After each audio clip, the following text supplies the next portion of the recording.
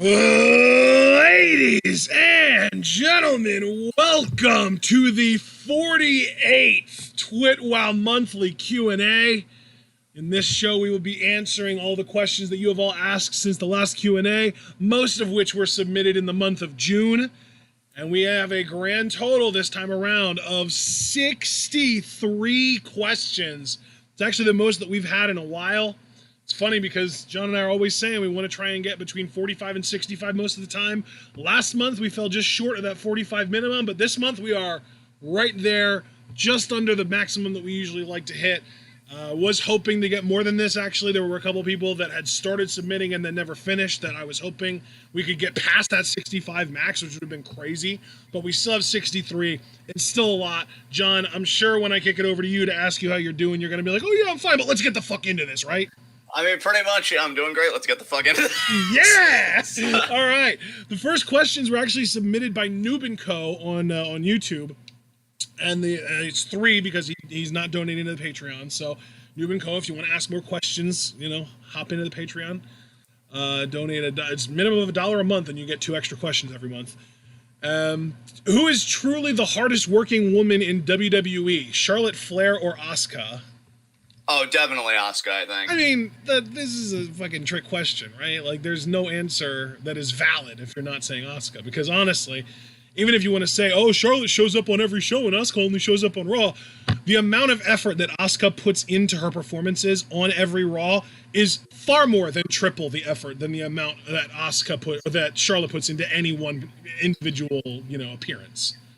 Yeah, because, my thing is, if you're just talking as a company person, I would still say Asuka on the whole. I don't want to make it seem like Charlotte doesn't work at all. I'm guessing being positioned as she does, you got to do the interviews. She's obviously got to put in work to maintaining her physique, and that's admirable for sure.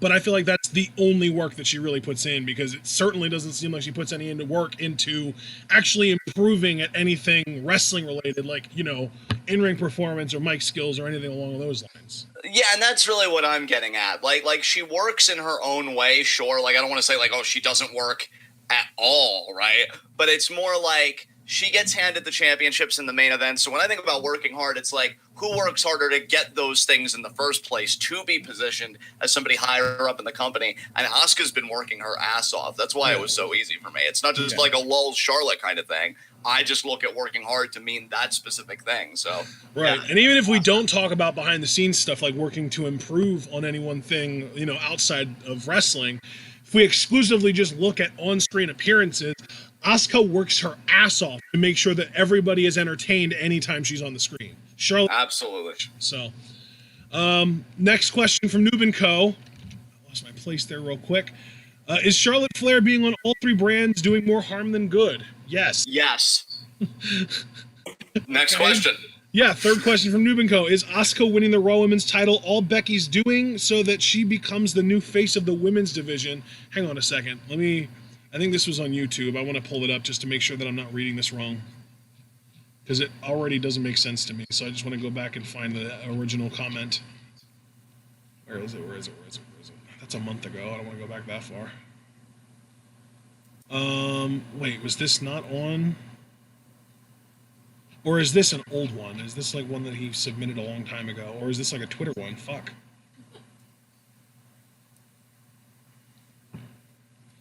Because I know it's not on your Twitter, so it might have been on mine. Right. Shit. Now I gotta scroll through all my notifications. I have it marked as being submitted on May 28th. So this is why we keep track of when shit's submitted, though. Right. Here we go. Noob & Co. There he is. Is Asuka winning the Raw Women's title was all Becky's doing so that she become the new face of the women's division? Yeah, that's exactly what it reads. So, yeah. I mean, probably not, but I don't know. I mean, here's how I took it. I think Becky has a deep respect for Asuka. I think, Asuka, if you were to ask Becky in an interview who's one of your favorite people to work with, I won't be as confident to say Asuka's my number 1 favorite woman to work with, although I'd be inclined to believe that. But she'd have to be top 3, top 5. I just feel like Becky has, just a deep admiration for Asuka. She wanted to give her that because I think she trusted Asuka's work ethic and her mindset about the business and what she wants women's wrestling to be. They probably have a very similar vision. Yep. And then WWE writing's just been kind of making it meh. So, I feel bad for Bex, but I think if we're just focusing on Bex's mentality, she's probably like, all the work that I did, somebody like Asuka's the perfect next step to the work that I was doing. So that's just how I take it. All right, now we get to Hypothesis's trio of questions, the first couple of which are kind of conspiracy theory-y, so will be interesting here. First one, do you think that the WWE going out of their way to not mention Roman Reigns and cutting out footage from him or of him from past, videos and stuff like that might be a work to try and get people more behind him as a babyface when he does come back? I don't know about more behind as a baby face, although I guess it does come back around to that point. I was even thinking that when they do return to crowds, I think it's it really is kind of we're in the psychology a little bit of they're already going to be ravenous just to be in the arena, just to experience wrestling up close. But then when you unveil Roman Reigns, we haven't heard a fucking peep from in so long, at least as far as the WWE product goes, it's oh shit, Roman Reigns. So maybe it is. I mean, I wouldn't be surprised. I don't feel like they need to do this. I feel like Roman was actually really doing well this run. I was even behind him winning the title. But, WWE, I think they'll just do the weirdest shit to protect their investment. So I'd be open to it. Well, I don't think he's suggesting that they are intentionally, the WWE is going out of their way to keep Roman off the product. I think it's more WWE is trying to make people believe that they're trying to Benoit Roman so that people want him, to come back stronger than ever. Yeah, I mean, when you put it like that, I'm far more skeptical because it's why try and Benoit somebody that's literally being with their family during a global pandemic, But because according to Vince McMahon, not showing up to work might as well be as bad as what Benoit did. Well, look where that got him. Look where we are right now. So, I can't wait to see Roman again. I don't think there's anything malicious in it. I'm curious how he'll come back and when, but it may not be for a while because we keep making shit worse. But we'll see. Yeah. You saw the numbers. I think it was either yesterday or Tuesday was the new highest day for number of new cases of corona in the U.S. Yeah. So, thanks, Trumpy boy. Anyway, second question from HPT. Apparently, Triple H announced at last year's WrestleMania weekend that they were planning on making Chinese and Indian performance centers. But then rumors started circulating that they were going to start one in Japan. And Hypothesis wants to know if all of the shit that's coming out of China between the hashtag fuck the Chinese government last year and all that stuff that was coming out about how awful the Chinese government is and all that shit could be why the rumors started that they were going to be going to Japan instead of China. I doubt it.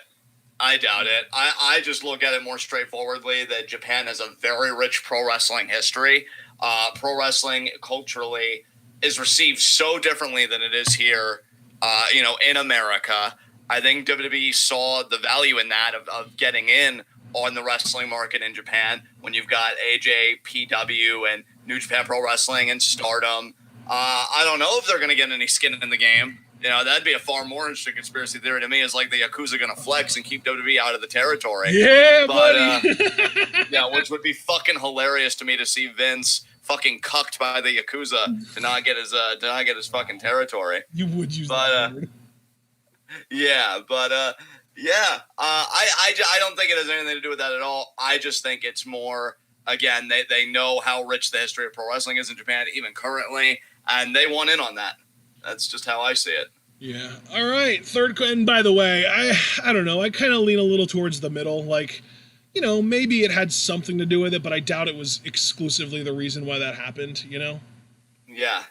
Anyway, third question from HPT, though, is do you think WWE allowing wrestlers to smoke weed would help raise the company's level of integrity? What do you think about this, bro? I mean, I know it's a jokey question because of the integrity thing, but at the end of the day, I think that allowing the wrestlers to smoke weed would help the company immensely, and it would help the health of the workers immensely, because It's either that or opioids, and opioids are way worse for you, way more addictive. Like, it's just, you're so much better off. And not even smoking, like, you don't have to smoke it, but just taking, you know, THC or not even THC, but CBD, whatever the shit is that's like the painkiller in marijuana, taking that is so much more beneficial and so much less addictive than the opioids that they're already currently on.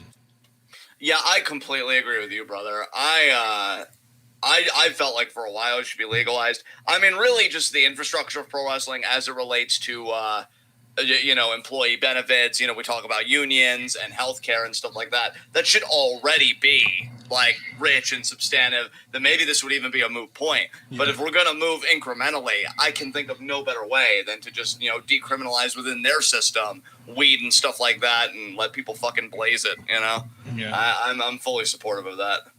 All right, next set of well, actually no set, but we have one question from Stella, which was submitted, you know, timing-wise, chronologically next.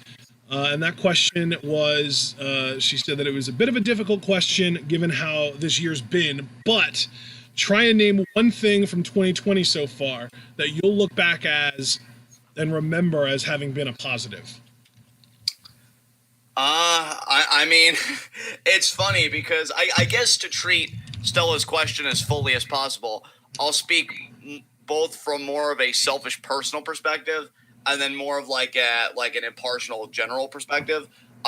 You know, 2020, I've really been doing the hustle and philosophy. I've been doing good stuff. It may be going by the wayside, which would suck, but we're still fighting for it. But I may be doing some really cool stuff soon, maybe even as early as next month, I would fucking hope. And I got my name changed to my pen name, so that's really cool to kind of shed the skin of my old family. But I think on a more general level, I've loved the protests, honestly.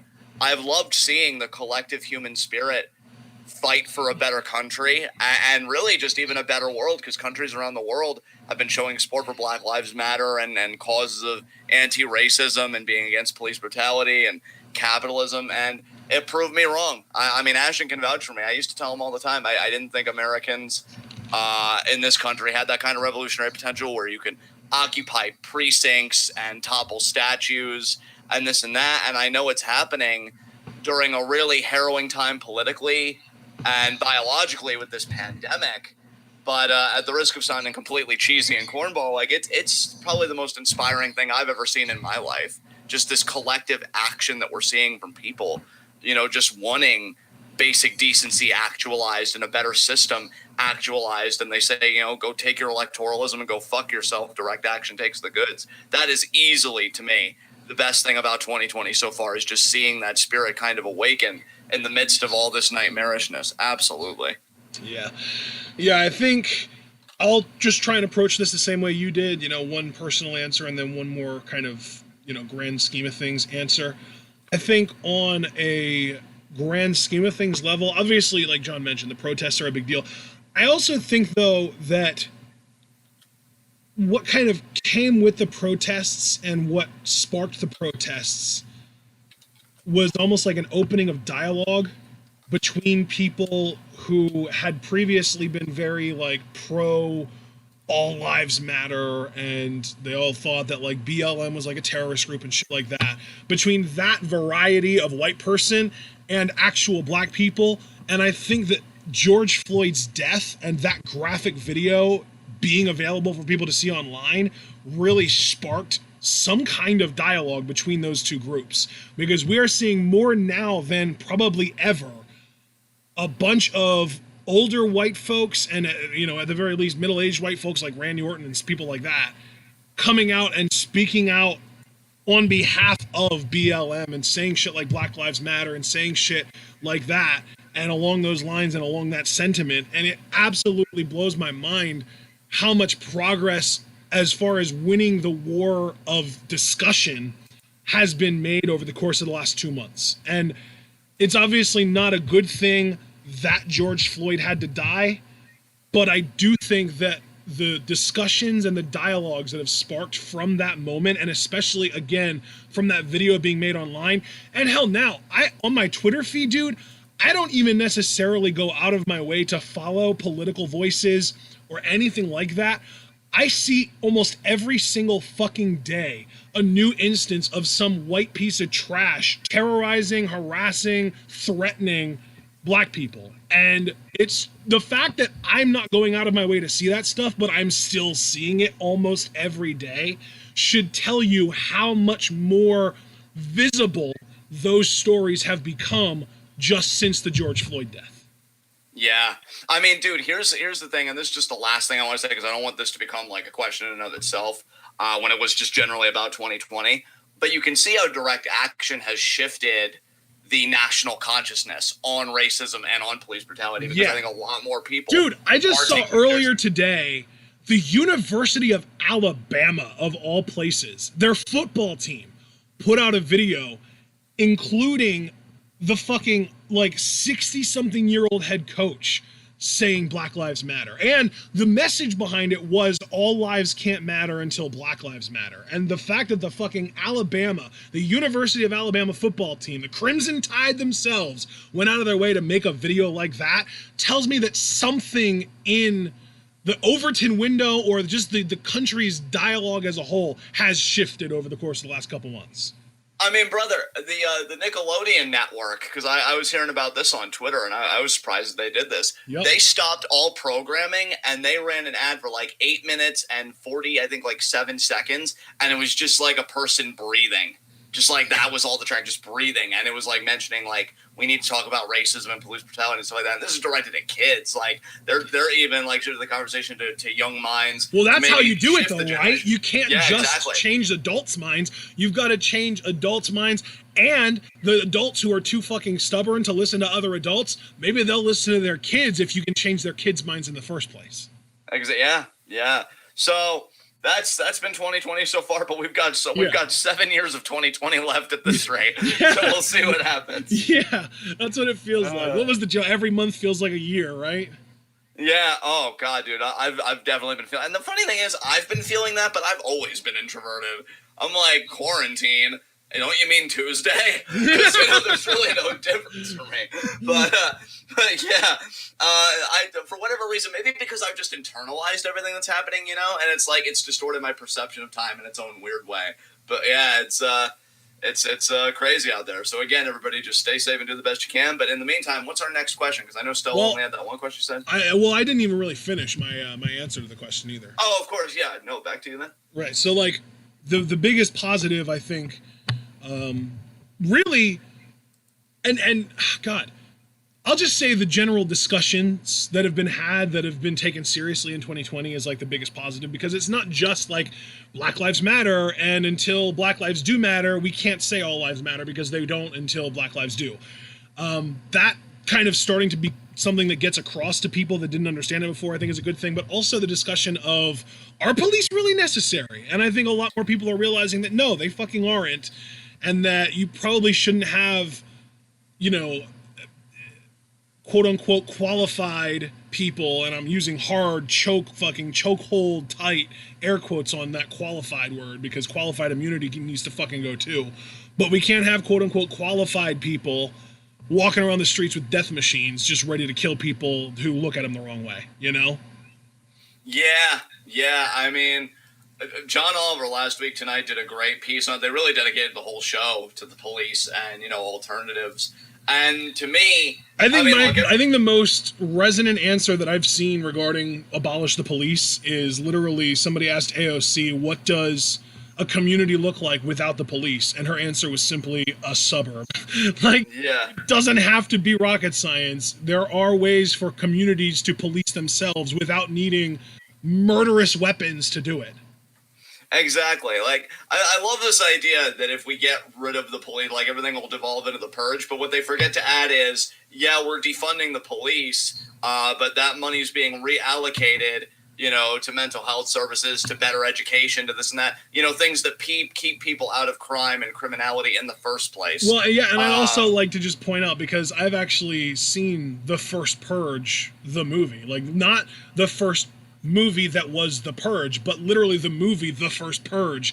And the whole fucking thing behind The Purge was people weren't killing each other. There wasn't the kind of murdering and looting and shit that the government expected, so they sent the fucking military and fucking troops in to do the murdering and to really start encouraging people to do it in the first place. Yeah.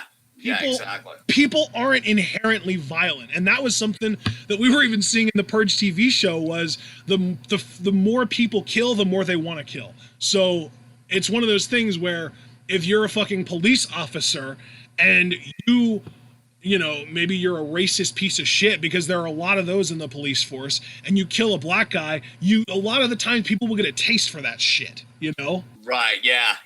So I really just, at the end of the day, I think that we maybe need to have a little bit more faith in actual humanity and not the humanity that the government wants us to believe. Right. So, all right. And then on a personal level, because I didn't answer the personal part of this, I will always forever remember 2020 as being the year that I got my shit together financially, because I got my car inspected and didn't have to worry about paying for it. I had plenty of money to be able to afford that. I paid off my student loans. I am not completely out of debt, but I'm enough out of debt that within the next couple of months, if I wanted to be completely out of debt, I could be. I finally have more of an income than just TWitWoW, like the patron money and stuff like that. So financially, 2020 is the first year probably ever for me that is really looking up from a financial standpoint. So that's the big plus for me personally as far as 2020 goes. And yeah, thank you very much to Bernie Sanders for getting those stimulus checks put into that fucking bill too, because without him they wouldn't be. There you go. Next question. Set of questions is from Super Blue. We've got 5. First question, where are your dads and what are they doing now? Oh, God. Well, my dad's probably back in Jersey, slumped on the couch, either doing heroin or yearning for heroin. Where's your dad right now? Well, what day is it? Thursday? Yeah. My dad's probably driving truck. Or, well, I don't know if he still does anymore. He's probably quarantining in his house with his wife and his dogs. God. Yeah. All right. Watching Fox News. There it was. I was waiting for something. I'm like, okay. Next question. Or listening to Rush Limbaugh on the radio. That's Jesus. What he loves to do. Second question from Super Blue. How do you feel about the 2020 census? I think people need to fill it the fuck out. God damn it. Accurately, son of a bitch. Yeah, I guess I'm with him there. I really have no substantive opinion on it, so I'm not going to act like I do. So that's just where I am with that. Next question. Third question from Super Blue. Do you think Trump will still be reelected even after all the events that followed George Floyd's death? I personally, I'm not writing it off, but I won't say that it's a guarantee. I feel like this question is really pointed at me because I've been so confident. Now, granted, I was confident before all this shit happened, and I would like to think I'm a logical person that reassesses with the evidence. Before all this shit happened, I'd said all the time Trump was going to be a 2-term president. And especially if we were in a war rather than a pandemic, he'd definitely be reelected president. You know, people I don't think like switching presidents in wartime. That's why it works so well with Bush. But given everything that's happening, I don't know. It feels almost like in a way history is repeating itself, because I saw something today that said Biden's leading by 14 points. But I feel like those same pundits the last election cycle were just like, oh, yeah, Hillary's dominating Trump. He's got no chance. And fucking whelp. So I don't know. I'm with Ashton. I think it could go either way. But my confidence is taking a major hit with this pandemic, and I ain't going to front about that. I honestly feel like maybe he will lose, but that remains to be seen. See what happens. Yep.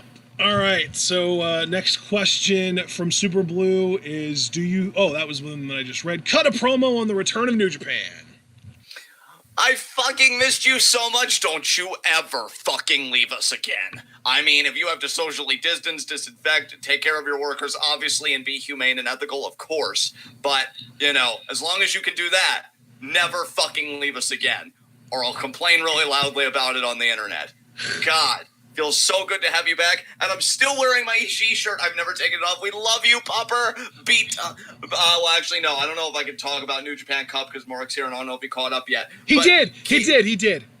Oh, thank God. He was just talking about the New Japan Cup in Discord last night. He's caught up. He watched. Okay, I caught myself, Mark, because I wanted to be considerate of you in your face. But beat Takahashi, then beat everybody, and then have another great match with Naito where you eat 2 Destinos and become world champion. Ishii, 2 belts, baby. Let's get it done. I'm guessing, was that question only for me since I'm the promo guy? Or No, that was for both of us. And I'm actually going to cut a promo on New Japan thanking them. Thank you so much, New Japan, for being one of the very, very few pro wrestling companies that was actually responsible enough to close down completely during the peak of the coronavirus outbreak. Thank you for keeping your workers safe. Thank you for keeping all of your employees safe. Thank you for keeping your fans safe. And thank you, even though I didn't watch them, thank you for still managing to provide content during quarantine, because I know that Kevin Kelly was on New Japan World commentating old New Japan matches the entire quarantine, pretty much every day. In between New Japan's last 2, in between them going away and coming back. So props to New Japan for handling it as well as they did, and props to Kevin Kelly for being a fucking Iron Man during quarantine. Hell yeah. I'm not even a Kevin Kelly fan, but I respect what the man did. So there you go. Credit where credit's due. 5th and final question from Super Blue. With the cult of Adam Cole as good as dead, I don't know where the fuck you get that. Who will you follow now? The cult of Kushida. Let me find the actual question, because he was specific here. I don't want to just list names. Super Blue, Super Blue, Super Blue. There it is. The cult of Kushida, Santos Escobar's clan, Timothy Thatcher's school, or Fall and Pray, aka Go Down with Cole. And then he said, I think I know what your answer is. First of all, I have to give you credit, Ashton. You had the perfect amount of bass in your voice to start when you were challenging that blasphemy at the very beginning. Great job. Great job. I personally am going to keep a few feet, or a few toes, I should say, still firmly planted in the cult of Cole. But in the meantime, I will also be just kind of experimenting with Santos Escobar. Oh, my body. Yeah. Yeah, Santos Escobar is where it's fucking at, and I'm still loving Karrion Kross. I think great look, great moveset. I mean, I've loved Karrion. Right, but when he says the cult thing, though, it's like the way that we were with Cole, where everything that he did was like a good thing and it was on purpose, and even the stuff like when he lost, it was because he wanted to and stuff like that. Is there anyone around that we're going to get to that degree with? And I think if anyone is going to get to that, it is going to be Santos Escobar. Santos Escobar, or even somebody that didn't make the list. I could see myself getting that way with Cameron Grimes. I knew you were going to say it, yes! I said it under my breath while you were talking. I hope people in the chat could hear me say it.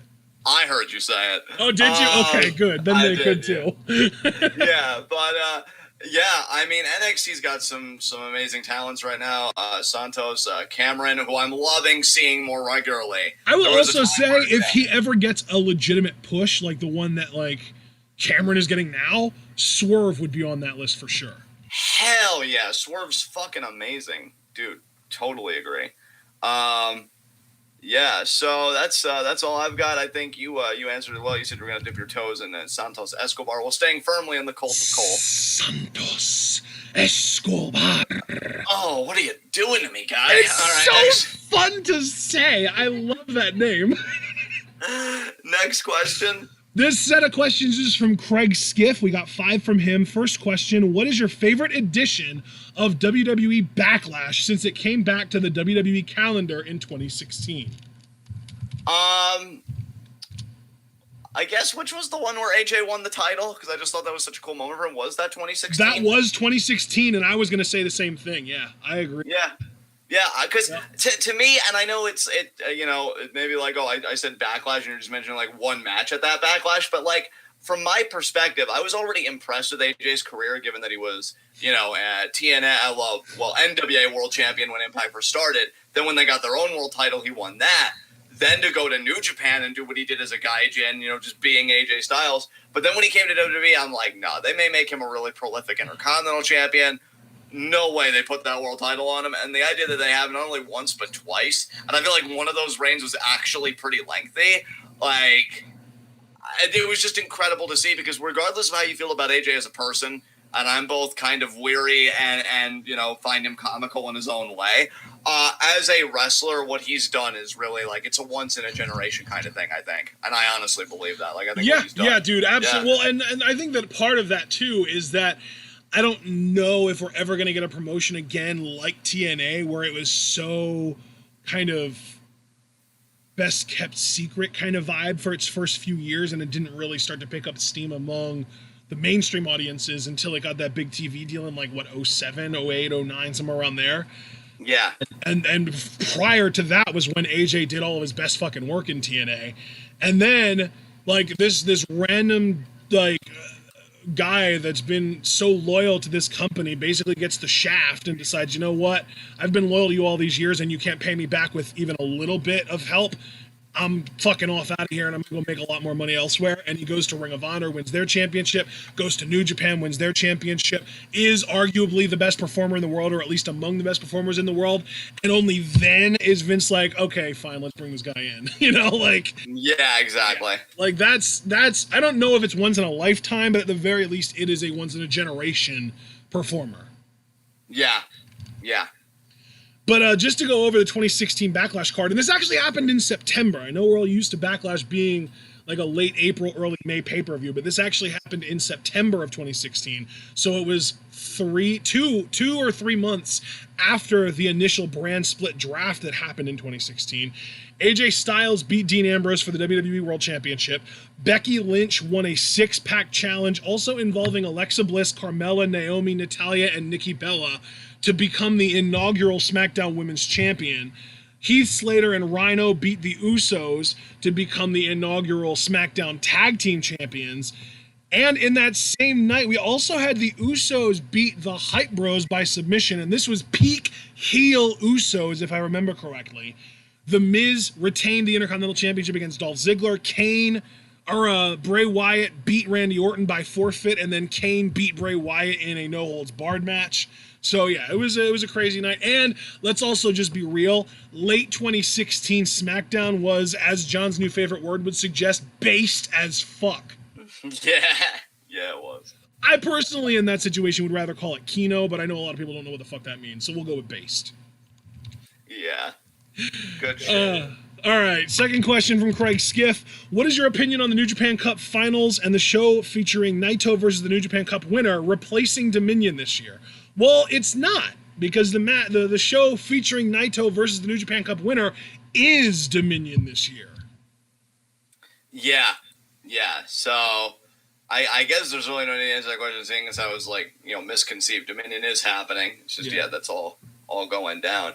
But yeah, New Japan Cup's been great. I'm just happy to have New Japan back, so let's keep it rolling. Oh boy, here we go. Third question, and this is Craig, and this is another more political question. You're gonna love this one, John.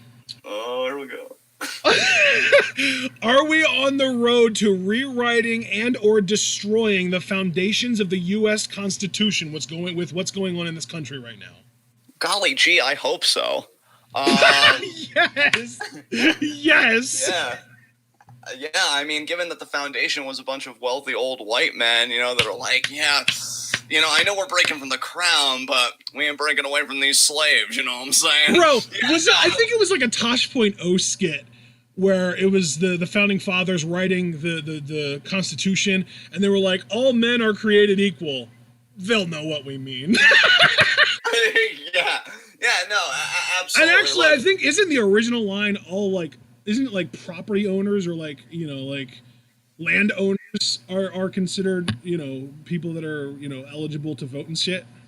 Probably. I can't answer that with any authority.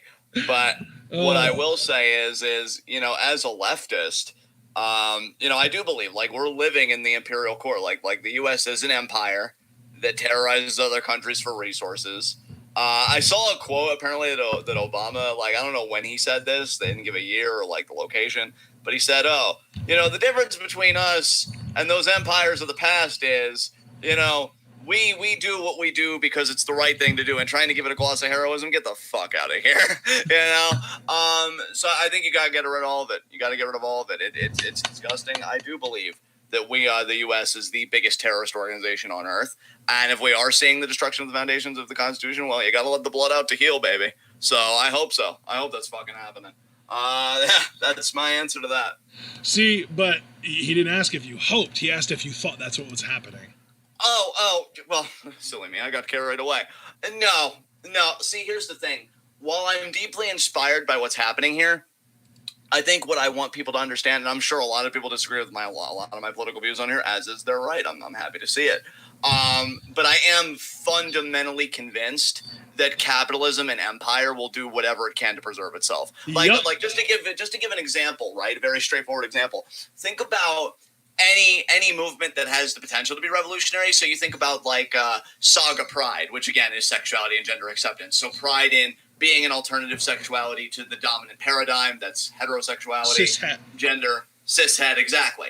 That could have revolutionary potential because they understand the structures are against them, inequities are leveraged against them, et cetera, et cetera.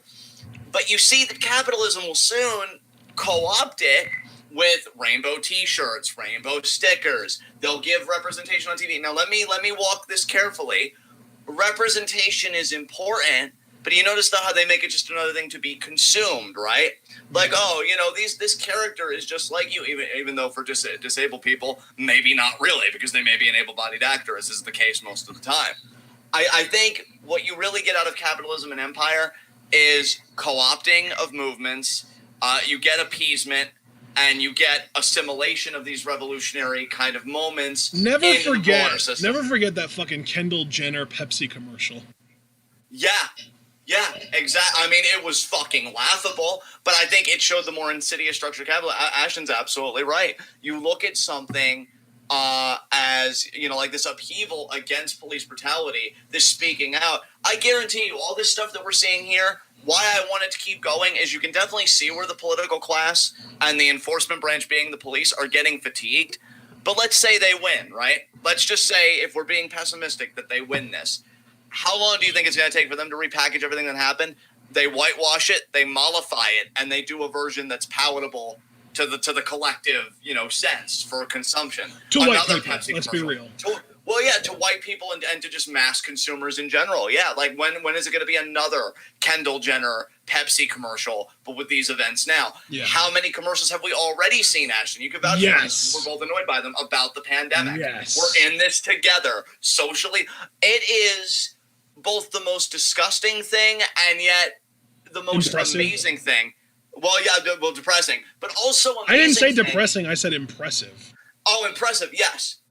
It's like it's not impressive in a way that's like, wow, I want to learn how to do that. It's impressive like, wow, you really managed to pull that shit off. What the fuck? How did you get away with that? Yeah. Capitalism is the Michael Myers of economics. Like, it just, you think it's gonna die, and then it just absorbs, and it's like, fool, I've only gotten stronger. So I'm not optimistic, unfortunately, that's going to uproot things. So anybody that does believe in the constitutional foundation, Craig, I think they can sleep okay. I think they can sleep again. It's going to be okay. But for those of us that are like, yeah, fuck those wealthy old white fucks and just legitimizing slavery and everything we're seeing now, it's gonna be a long wait for us. So we'll see. Yeah. So anyway, fourth question from Craig. John, what was your book series to read as a kid? Oh, God. I always love talking about this whenever I get the chance. The Shadow Children series by Margaret Peterson Haddix. I feel like I've talked about this before, but again, never hurts to talk about it again. The premise is pretty much that it's a dystopian future where every third-born child is illegal, and they have to be exterminated by this force called the population police. So it's a society centered on population control. And so, again, every third child is obviously designated a shadow child.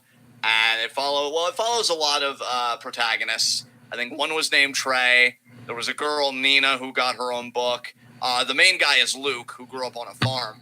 And thinking back on the books, it's amazing. I always joked when I've talked about this series before that I was so glad I chose that over Harry Potter. And boy, am I really glad about that after everything coming out about J.K. Rowling, am I right? But you know what's really funny? She's what is it, a TERF? Yes, she's a TERF. Yes, that's correct. I also prefer fart, feminism appropriating reactionary transphobe, but that's beside Oh, wow, I like that one. That's a good one. Fart. Yeah.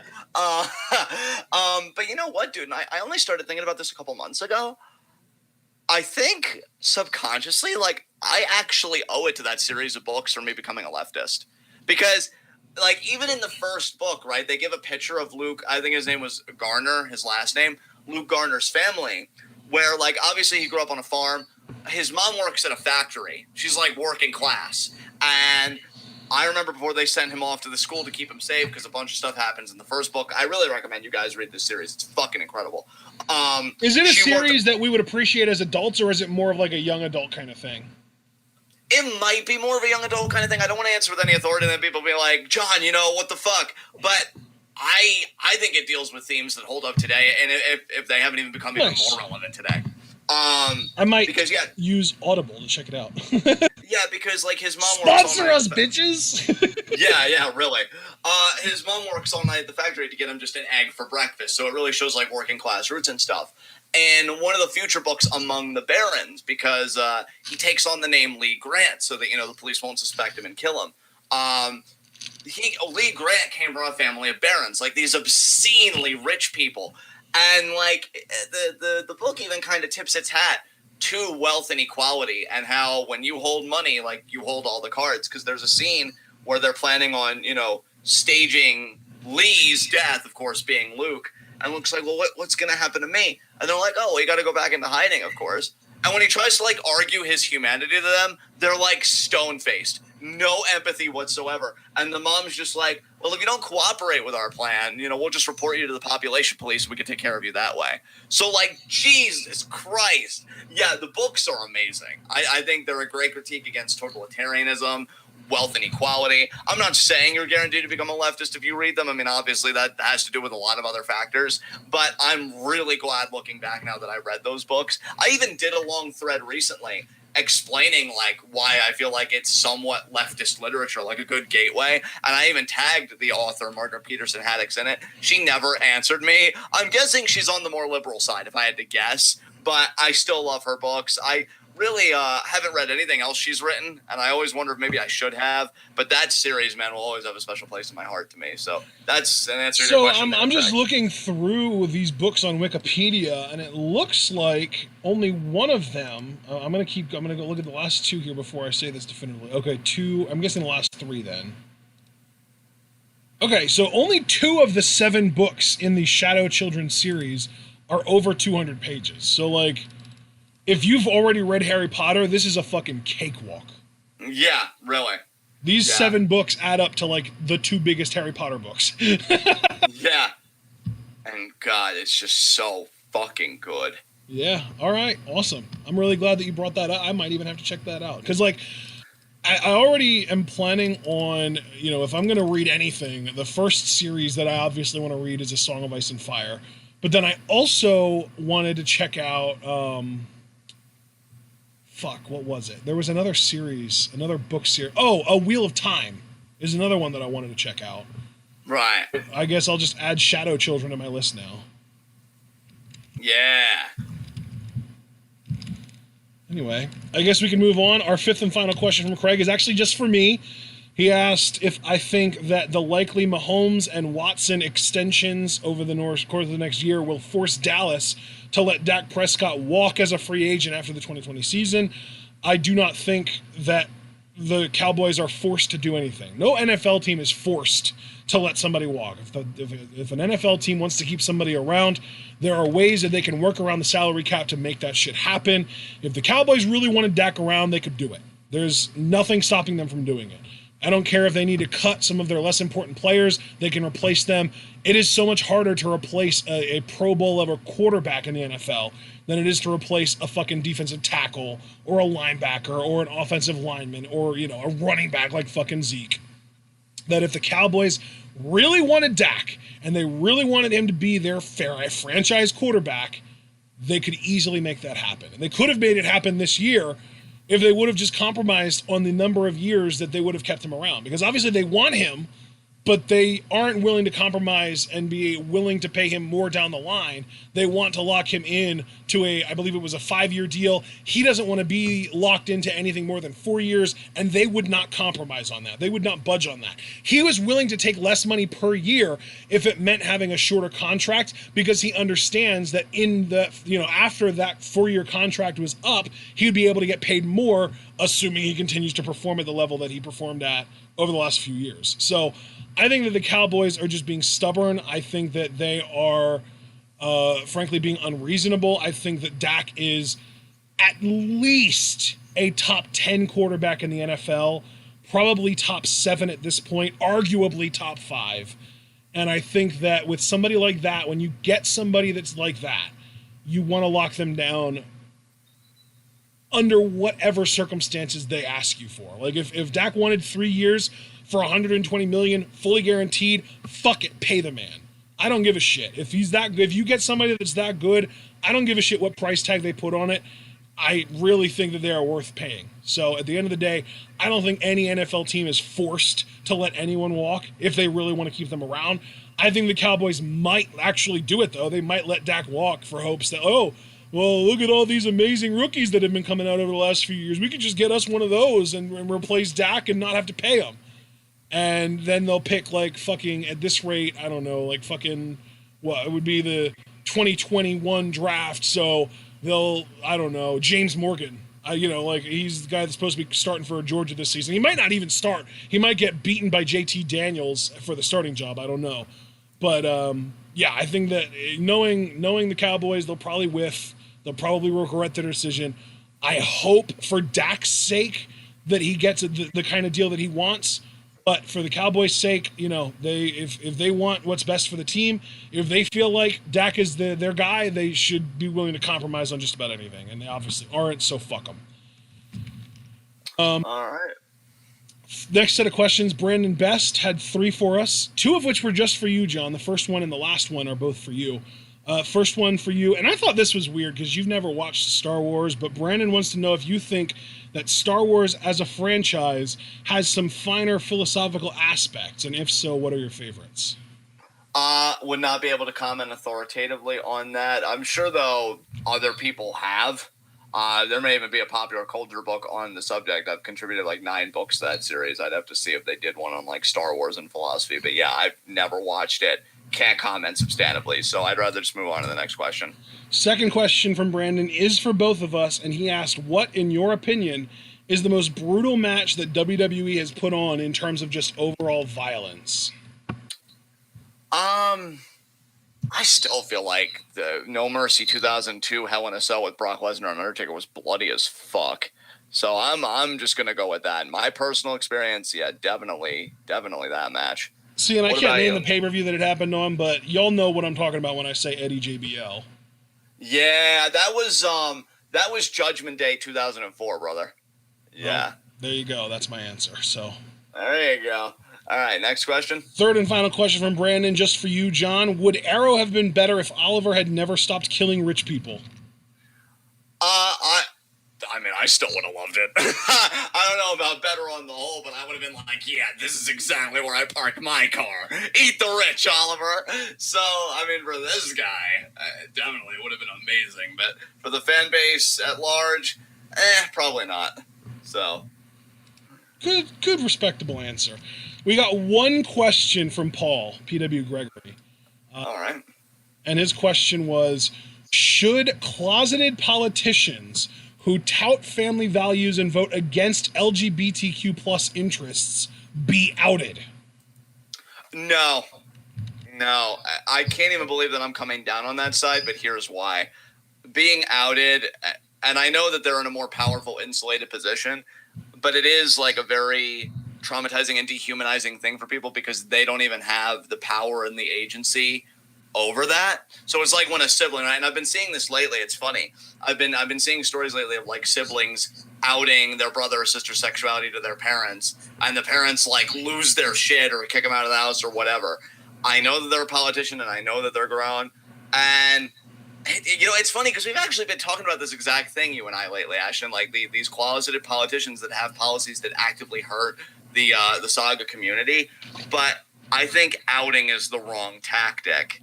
And I don't even really think it does much to resist the actual policies. I'd want to focus more on the policies rather than individuating the problem and being like, you know what'll make it go away? Telling people that that guy's gay or that girl's like a lesbian or whatever. I just don't think that that helps. I think you got to resist the policies and not worry so much about the individual. And plus, I think another big reason why, and I know I just feel kind of all over the place, we don't want to normalize that behavior just because we're punching up. Because what we're doing to punch up, other people will very quickly do to punch down.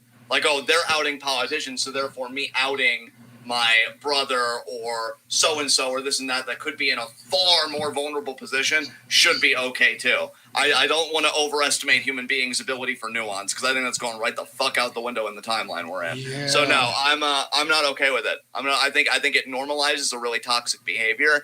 I think it takes focus away from policy, and I just don't think it works.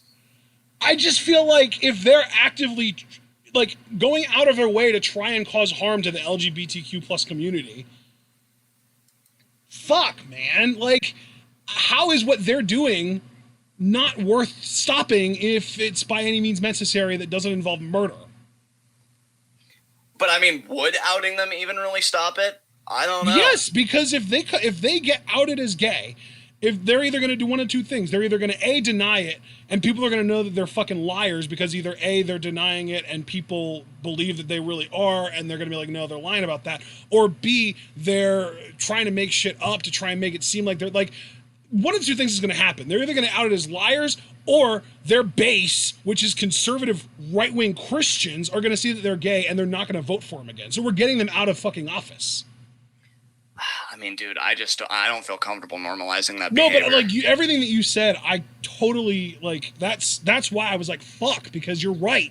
We shouldn't normalize it, but like, we need to get those people out of office, or and that's the thing too, is like, there's no good way to handle coming out as a gay person if you are a conservative politician. There is no, that ends your career. Like right there, period. It's over. If you're a conservative, coming out of the closet is the end of your career, period. That's it. And a lot of the time, I wouldn't be surprised if the closeted politicians are voting against LGBTQ, rights, because if they don't, their base will be like, oh, hey, what are you, queer or whatever like that. Like, that's how they fucking talk. That's how the fucking rednecks and, the people in the South who vote for conservatives and shit like that, that's how they are. If you are not completely anti-LGBTQ, they think you are one, and they will vote your ass out no matter what if they start to sense that quote-unquote weakness in you.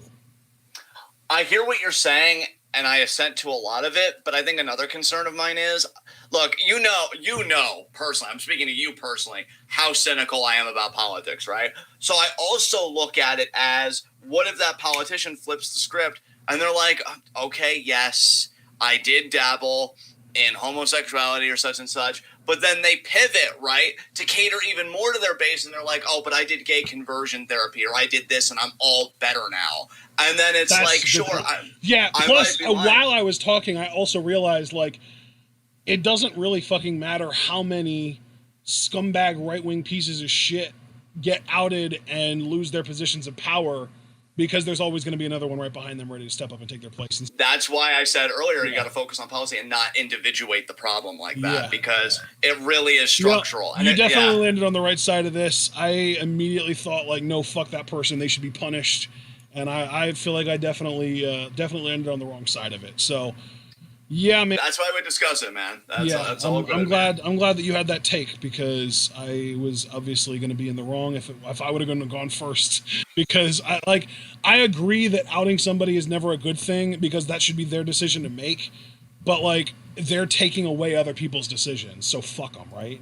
Yeah, dude, and that's the thing. I sympathize with your frustration so much, because look, I'll tell on myself. Look, I'm not perfect. When we talked about that one politician that was like, oh, I've had it really hard or whatever, and I was like, is it wrong that I don't really feel bad knowing how much tyranny like they've caused the community? And you were like, well, yeah, because we got to know that like we're all socialized to be some way, and unlearning is a bitch. So like, I feel like if we take the perspective you had then and the perspective I had now about this, and you put them together, we really do have the right perspective on it. It's just I can understand why it's frustrating because it's like these marginalized communities, and again with specific focus on the Saga community, keep getting fucking punished and brutalized, and it's fucking like Christ. You know, and I don't blame, because I know you're just exasperated like I am, and you want it to stop. And you're like, if this makes it stop, maybe we should give it a second look. But, man, we just need to dismantle it. Just circling back to Christ's question, we need to uproot all this fucking shit and just start over. But it's just not going to fucking happen, man.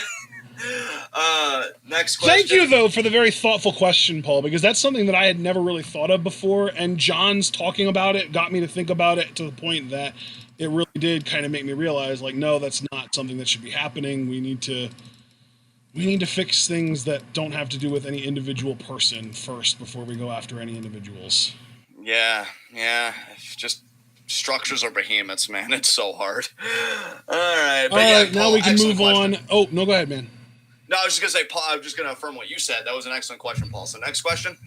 Yeah, that's why I wanted him to ask more questions, damn it. I pinged him in Discord like twice or 3 times, and he's just not around. He's probably sleeping, for all we know. Anyway, I have 5 questions from Now Iconic.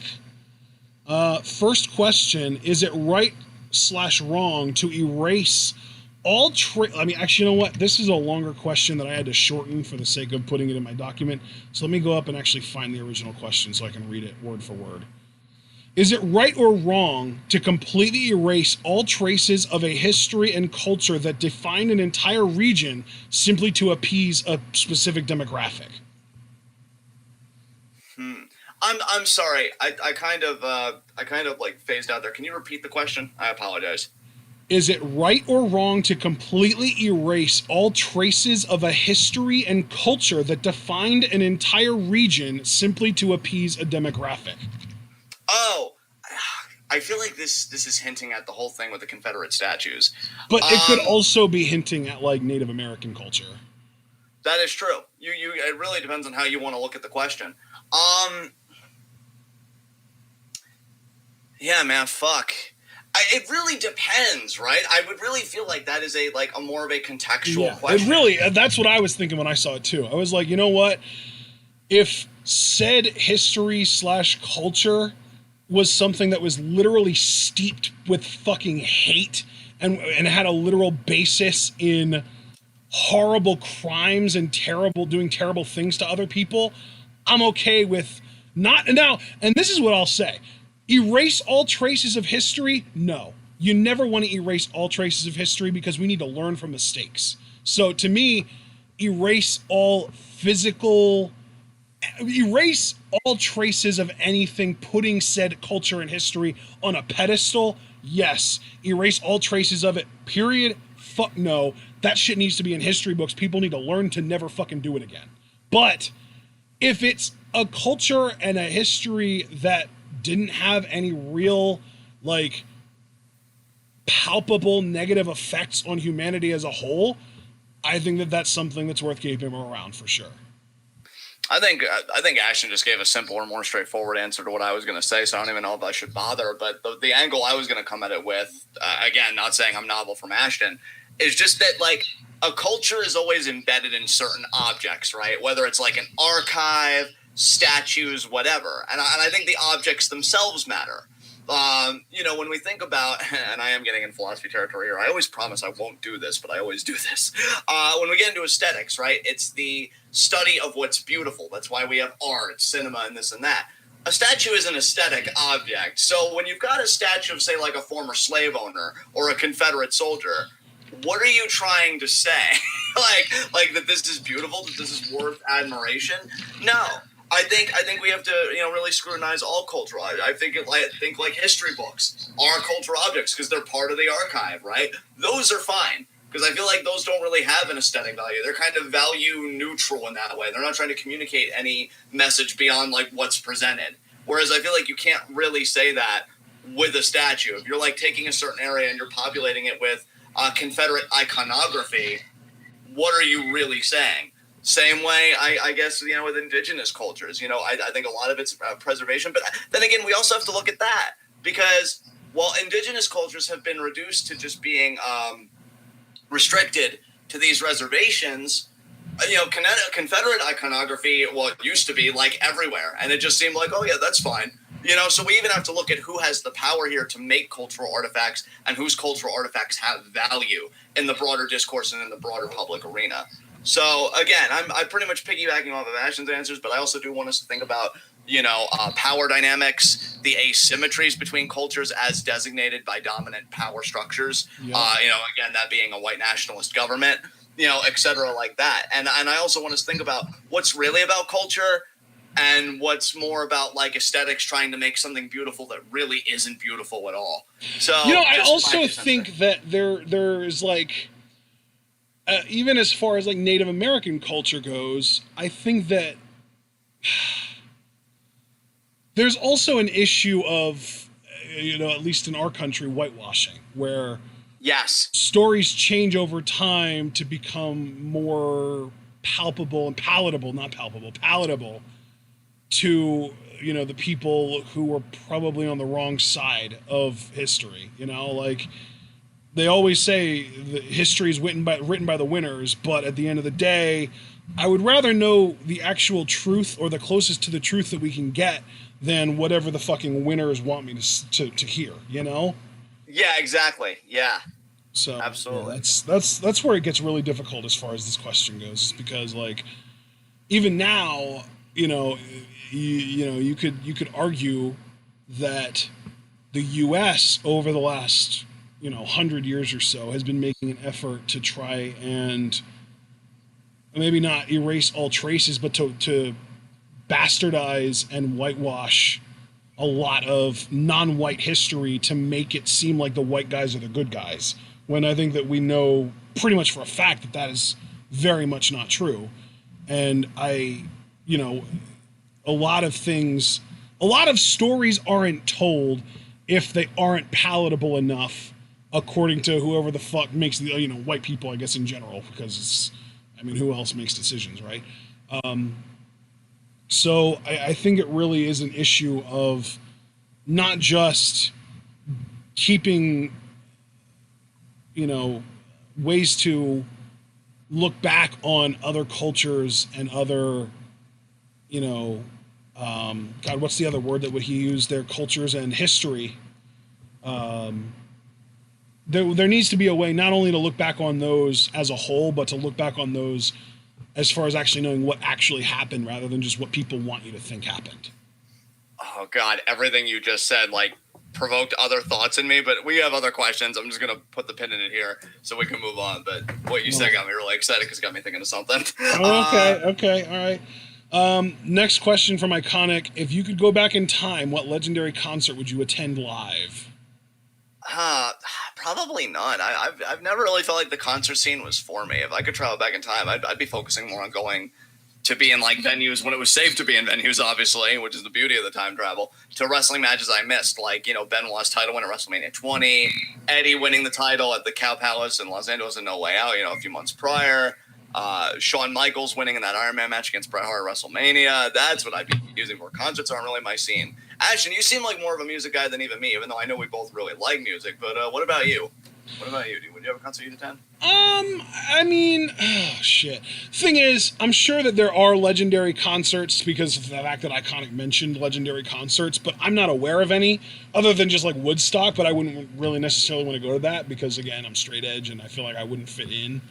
But if I just had to pick any concert to go to, just historically, name the most legendary Led Zeppelin concert and I'll be there. There you go. There you go.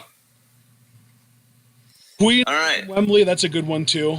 I like that Racist Fan Rocks kind of mentioned that. Queen live from Wembley, that's awesome. Yeah, so there you go. I would say just whatever the most legendary, famous Led Zeppelin concert was. Third question from Iconic. What classic wrestling match would you have booked differently, knowing how it affected both performers' careers? Just out of morbid curiosity to see how differently the business would have been affected, maybe the Montreal Screwjob. just to really see, like, if Brett was able to walk out on his own terms, what would have happened in the Monday Night War? Because that seemed like a really pivotal moment, not just for their careers, but just for the American wrestling industry as it relates to WWE and WCW. So I'd probably fuck with that match a little bit just to see the repercussions. What about you? What classic match would you change? Shit. I mean, I guess if we're not, like, trying to save lives, like, we're not trying to rewrite the fucking Owen Hart match that he died in, or that he died entering, I would probably say, and see, that's where I always go. I always want to, like, save lives or save careers. Like, I would book the Owen Hart thing differently, or, like, the Steve Austin match against Owen Hart, I wouldn't have that match happen, or I would have it, you know, with some kind of different rule set or something. Like, something to change so that somebody's career or life could have been elongated, you know? But if I'm not trying to save any lives or careers here, if I'm exclusively looking at, you know, the in kayfabe version here, I would say, fuck. Let me give it a thought here for a minute, because this is really difficult for me because of how bad my fucking memory is.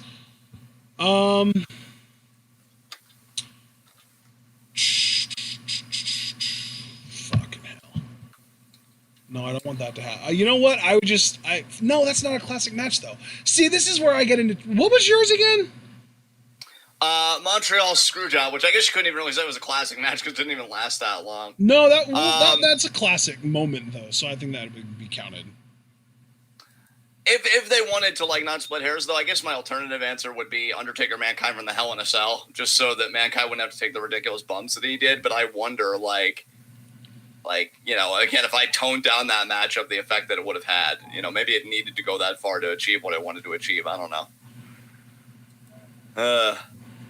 You know what? Shit. Oh, is that really? You know what? Fuck it. If yours isn't a classic match, but it's more of a, like, well-remembered moment, or a more infamous moment, I would say, I'm going to go with an infamous moment myself, and I'm going to have Booker T beat Triple H at WrestleMania 18 or whatever it was. Oh, I love that answer. Good job, dude. God, why is that so goddamn difficult for me to do? Fourth, well, because it's my bad memory for old wrestling. But anyway, fourth question from Iconic. If the territory system was brought back, what parts of the country would each current promotion control? I feel like WWE would have to control the Northeast, right, since they're based in Connecticut.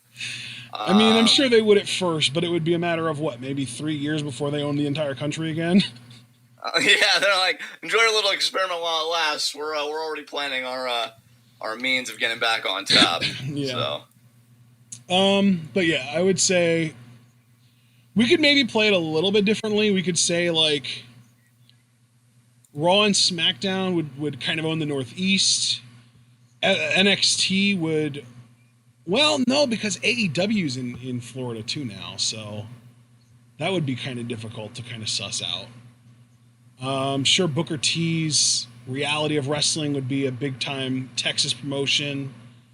PWG, now that fucking bar wrestling is gone, PWG would pretty much have most of California to itself. Yeah. I don't really know any other, like, big or Impact. I think, don't they film in Canada now, so they don't even really count anymore? Yeah, that's true. Yeah. Otherwise, I would have said they would have had, like, the Tennessee area, because I think they used to film in that area for a while. Right. I mean, OVW would have Kentucky, obviously. I don't know. I'm not familiar enough with what regions these smaller promotions are known for, because at the end of the day, like, even if you gave each promotion, like, an X amount of dollars worth of loan to be able to buy a certain amount of contracts, to be able to have their own stars, to be able to promote again, like, as actual territories, you're not going to keep resupplying them with money to be able to afford to re-up on their wrestlers' contracts every few years or every year or whatever, however you do. So, at the end of the day, WWE would end up just being the nationwide promotion again, because Vince doesn't give a fuck. He's going to compete regardless. He's going to own everything. Right. So, yeah, at the end of the day, Vince would just prevent it from working. Fifth and final question from Iconic. What are your thoughts on the Snyder Cut? I I guess I'm excited for it. I will just say, though, on a more general level, because I really wasn't a part of the campaign or whatever, but I had friends that are really hardcore DC fans. I'm happy for their fans. I think they've really, championed hard for this. They've tweeted constantly. I think it's even become like donations going to good causes and stuff for the Snyder Cut. So they've done cool shit with it. And yeah, I'm happy for the fan base, and I'm happy that it's getting out. And I'll be curious to see what it's like. Should be good stuff. Yeah, I'm excited for it. I'm not a huge Zack Snyder fan, but if he had a certain vision that was bastardized by Joss Whedon, then yeah, absolutely, I want to see it for sure. So I'm very curious. From what I understand, it's going to be like a 4-part series rather than a movie because it's too fucking long to just be a movie. So yeah, I'm pretty excited about it. I'm looking forward to seeing it. I hope it's as good as it's been hyped up to be, because at the end of the day, if it flops, that probably means that we won't get the Ayer cut for Suicide Squad. Yeah. And I want that more than I want the Snyder cut, honestly. I want to see like the original pre-chopped and screwed version of Suicide Squad more than I want to see the Snyder cut. So yeah, it's definitely understandable. All right, next set of questions. We've got 2 from Alex Cage. First up, if you had to create a food animal from Cloudy with a Chance of Meatballs 2, what would they be? You have to pick 2 animals each. Fucking what? Yeah, I want to Google Cloudy with a Chance of Meatballs 2. 2. Yeah, I was going to say, it's got to be 2. Let's see. Plot. Oh, come on. There's so much. Can someone give me Cliff Notes? Jesus. Let's see. God, I think they're on this island or whatever. We've seen Cloudy with a Chance of Meatballs, and that's a cute movie, but I've never seen the second one, so. I guess on this island or whatever, they encounter the numerous forms of foodimals, such as banana ostriches, shrimp pansies, potato Potatopotamuses? Yeah. Oh my god. Apparently there's a cheese spider, a cheeseburger for the body, and french fries for the legs. Oh my god, that's cute. All right, well, let's see if we can come up with something here. Oh, God. 2 animals each? God. Yeah, I've got one already. Okay, you go. A flamingo. It's a flamingo with a mango for a body. Oh, that's clever. God, I have no imagination. Why do you people do this to me? Let's see if I can come up with another good one.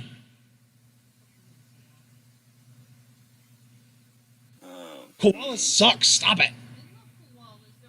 They're garbage animals. Don't you remember your son's rent on this thing? I don't know. So it wasn't even my rent. It was a copy pasta from the internet. Well, it wasn't wrong. Let me think. You know what? A literal crab cake. I love it. Yes. Okay, so that's one. A cake made out of crabs or a crab made out of cake? A crab made out of cake. Okay. Yeah, because that would be staying, I think, more true to Cloudy with a Chance of Meatballs too. Okay, but is it a cake like the kind you get for your birthday, or is it a crab cake? It's a cake like you get for your birthday. That's what I visualized anyway. So. Now I just need one more animal. Come on, I can do this. Hole in one, baby. Hole in one.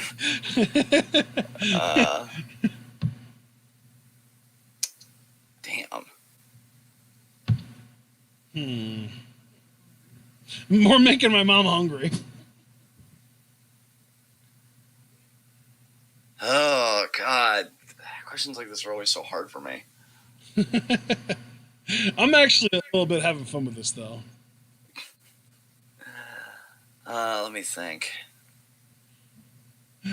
Oh, this is great. Oh my god. We should watch this movie, honestly, because you watched Cloudy with a Chance of Meatballs. You watched Cloudy with a Chance of Meatballs with us, right? Maybe I did. I think you might have. We watched so much stuff together, dude. Yeah. I'm like, the rotten butter question is on its way. It's coming. We'll get to it.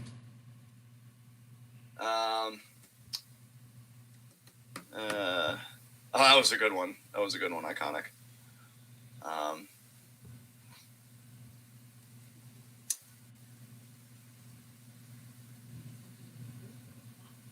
Yeah, I was gonna say, let's see if you can come up with something for like a wolf, since you're such a big fan of wolves. Oh yeah. Yeah, let me Google a picture of I a feel like wolf and these see are if I can- all like puns though, because you said like there was like what were the shrimpanzees and the Yeah. ostrich and the hippopotamuses. So they're less like it's less like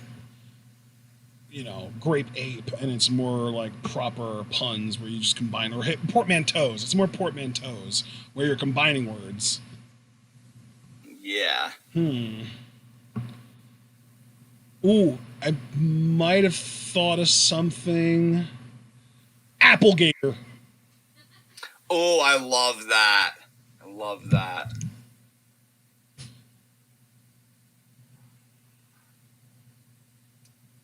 You know what? You said wolf. Let me just see what one looks like, and then let me Google a picture of the food. It's stupid, but I'm just gonna go with it just to make the pain stop. I have an idea for you if you can't think of it. Well, I have one. It's stupid though, but it's quintessential me. We'll say the wolf of walnuts. A wolf made out of walnuts. Okay. I was going to stick with the portmanteau theme and call it a avwolfcado. Ooh. Yeah, I like that too. Yeah! All right. Let's move get the on fuck now. out of here. Second question from Alex Cage. Any Netflix recommendations? Oh God. So many, right? This is kind of cheaty because I know we're not at the rotten butter question, but my family and I, we recently watched the first season of Lock and Key. Oh. Definitely recommend that. That was really good. Yeah. BoJack is a fucking must. Avatar: The Last Airbender, since that's on there now, so it counts. Yes. The Order is pretty cool. I have fun with it, and clearly, I watch. Well, and since we're mentioning The Order, we might as well mention the show that The Order is basically replacing for us and trying to just get it to scratch the same itch. The Magicians is on Netflix, and it's fucking amazing. Yeah, absolutely. Kipo and the Age of Wonder Beast, highly recommend. Amazing show. Absolutely, yeah, big time. Let's see. Shameless is on there. I'm still a fan of it. Oh man, thinking back on the early seasons, it really kind of falls off. Oh. But yeah, That's it's so sad when you have like the show that you love stops you. juicy. Oh shit! Mute! God damn it! I pulled up Netflix in a separate tab to look, and it started playing audio, which means everyone heard the audio. No. It was Food Wars season 1, I think. So I guess Food Wars is on Netflix now. I might have to check that out at some point. Food Wars is such good shit. Well, there's another recommendation then. There you go. Add that to the list. Casa de Papel, if you can, deal with subtitles and shit. God, it's so good. My family teases me because we haven't watched the third season yet, and I'm just jonesing to watch the third season, excuse me. Hannibal is on there. I loved it when it was on TV. I hear it's even better on Netflix now because they've adjusted the brightness and everything, so you can actually see everything on the show. Nice. So that's good shit too. God, what else? All of the Marvel Netflix series. Yeah, definitely. Daredevil, Jessica Jones, Luke Cage, Iron Fist, The Punisher, and The Defenders. You can look up what order to watch them in. Love, Death, and Robots. My favorite anime of all time is now on Netflix, Code Geass. I actually recently did a rewatch of that as well. Again, kind of getting ahead of the Ron Butter question there. Yeah. Yeah, I think I'm just going to stop there. I'm sure there's like a lot more, and I'm going to be like, fuck. I wish I would have thought to recommend that, but damn. I mean, hell, this is topical. Cloudy with a Chance of Meatballs is on there. Yeah. Holy shit. Yeah. All the Power Rangers seasons are also on there, so if you'd be into that, go for it. The Walking Dead is on there, and I can't really speak for later seasons, but the first season and a half to 2 seasons are really, really good television. Yeah, they are. God, it's a shame what happened to that show, too. Yeah, it really is. I don't know if there's obviously there are greater pains. Bro, yeah. I mean, I know you're not as into this as I am, but Stranger Things is a must. Oh, yeah, I would still agree with that, even if I'm not as big a fan as you are. Absolutely. Stranger Things is like, even if you just want to, like, vibe with it with friends, like, it's a great show to watch. All right, let's see. Is there anything else just on my front page that I can?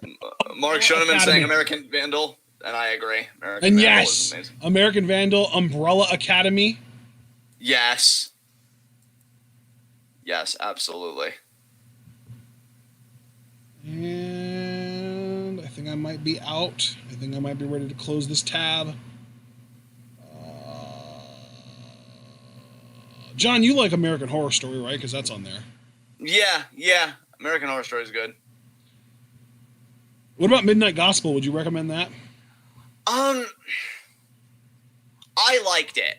I don't know if I would recommend it though, because I think it's based off of a podcast. That's where they get like a lot of the audio from, is podcast interviews from a show that I can't bring to mind right now. If you're a fan of that podcast, in fact, let me just do it just to see who it would vibe with. Well, while he's doing that, I would also like to throw out recommendations for Spider-Man Into the Spider-Verse and Kung Fu Hustle. Yeah. Oh. So Spider-Man Into the Spider-Verse was really good. And The Other Guys, which is a really good Will Ferrell, Mark Wahlberg movie. So here's the thing. Midnight Gospel, why I immediately call it my eye, it was created by Pendleton Ward, who created Adventure Time. But the audio, where a lot of the audio comes from, is from the Duncan Trussell Family Hour podcast. And that's where a lot of these conversations come from. The animation, though, is amazing and trippy as fuck. So I think if anybody's familiar with that podcast, I'd recommend it. And even if you're not, and you're like me and you just want a new experience and you go into it with an open mind, I think I could still recommend it. And especially the last episode, I think it's a gut punch. Oh, and I agree with Mark, too. Glow is really good. So I would say that. Another movie recommendation, District 9 is on there, and that's a great movie. Yeah, it is. V for Vendetta is also on there. That's another good movie. Let's see. I think if you wanted to hold a gun to my head and say just name 3 goddamn things and stop saying so many things, I would say number 1, The Magicians. Number 2, Kipo and the Age of Wonder Beast. Number 3, Stranger Things. Those would be my top 3 right now, I think. Awesome. Yeah, I don't even know how I would rank mine, so I think we've spent enough time on this question. I'm ready to move on. 3 questions from DBK. First up, now that Taker announced his retirement, what's your favorite match / feud / promo from the Dead Man? Can I go first? Sure. So, for me personally, my favorite Undertaker promo, just keeping it simple, was the one where he kind of shut down the what chants. Oh, yeah, that was great. Say what if you sleep with your sister? That one, that was yeah. To me, I will always remember that as the Undertaker just owning the crowd on the mic and just having everyone in the palm of his hands. My favorite Undertaker feud, Shawn Michaels. Favorite Undertaker match, Triple H at WrestleMania 28, I want to say. Yeah. The end of an era match. Yeah. Is that 27? No, I think you're right about it being 28 because I think Punk was 29 and then he lost his streak at 30. Yeah.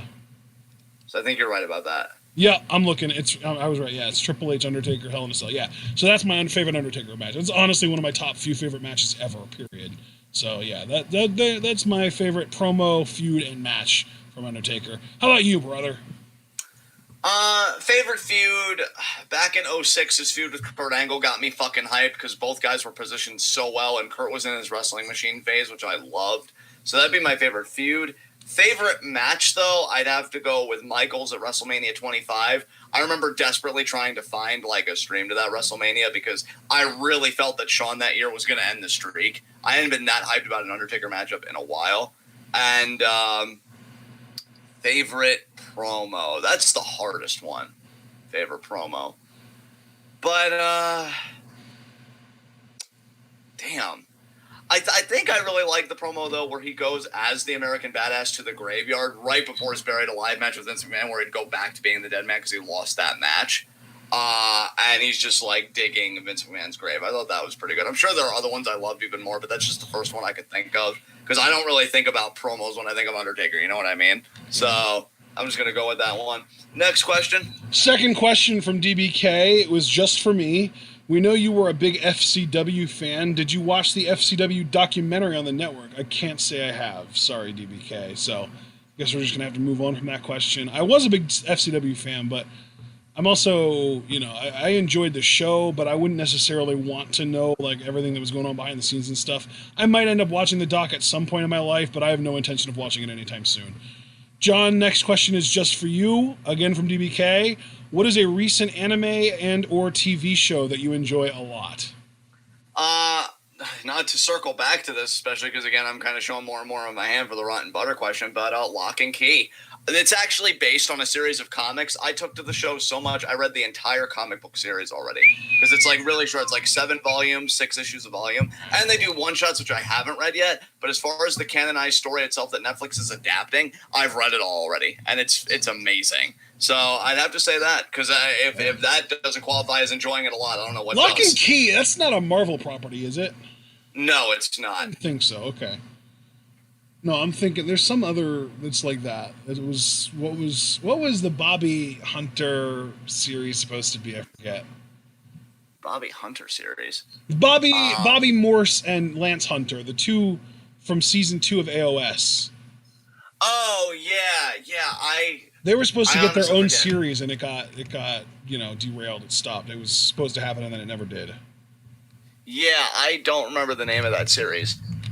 But yeah, Lock and Key is a Marvel. Marvel's so. Most Wanted is what it was supposed to be. Oh, okay. I thought that there was another name for it at one point that was like a lock and key, like a name and name. But I guess not. There might be something like that in the MCU at some point, though. You know what? I have this. Let's see if there's anything on here. No, I'm not seeing it. Cloak and Dagger! That's what I was thinking of. Cloak and Dagger. That's what I thought you were talking about when you said Lock and Key. Cloak and Dagger. That's what it is. Okay. That is a series, though, that we are going to watch at some point. So, looking forward to that. Unfortunately, the series is over. It only lasted 2 seasons, but it's still worth a watch as far as I'm concerned. So, anyway, let's move on. Our next set of questions is from Ace the Skylord. First up, have you guys seen The Undertaker: The Last Ride documentary? If so, what are your thoughts? I haven't. Have not watched it. Next question. Oh, sorry, Ace. We try and give you a little more time because we appreciate it when you ask questions, but we can't answer this one. Second question, what the fuck is John Cena's Instagram page? I can answer this one. It's a mood. A trollolololololol kind of mood. Yeah, he loves working people on that Instagram page. Oh, God. I love that he just, like, it's like a stream of thought for him, I think. I don't think that he uses his Instagram the way most people want people to use Instagram, because most people, it's like, post a picture of your life and then a relevant, blob or a blog or whatever about what was going on when that picture was taken. It's like, no. John Cena will post pictures of what he's thinking about at any given time with no fucking context, and I love it. Yeah, absolutely. So, next up, we've got 3 questions from Rotten Butter. First up is the Rotten Butter question. I've already answered like a lot of it with Lock and Key, the comics, stuff we do on Netflix, because we also finished the Ozarks this month. That was great. I feel like we finished another Netflix show. We watched a movie too on Netflix that I'm already forgetting the name of, but I loved it because it really was great social commentary to me. Now, when you're saying we, you're not talking about you and me. You're talking about you and your family. That's correct. Yes. I just wanted to clarify that for everyone because you and I haven't watched any movies on Netflix this month. Yeah, that's true. But yeah, I'm not gonna try and think of those titles. I just know that we've like watched a lot of shows and movies together. My family and I. I finished my 8th book overall because I've started getting back into reading. But there was only my first book this month, I think, because it's been I won't say a rougher month, but a bit more of a chaotic month. It was Frantz Fanon's Black Skin, White Masks. So I've read a bit of Black philosophy finally in the wake of everything happening. It was amazing. I got a few more of his books. I think like 2 more of his books that I'll be reading at a future date. I'm kind of spacing it out though, so I'm going to be doing some other stuff soon. So yeah, I've been reading as per usual. Let's see. I mean, writing, doing stuff in philosophy, that's been really cool. The biggest thing I did this month was I got my name changed. I filed. Don't worry, guys. He's still John. He just got the rest of his name changed. Exactly. I filed on the 12th and it legally took effect on the 19th, so that's totally within bounds of Rotten Butter's question. That's the biggest thing I did this month, fucking easily. Oh, nothing, Rotten Butter. Just changed my identity. So yeah, that was fucking wild. I feel like no, my family visiting I think was last month. My grandmother and my friend Amanda, that was last month I think. I can't even believe it's almost the end of June already. What even is time right now? Wait. What happened to every month feels like a year? Now you're saying already? I'm complex, okay? I'm just saying that, like, in one way it drags, but then another way I think about things that have happened and I'm like, whoa, wait, was that here or that here? I'm just all distorted and discombobulated, sir. But let me think. What else? I don't think I've listened to much new music. If anything, I've done a retread. Like, I've gone back to, Mosaic and Ravenface, who I wonder what the fuck they're up to, and stuff like that. So yeah, I think I'm just gonna press pause here. I'm gonna hand it over to Ashton to tell you guys what he's been doing. Well, I mean, the two big things that we've done this month are watch The Order in its entirety because we had to keep up, remind ourselves of everything that happened in season 1, and then season 2 dropped, so we watched that in full. And then we've been keeping up with Agents of S.H.I.E.L.D. Agents of S.H.I.E.L.D. season 7 has been going on for a little while now. I think we just got through episode 5 of it. And it is fucking wild and wacky as ever, and I love it. Unfortunately, we didn't really have the time to rewatch the first 6 goddamn seasons of that show. But I'm sure, there will come a time when Marvel, the cinematic universe, is just like, hey guys, here comes a gigantic climactic movie that's going to be a payoff to everything that we've been building up to over all this time. And we're going to be like, hey, now's the time for a full universe rewatch. And we have, to be fair, been kind of slowly matriculating our way through the MCU doing a rewatch, but we're doing it very, very slowly. Like, we watched Captain America, the first Avenger, and then we watched the first 2 seasons of Agent Carter. But this is all in previous month. This isn't stuff that happened this month. This month, I think the only Marvel movies that we've watched were the first 2 Iron Mans, Iron Man and Iron Man 2. So that's all, as far as that goes, that we've done this month. But then we've also, we're also planning on kind of keeping up with the MCU as it goes, like Falcon and the Winter Soldier coming up in August, Black Widow, and I believe WandaVision coming out in November, like all that stuff we're going to be making efforts to keep up with as well. So as far as other content goes, we've been doing a lot of YouTube stuff, keeping up with, ShidaTube and Kanachan TV and Reika Psyche. Of course, anytime Maki Ito tweets something, we're always on that because she's a fucking, not even national, she's a fucking global treasure. Fuck national. We've been just doing a lot of keeping up with all the protests and stuff. I know there was an article that John sent me about how Minneapolis is going to be like disbanding their police force and looking for proven community-led, ways to, to handle that kind of stuff. What else have we been doing? Keeping up with Dunkey, of course. We watched the remainder of season 4 of Rick and Morty. That ended at the beginning of the month. New rock stars, we're always keeping up with that. And Hermitcraft, that's great. Kind of discovered a channel called Forest Sova that does video essays on Japanese wrestling that we watched a couple videos from and haven't really done much since then, that we're going to watch more of. Let's see, what else? I'm scrolling through our Facebook message history, if you couldn't tell why I was kind of stalling here. Obviously, New Japan Cup. That's a big one. We watched Solar Opposites. That's a really fun show. The first season of Solar Opposites. It's a Justin Roiland project, and it was a really good show. There was an entire subplot that takes place within the wall of one of the main characters, and that was the most resonant thing of the show because it really does a great job of illustrating that while absolute power may corrupt absolutely, corrupt people will still try and find their way to absolute power. So it's kind of a never-ending cycle in that sense. We've been keeping up with Pokemon Twilight Wings. That's been a really cool series. I want Pokemon to make that type of series on a more grand scale. I want a series with that quality of animation and sound design and all that stuff, but I want it to follow the fucking plots of the video games, of the core series of games. I would kill for that shit. Let's see. Trying to find other stuff that we've done. Plug real quick for a YouTube channel that is really, really nice. Or, well, I can't really speak on the guy personally, but it's a really good YouTube channel and we enjoy the analysis. BHL Hudson. Also want to plug Geek Critique. That is my personal favorite YouTube channel as far as covering like Marvel related stuff.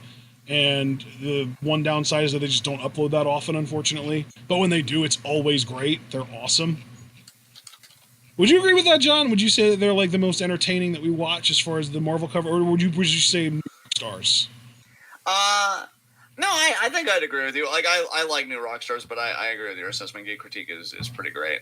Yeah. Been keeping up on WWE PC videos. God, why do we only send YouTube videos to each other? Why don't we send more shit? Because we just look it up on our own. Yeah. Okay, this is something that I've been personally taking my own little journey on. Power Rangers and their original Super Sentai Japanese series. I have been learning all about all that stuff. I've been watching some of it. I've been on a bit of a Power Rangers rewatch journey myself with my mom. I actually got my mom into fucking Power Rangers of all things. So that's pretty awesome. We got all the way through the first 2 seasons of Mighty Morphin. And we're like, I think, half-ish way through the 3rd season. Or actually, we're almost done with the 3rd season of Mighty Morphin. And then I think we're on like episode 27-ish of Mighty Morphin. And then once we finish that, because that's only like 33 episodes. And then once we get through that, we got to do the Alien Rangers arc and then get into Zeo. But I've also, on my own time, been watching the Japanese versions of Power Ranger shows, which is Super Sentai. And I watched the first few episodes of the Super Sentai series that was adapted into Mighty Morphin, which is called Kyoryu Sentai Zyuranger. And that is fucking wild. Like, there ain't no Rita Repulsa in that. That woman's name is the Witch Bandora. And she's evil as fuck, and she hates children, and she wants to murder them. She doesn't want to just rule of the earth or whatever she does in the Mighty Morphin. She wants to murder children. That's her fucking motivation in the original Kyoryu Sentai Zyuranger out of Japan. It's like, this show is not appropriate for children as far as US standards go. So, yeah, it's wild.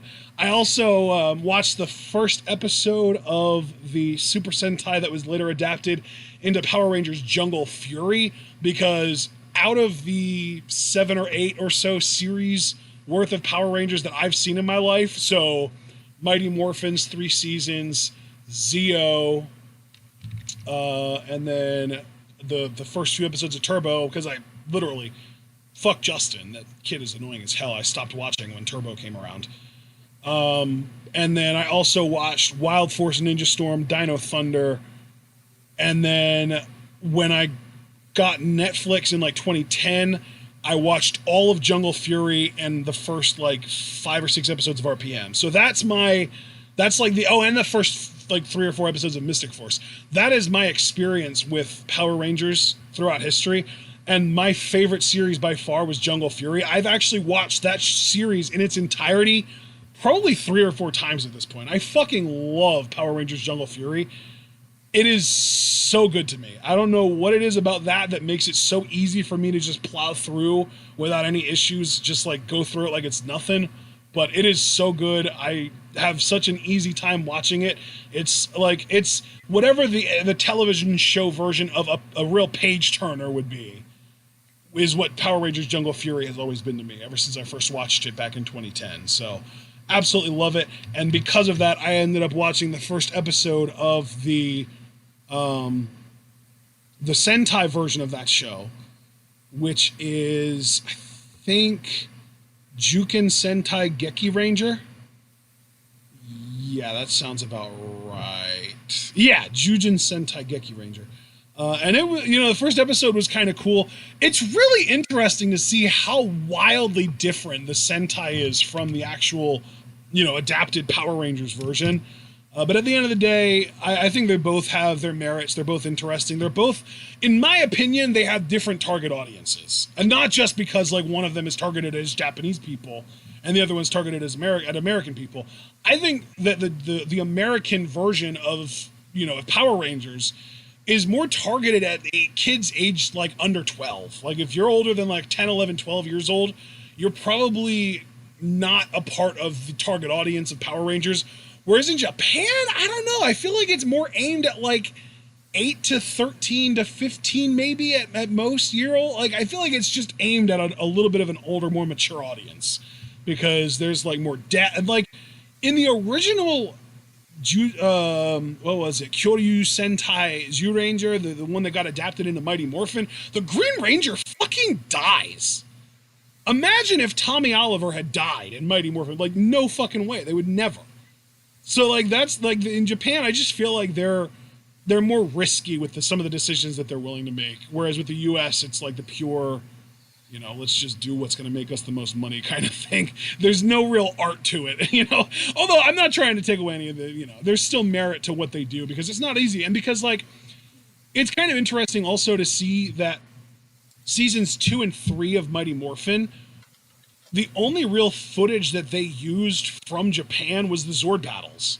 Like, all of the interactions that were done with, like, Lord Zed and the new Rita, because they had to recast Rita Repulsa, and all that shit, that was all shot by the American adapting cast and crew.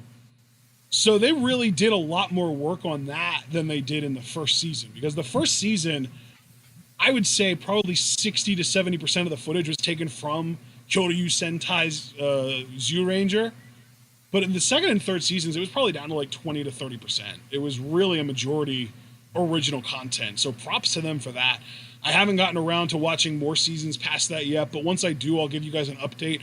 This question can kind of be the Ashton Power Rangers update of the month every month too, because I'm going to try and kind of stick on this for as long as I can keep my interest in it maintained. So, other than that though, I can't really think of anything else. Lots of trailers for stuff that I'm interested in, stuff that we've already kind of mentioned in recent commentaries, stuff like, what was that Andy Samberg movie, John? Do you remember? Oh, God, we've talked about it like twice now, and it keeps escaping me. Andy Samberg, new movie. Palm Springs. It is Palm Springs. That's what I thought it was the other day when I brought it up. So, yeah, Palm Springs, that looks good. Then we've got, all of the movies that are going to be coming out from, like, August to December-ish. And there is a long-ass list of them, too, because a lot of stuff has been backed up because of Corona, but we've got Tenet, the new Christopher Nolan movie, Wonder Woman 1984, The New Mutants, Quiet Place 2, The King's Man, The Witches, Black Widow coming out in November, Soul, Godzilla vs. Kong, Free Guy. Like, there are a lot of movies that are coming out from like August to like November, December-ish that I am stoked beyond belief about. So that's, a lot of those have been dropping trailers. Palm Springs, like John just mentioned, also dropped a trailer. So yeah, it's looking like it's going to be a very interesting return from COVID, if that even happens now that we're seeing our second wave start all fucking ready. Yeah, exactly.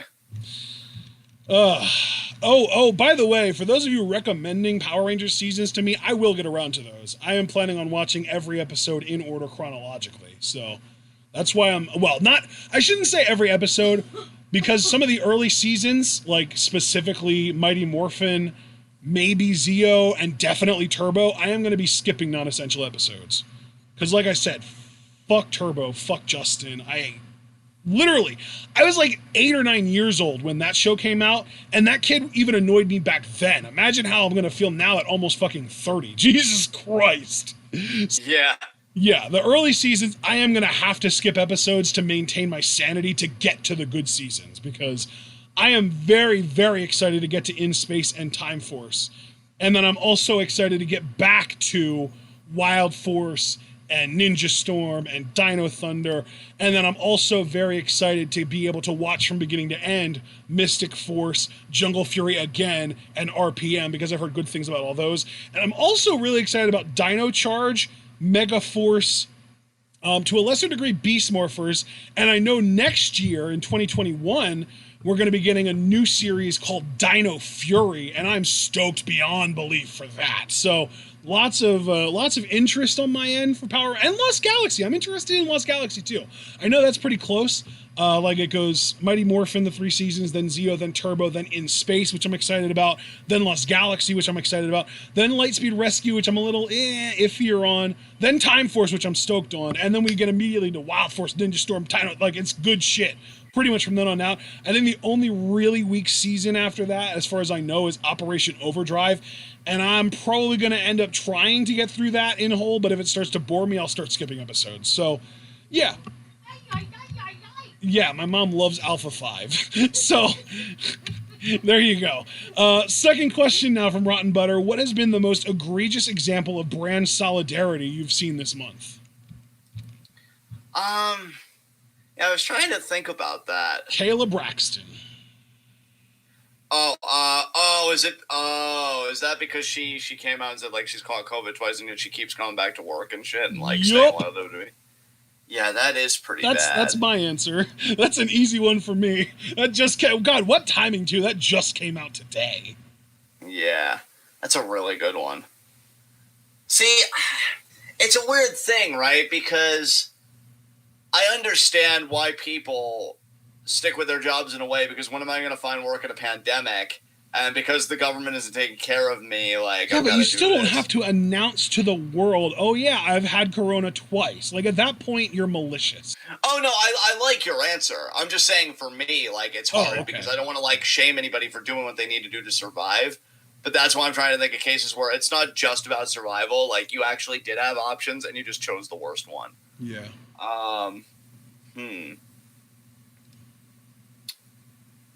What's one company that's really... I almost want to Google companies that have behaved the worst in this pandemic. Worst companies during pandemic. During COVID. Come on, Google, don't fail me now. Do your goddamn job, Google. Yeah, do your fucking job. I feel like if you weren't using Google as your search engine, Google would probably be a pretty high result. Oh my god, what is this shit? What webpage should I click on? This is such ass. I don't even want to take a good look or spank it. All right, we'll try again. Oh my god, you would. Some worst compliance bills of the pandemic. Come on, just give me names, for fuck's sake. Oh, God. You know what? You know what the most egregious brand solidarity is? Anybody that sticks with Trump's administration, or anybody that's a fucking cop in the wake of these protests. That's a fucking brand. The brand's fucking white supremacy. Rip off the uniform and get a real job. And for anybody that's working in politics... Oh, and by the way, again, I know this isn't exactly brands, I guess, but media that'll just glomp onto anybody that's anti-Trump because they're anti-Trump. Like John Bolton, for instance, which has annoyed the fuck out of me. Because it's like, hear the man... Yeah, hear the man that was in the war room with Trump. That man wanted to go to war with Iran so bad. That's probably his biggest critique of the president. Well, you know, Barbara, I would have bombed the shit out of Iran, and Trump didn't want to do that. And I don't know how you can have strong American leadership without bombing the shit out of brown people. Like, I don't know, Barbara. I just think it's dead. I just think patriotism is dead. Like, the fuck is wrong with you people? So, yeah, anybody that's a cop, anybody that's in the White House and actually feels dignified in what they do, you fucking shouldn't. You're horrible. I hate you. That's my fucking answer. Is it a cheat? Probably. Am I burnt out because Google's fucking ass? Yes. Next question. I'm telling you, man, the reason that it's not giving you a straight answer is because it is one of the best answers. Yeah, fuck you too, Google. I'm gonna go back to start page. I don't need this shit. Right. We're going to Bing. Oh God, please! I'm pragmatic, not desperate. Jesus. All right. Third and final question from Rotten Butter. All right, class. What have we learned today? That I'm fucking excellent. No, I'm just kidding. What have we learned today? I love that that's the first place you to, though. I mean, John's look, just if like, you, somebody's asking me what I learned today. I need to compliment myself. yeah, I mean, you make it sound bad. I mean, I do come from a family with a deep history of narcissism. Oh God, am I infected? Am I like, oh God? The fact that no. you're even taking a second to ask tells me you're not. Hooray! Well, I guess what I learned, but see, that wasn't today. That was yesterday. Because I was gonna say about that big, like, fucking child ring that broke out in Milwaukee that cops were a part of. Abolish the fucking police. What happened today? I've been kind of off the grid most of the day, and when I've been on the grid, I've just been kind of bullshitting. So, yeah. Did I even read anything today, or I guess but I didn't even look that up like I wanted to. Fuck! I didn't learn anything today. That's the answer. I didn't learn anything today. I wasted the day today. Oh my God. Oh no. Well, here's what I learned today. Today I learned that you don't really learn something new every day because John hasn't yet. Oh! You impressive son of a bitch.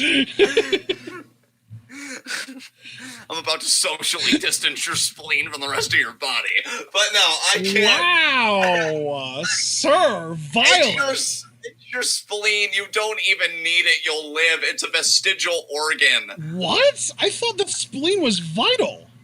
Was it? Wait. Hold on. Well, see, now we are about to learn something. See, my turning up gave the gateway to give a proper answer. But if I'm right, I still didn't learn that, so you would be learning something, and that would invalidate my thing, because my whole thing was that you didn't learn anything today. Well, yeah, you always knew I'd self-preserve myself at your expense. So it's just kind of, embarrass that. What are the vestigial organs?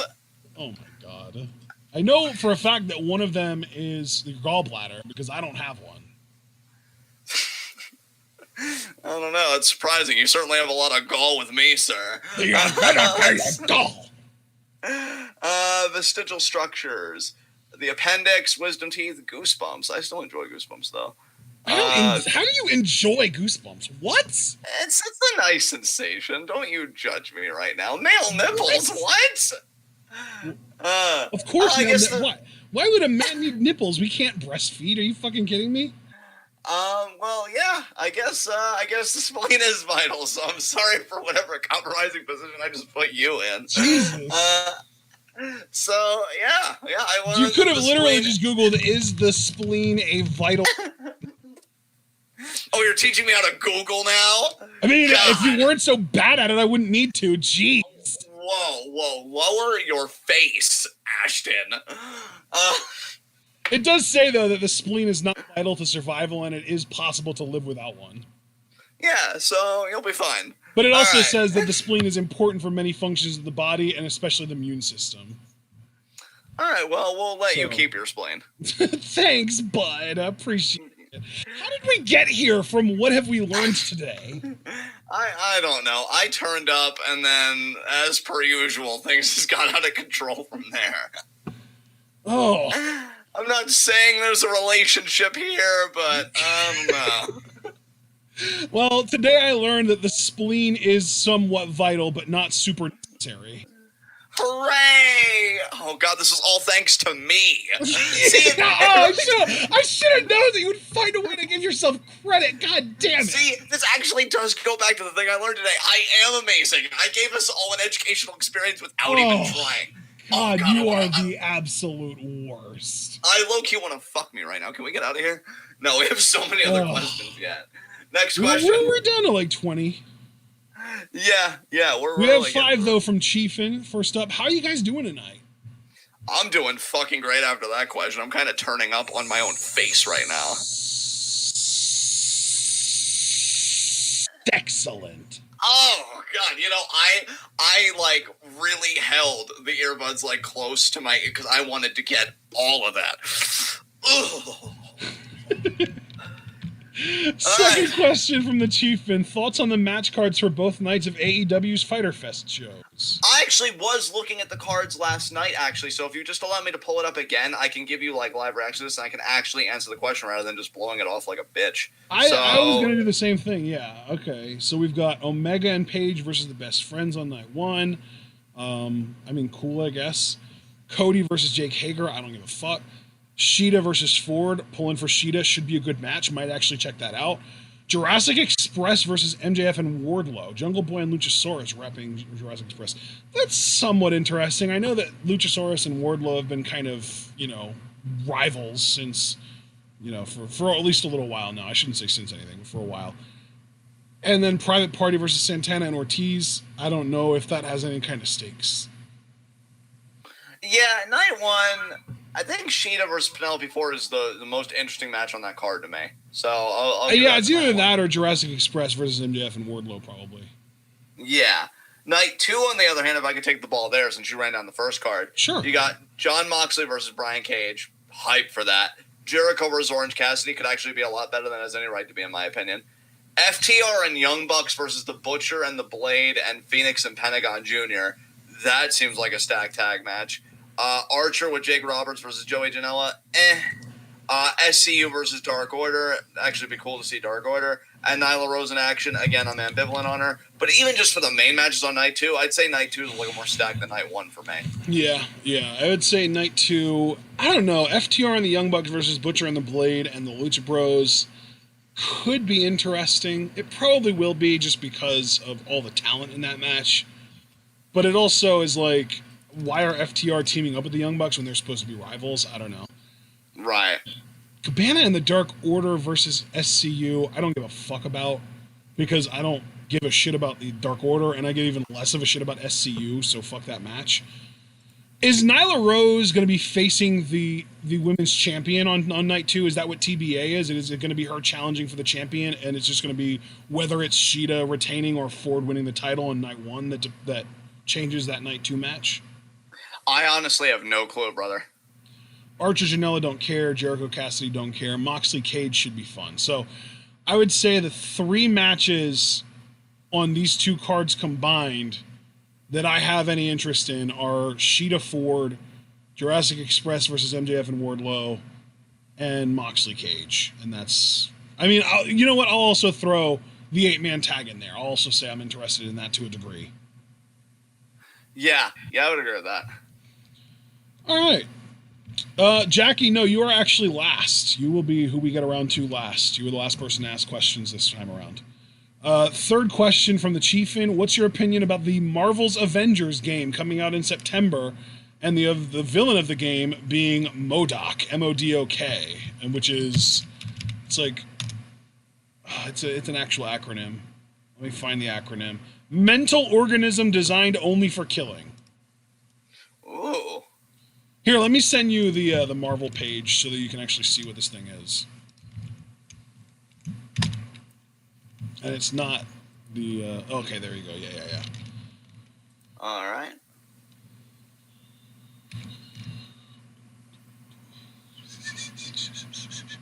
Oh, wow. What the hell? Bro, it's comic books. Come on now. I mean, look, that thing looks like fucking, I don't know, Krang's offspring from Teenage Mutant Ninja Turtles. Remember that plane-looking thing on that show? Fuck. Yeah, for sure. The fuck is wrong with you, MODOK? Shit. Average technician George Tarleton found his fate forever changed thanks to a random selection by his boss, the scientist supreme of AIM, who needed a unique, bioengineered living computer in order to plumb the mysteries of the cosmic cube. Subjected to hideous experiments, mutating his body into a massive-headed being possessing superhuman intelligence and extraordinary psionic powers, and this process drove him mad. Given the codename MODOK, mobile organism designed only for computing, Tarleton instead turned on his superiors, slaying them all and declaring himself Scientist Supreme. Moreover, he changed his name to MODOK with the K standing now for killing. No wonder AIM died. Holy shit, this is what you produced? Holy fuck. I mean, let's look at these stats, fam, alright? I'm guessing this is all out of 10. Durability, 1. Yeah. Energy, 4. Fighting skills, 0, which I understand. Here's what I don't understand. You're supposed to be possessing, again, quoting the thing, your superhuman intelligence. Oh, by the way, dude, notes. I just wanted to say, I don't think these are out of 10. I think they're out of 7. Oh, Well, then that makes more sense because intelligence is a 6, but like he has nothing maxed out. Because Not if you look at the 0, that's entirely gray. So obviously the gray is what isn't being filled in, which means the red is what is being filled in. And if you look at the 4, there's more red than gray. So 4 is a majority. So obviously I would say that's 4 out of 7 then. And then 6, you can see how much red there is in that circle. So I would guess that's 6 out of 7. But he doesn't even have intelligence maxed out, and that should be like his thing. And it's like, no, I'm smarter than you. But no, that's not possible. I'm MODOK. Yeah, it doesn't matter. Like, what a fucking turd. Literally, look at that face. Holy shit. God damn. So this guy's a villain of an Avengers game? Like, Hulk should just go in and, like, fucking punch him in the face. I don't know. Does he need it to breathe? Would he just, like, roll around in his little thing like, help me up. Help me up! But I mean, with your 0 fighting skills stats, you have no speed, so it's not like you can even run away from the Avengers. Like, what threat are you even really? Let's see. What can you do? I can't even. Like, bro. Honestly, if I was on the Avengers, having survived fucking Thanos, I see this motherfucker. My first 10 minutes are laughing and composing myself, cause like, holy shit, you called us out for this? Can we hit a shawarma king after this? This will just take us like 5 minutes. You're the villain? Hey, I'm designed only for killing. Yeah, you're killing me with that face. Holy shit. All right, guys, let's take care of this. Let's get out of here. I love that John's tactic for defeating MODOK is to bully him to death. Yeah, I mean, guys, I know with very real things, like, I really tried to quit, and I think the reason I'm going so hard is that this is a comic book character, but I mean, look at it. And it prides itself on its intelligence. You couldn't even score a 7 on that. You just missed it. So, like, somebody could walk up and be like, so what are your stats? I have an intelligence of 6 out of 7. Ooh, that guy over there's maxed out. Next. Like, wow. But what if it's like an exponential cost? Like, you can really easily get to a 1 out of 7. It's a little harder to get to 2 out of 7, and a little harder to get to 3 out of 7, and by the time you're at like 5 out of 7, it's damn near impossible to go up. So being a 6 out of 7 is genuinely impressive, and the only 7 out of 7 is like fucking, I don't know, like Charles Xavier or something like that. I don't know. I mean, no, make no mistake, that was a very mature and leveled response, but like, fam, like, holy shit, like, how you gonna be known for intelligence and not even max it out? I know. Yeah, not only that, I mean, look at the other stats, like, I have, like, 4 energy, but I'm not gonna put it into learning how to fight, because, like, fuck that shit, Thor's hammer just goes up against the fucking window protecting my face because my costume is ass. I don't know what the fuck I'm gonna do. I guess I'll figure it out. Wow. Yeah. I was worried about Dr. Doom. Now he's got this shit on lock. If this is what he's competing with, nah, fam, we could. Just give me my fucking Dr. Doom movie. Frankly, if you're gonna min-max the way that he min-maxed, just trade off that durability, speed, and strength, and maybe even a little energy for that 7th point of intelligence. Yeah. I mean, might as well, right? It's just like, what are you gonna do with the 1 speed that you have? All right, you'll never catch me, Iron Man, when I go into maximum overdrive. Yeah. That's right. I'm Usain Bolt in this bitch. Can't you tell? And the Avengers are like, what is he even talking about? I don't know. Let's just let him have this. It seems really important to him. I can't stop me now. Like, holy fuck. I'm sorry. Maybe I'm disrespecting a really great villain. I haven't read the comics, but man, I needed that laugh today. Thank you. That was amazing. The game should be amazing because I'd probably do the same thing. I'd be like, oh, this will be easy. We'll just fucking trounce his ass. All right, yeah. But with how much you just buried him, though, how awful would that make you if you went in and lost to his ass? I mean, no one would ever find out, and I wouldn't even save the data. So,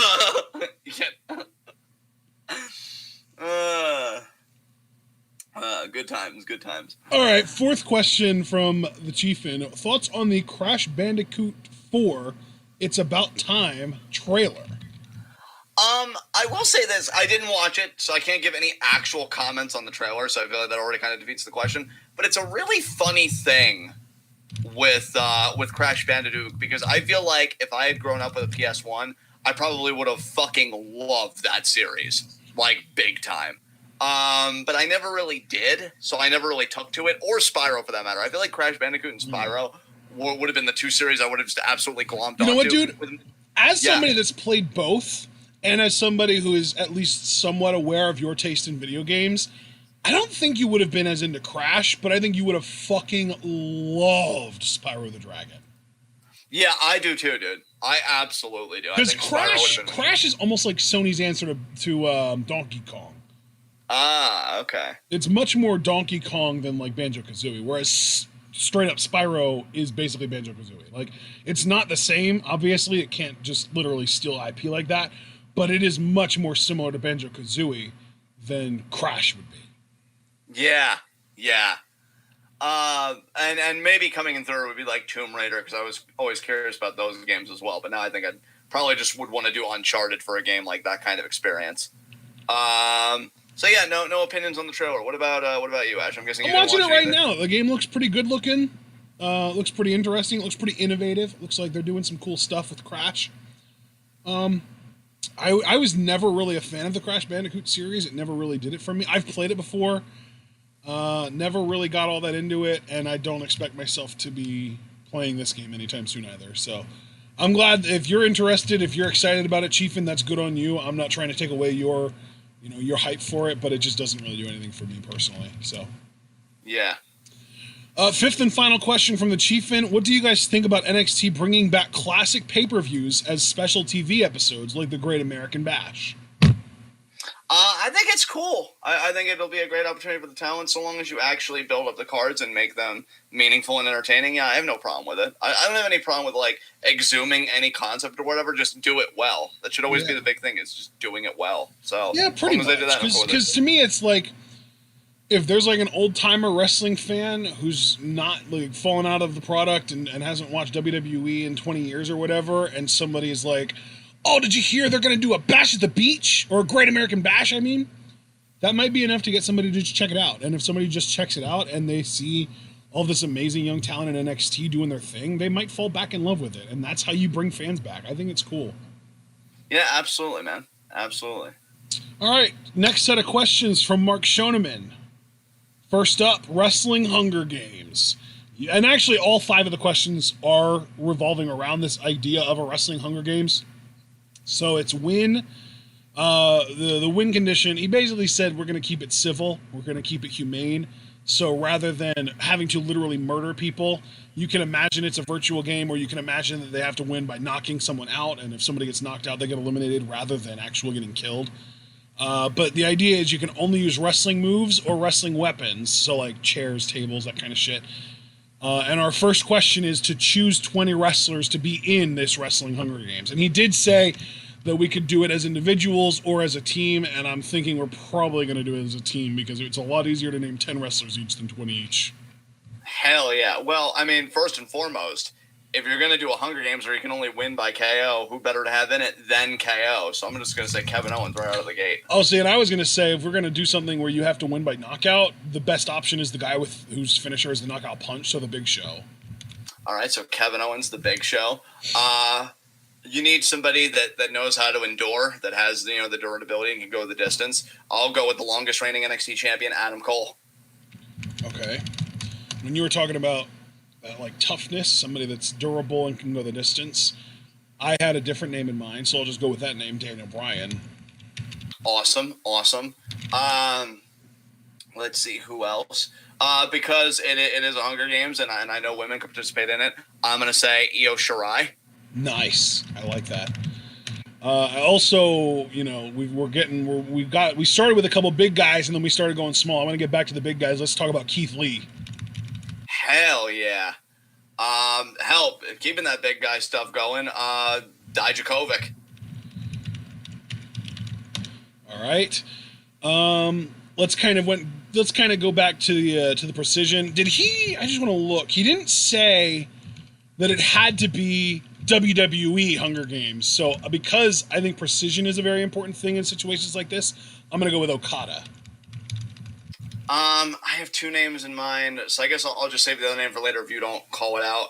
But you inspire me with New Japan. So a guy that can knock people out with maybe not knock out, but maybe just make pass out from the paint. I'll say Suzuki with all the whole Tinos. He may be able to knock somebody out. How he fucking forearms people, I'll take my chances. Yeah, and you always want to have somebody that just hates technology, hates new things, and believes the Earth is flat. So AJ Styles. Since you didn't call out this name, I'll call it out now. This kind of takes inspiration from your pick of the Big Show with the knockout punch. I'll do something on a guy that just renders people unconscious, just immobile with his move, the Fiend with the mandible claw. I like that. The Fiend's also known as the Man in the Woods, so that kind of fits the motif. Absolutely. We can't have a Hunger Games without the literal protagonist of professional wrestling in it, so Mayu Iwatani. Excellent. Fucking love it. Let's see here. I like the idea of us going back to other companies because I want to think about that as well. So you know what? I'll say for New Japan, again, going back to just being able to just be stiff and everything, you got to have Ishii in there. I think Ishii would fucking be awesome in there. I think this person is not going to be the biggest person in the entire Hunger Games that we're doing here, but he will definitely be the strongest. Big E. Ooh, I like that. I like that a lot. Let me think. There was a name I wanted to do, and now I lost it. Fuck, Shayna Baszler. I think it's probably important that a person is able to, do some crazy athletic shit, like being able to reach things that are high up with jumps, being able to get across gaps if they were to come across something like that, being able to lift things and do strong things and fast things and agile things and all that stuff. So I'm going to go with Bianca Belair. Ooh, keeping in that vein with athleticism, I'm guessing you've been totaling both of ours. How many slots do I have left? Because we're going to do 10 apiece. 2. You have 2 left. Interesting. Okay. Then I think I know the 2 that I want to do. But to stick with your vein with Bianca, when you were saying about athleticism and making great leaps and just doing stuff, Casey Catanzaro, because she was on Great American Ninja Warrior. So that is true. That's a good one. Let's see. This person was literally on Survivor, so I'm going to say John Morrison. Oh, that was going to be my last one, dude. I'm glad he's on there, though. I am glad you picked him. Yeah, I was saving that for the very end. Damn. Let me think. You know what? Fuck, he kicks out at 1 all the fucking time. You know he can endure like anybody's best shot. Drew McIntyre right now. He feels like on another level. I also wanted to add that this person is literally billed from when dinosaurs roamed the earth. His entire motif is that he's a dinosaur, and he was also on a very cutthroat TV show, Big Brother, Luchasaurus. Excellent. All right. Wow. Lots of guys. I think we have like 80% dudes. So actually, that's probably not great because I know that the actual Hunger Games rules is each district has 1 boy and 1 girl represented. So I don't know. But anyway, let's get into our second question from Mark, which is, or actually, yeah, well, that was the second one is who has the most eliminations? For my side of things, the Fiend would have to. Well, no, we're looking at the whole field, not just our own side. Can you, since you wrote it down, can you copy paste for me so I can have a visual of the whole list? Yeah, absolutely. That would help me immensely. Send it to you on Facebook. Yeah. There you go.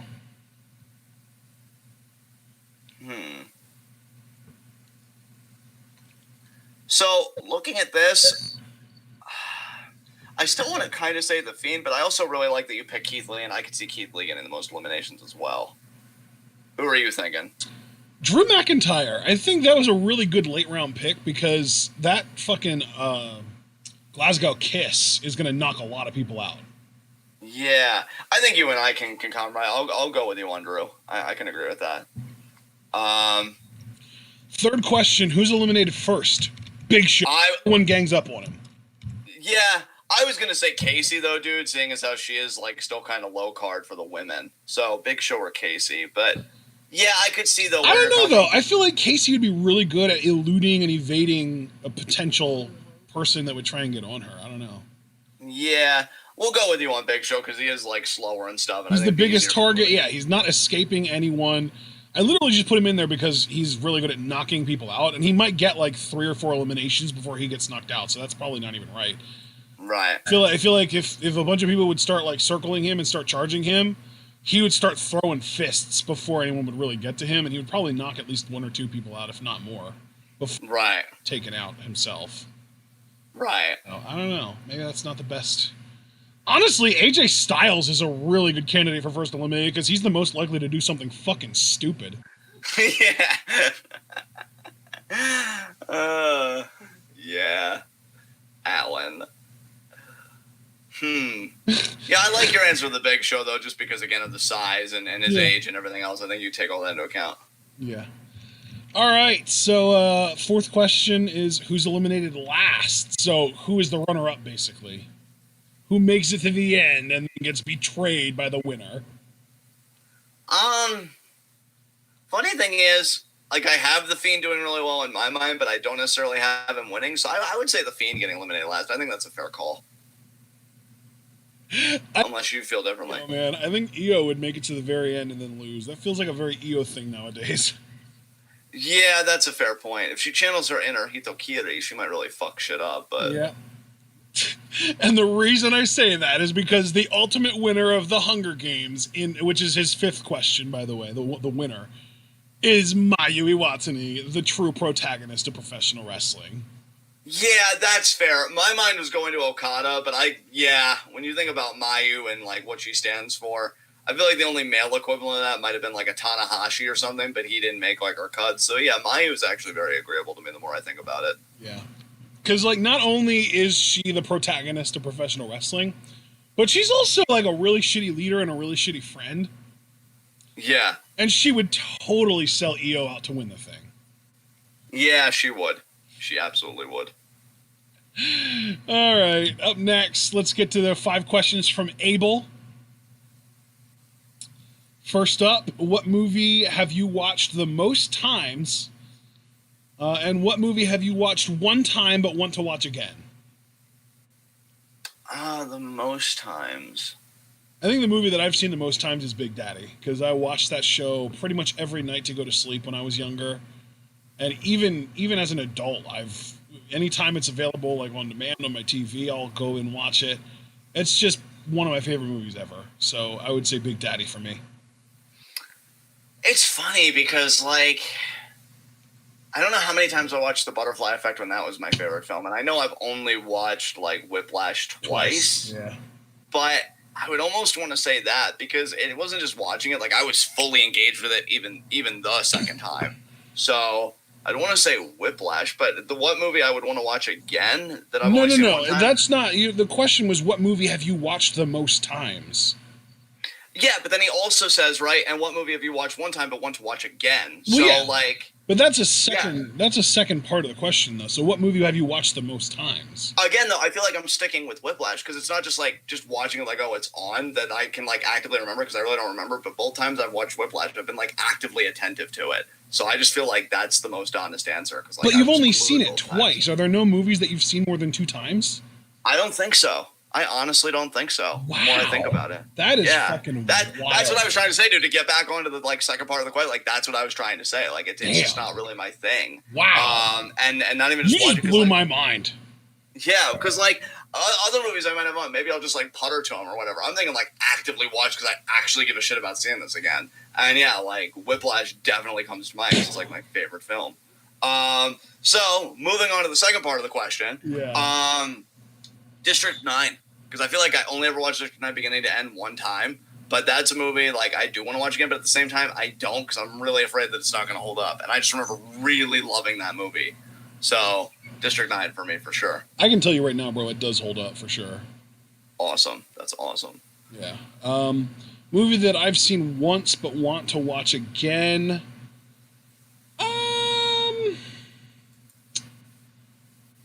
I am going to say there are a lot of Marvel movies that I could say for this, but I'm not. I'm going to try and refrain. Movie that I've seen once but want to watch again. Let me look real quick. No, I've seen those more than once. This is really hard for me because I'm a big-time rewatcher. John knows. Yeah. That's why it blew my mind so much that you have only ever seen any given movie no more than like twice. That's like, what the fuck? How?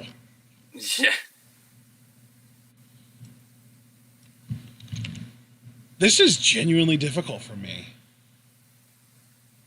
Shit. I've seen that movie like 12 times. Oh my god. Not actually, Damn. but at least like 4 or 5.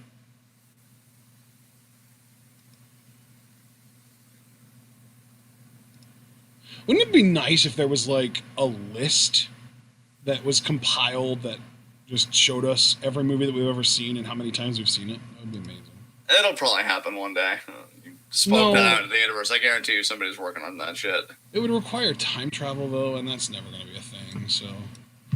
Well, at the very least, they could get something at a certain point where it's like, oh, this point forward, anytime you watch something, we catalog it and we'll keep track of, like, for sure. you know. That's definitely That's totally for gonna sure. happen. Eventually, but not anything like that. Not yet. Yeah. And not something that's like, you know, looks at the past either. Wow, why is this so fucking hard for me? I know exactly why. I don't need to ask. It's because movies that I like, I never only watch once.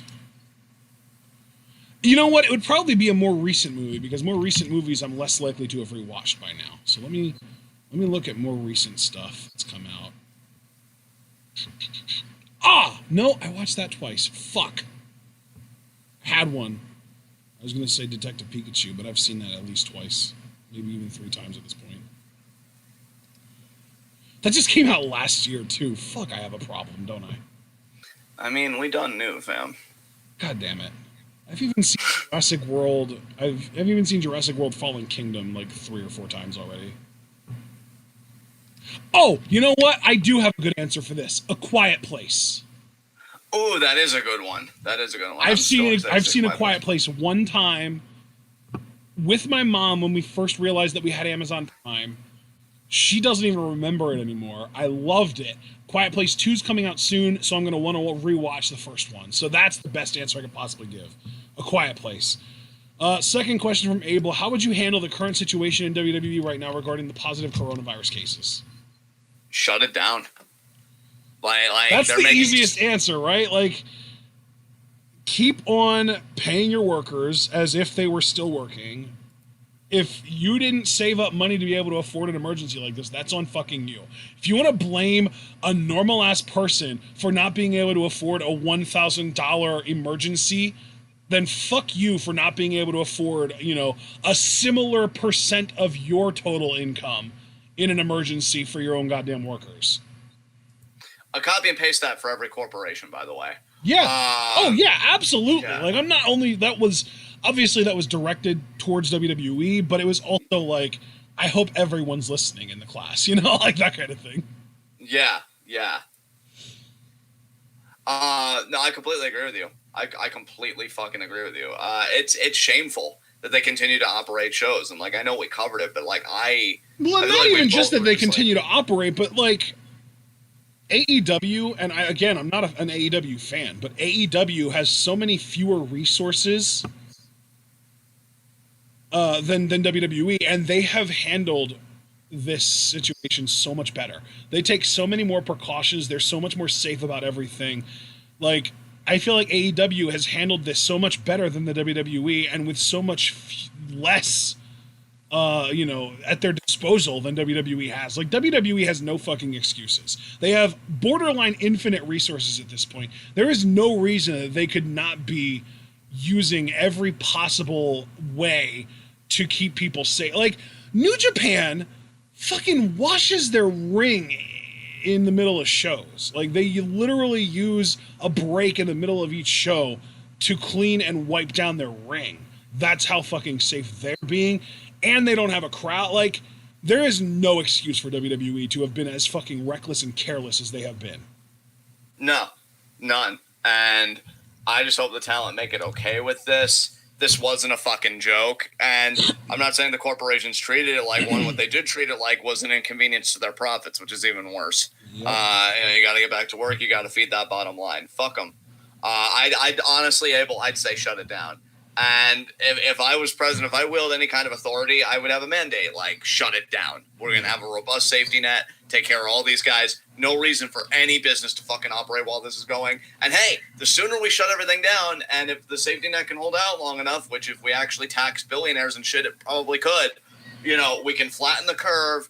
And we can get testing up to date. We can get an infrastructure that can handle testing and capacity, and we can handle it. There is no reason the pandemic, just in general in this country, should have been this bad. Other countries have not only laughed at us, they're probably laughing at us. Dude, the UK is about to institute a travel ban on the US, whereas like however long ago it was the opposite. We instituted a travel ban on other countries.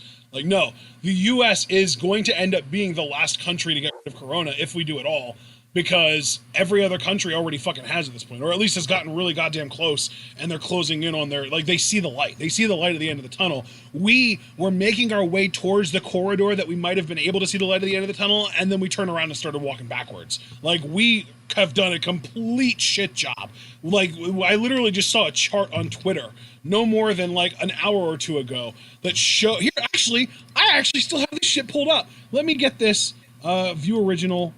Let me show y'all what the fuck I'm talking about here. Because this shows the curve of the European Union versus the curve of the United States for newly confirmed cases of COVID per million people since we started this whole thing. Here's the link.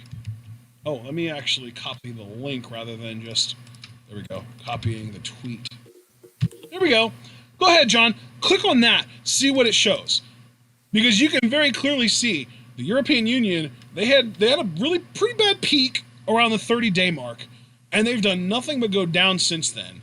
We hit a peak around the same time, and then we very slowly, gradually started falling to like near, like not quite 60, like low 60s. And just within the last few weeks, it's been completely skyrocketing again. The second wave is here. I was being optimistic when I said we would be getting a second wave in like August, September time. It's fucking here, folks. We are in the second wave. It is here. It's happening. Yeah. It's fucking wild. And I know Fauci was like tentatively optimistic that we'd have a vaccine by end of 2020. I don't even know, what's going to happen with that. Like, the whole thing is a fucking mess. And like, it's so I don't know. Fucking easy though. Like, yeah. The fact that Japan and South Korea and the UK and fucking Australia, so many other countries that are as if not more developed than the US have this shit figured out. Like, the government says, wear a mask, try and stay indoors as much as you can, try not to go out into public, try not to have meetings, try not to have gatherings, all that shit. And enough people listen that they flatten the fucking curve. In the US, we don't flatten the curve. We think we did, and then we go out and make it worse. Yeah, it's fucking atrocious, dude. And then we have fucking piece of shit right-wing garbage on Twitter talking about, oh, look at all of these people gathering, talking about a riot, talking about a protest. Look at all these people gathering. I guess coronavirus isn't all that bad after all. Fuck you. And especially because most of the protesters I've seen are wearing fucking masks. I'm not saying there are protesters that aren't wearing masks. I'm just saying most of the protesters that I've seen. I mean, dude, how many times have you seen a video of citizens wearing masks being attacked, shoved over, etc. by guns, by cops not wearing masks? Yeah, in fact, I think I even saw a recent piece that said like the spike in COVID cases couldn't be attributed to like the protests because protesters were taking precautions. There's probably more due again to right-wing people again gathering in places like Tulsa for that Trump rally, which thank God most of the tickets got bought up by K-pop stands. And the idea that you could even politicize masks, like, I'm not going to wear a mask because I believe in freedom. And, dude, like, I hate everything, dude. Did you see that fucking, I don't know if he was like a governor or a mayor or a congressman, the dude in Arizona, the old-ass white dude holding a fucking anti-mask rally. And he said into the microphone through his mask, I can't breathe, to the exact same tone that George Floyd did when he was dying. Jesus Christ. Let me see if I can find this shit. I wanted, like... I am not somebody who advocates violence, but I have my moments where I get urges, and like in that moment, I wanted to reach through the screen and stab him in the fucking eye, or Yeah. in the fucking larynx, so that he can know what it's like to actually not be able to breathe. Yeah. Literally, how are you breathing, asshole? You Fucking piece of hell. shit. Let me see if I Yeah. can find this. I'm looking in the wrong Twitter feed. Actually, it might. I think it was. You know what? I think it was a Chris Roach retweet. Now that I think about it, let me see if I can find it. Yeah, Jack even said an ER doctor literally said that the new spikes are due to early reopenings, not protesters. Yeah. So, Yep. capitalism gonna capitalism. Fucking believable. What does capitalism do when the fucking consumer base dies off? I guess it goes with it, but just suckling that last bit of profit before it goes off into the sun. Yeah. Where the God hell damn is it. this? I really want to find this now. I really want to share this with y'all because this is fucking disgusting. I feel immense amounts of hate towards people who do shit like this. Who are here it is. I found it. Scottsdale City Councilman Guy Phillips. Here it is. I have my Twitter muted. Let me send this to y'all in chat. This is fucking disgusting. Here it is. Go ahead, John. You can pull it up and we can get your live reactions to it. Because the literal, like the inflection of his voice, he's literally doing he's doing an impression of dying George Floyd, if you can be any more disgusting than that. Oh, well, let's see. I was going to see if this tweet got ratioed. It seemed to a little bit. All right, I'm going to play this. Oh, my God.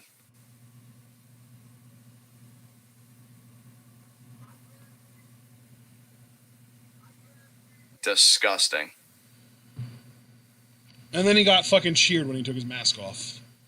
That's the scariest thing, dude. More than like the fucking political class itself, it's the people that are lapping up their own destruction. Like, unfucking believable. Oh my God. Yeah, that's hate. I try not to hate anyone, but people like that, fuck. Well, yeah, dude, because, I mean, they know what they're fucking doing. Come on now. Well, they know what they're fucking doing. See, but you say that, right? But yeah. you also have to question if they're really just fucking stupid and they don't know what they're doing, and they're just that goddamn stupid that they're, like, brainwashed by the Fox News cycle. Yeah, that's fair. That's fair. That's Trump. Trump is fucking brainwashed. Like, that's the whole thing. Like, this is literally this internal debate that I have been having with myself for a little while now is, how do we overcome media brainwashing? Like, how do we overcome mass brainwashing by the actual media? Because I even, like, you can ask anyone that's in the Discord. I posted a big thing in the Discord last night. Like, how do we create an unbiased media? I genuinely don't know if it's fucking possible to create one that both A, is unbiased, and B, is not designed in a way that will eventually lead to it becoming biased. I don't think it's possible. Yeah, I don't know, man. Like, because to me, like, with a lot of these questions, because I know Jackie asks about some stuff, Abel asks about cancel culture, which I think is, like, coming up soon. That's our fourth question from Abel. We haven't gotten to the third one yet, though. Yeah.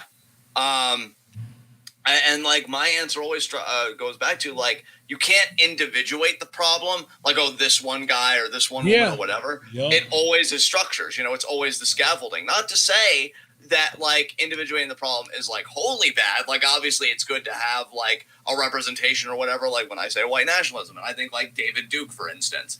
I guess that's a good use of it, but it's still, always prioritize structures over people is what I guess what I'm getting at. And when it comes to media, because here's the thing too, with the protests and reporters being locked up, is that bad? Of course it is, absolutely. But are we also going to act like corporate media doesn't do anything it can to inoculate radicalism? Well, like, dude, let me just read the messages that I posted in the Discord last night. Is that okay with you? Yeah, sure, of course. It wasn't last night either. It was yesterday afternoon. But anyway. I said, I've been thinking, I wonder if a system even exists in which the media would be encouraged to be unbiased. They can't be government funded because being funded by overseeing I misread there. They can't be government funded But being funded by overseeing corporations that are controlled by billionaires obviously doesn't fucking work either. It would be ideal if every news source was crowdfunded, but then you'd still have biased news sources because people would prop up the places that lean towards the side that they prefer, which would then also encourage the actual sources to lean into one side or the other to get better funding. So, like, to me, I just feel like there is no acceptable, not even acceptable, there's no realistic way to have a media that is entirely, or at least as unbiased as possible. Like, I almost feel like our best bet would be to have representation from all sides.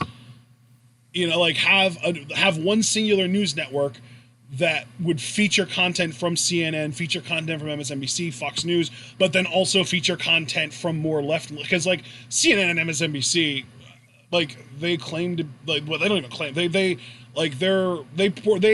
present as democratic, they present as liberal, but at the end of the day, they're fucking centrists, right? So then we also want to have more, and honestly, conservative leaning centrists, but then we would also want to have more actual liberal and leftist views represented on this network. But I would also then be scared, like, that people would cherry pick. They would be like, oh, this is the person that I like, so I'm only going to listen to everything that they say and ignore everyone else. You know what I mean? Right, yeah. That's what people already fucking do anyway. It's just that now they have the option to only watch one channel, whereas at least in that situation, they wouldn't be able to only hear the person that they want to listen to. They would have to listen to everyone else before getting to the person that they want to listen to. Right. Like, yeah, I guess in my mind, the best solution is one that rather than trying to get one unbiased source, we just bring in all the biased sources, tell people everything from all of the different angles, and let people make their own minds up, right? Right. I think that's really the best option, is you have, and then the other issue then is funding, because you're going to have the hardcore right-wing conservatives funded by the corporations that want them to push their narratives. You're going to have the CNN and NBC style Democrats, which is, again, hard quote Democrats, which is really like right-leaning centrists in this country, funded by the corporations that want to push their agendas.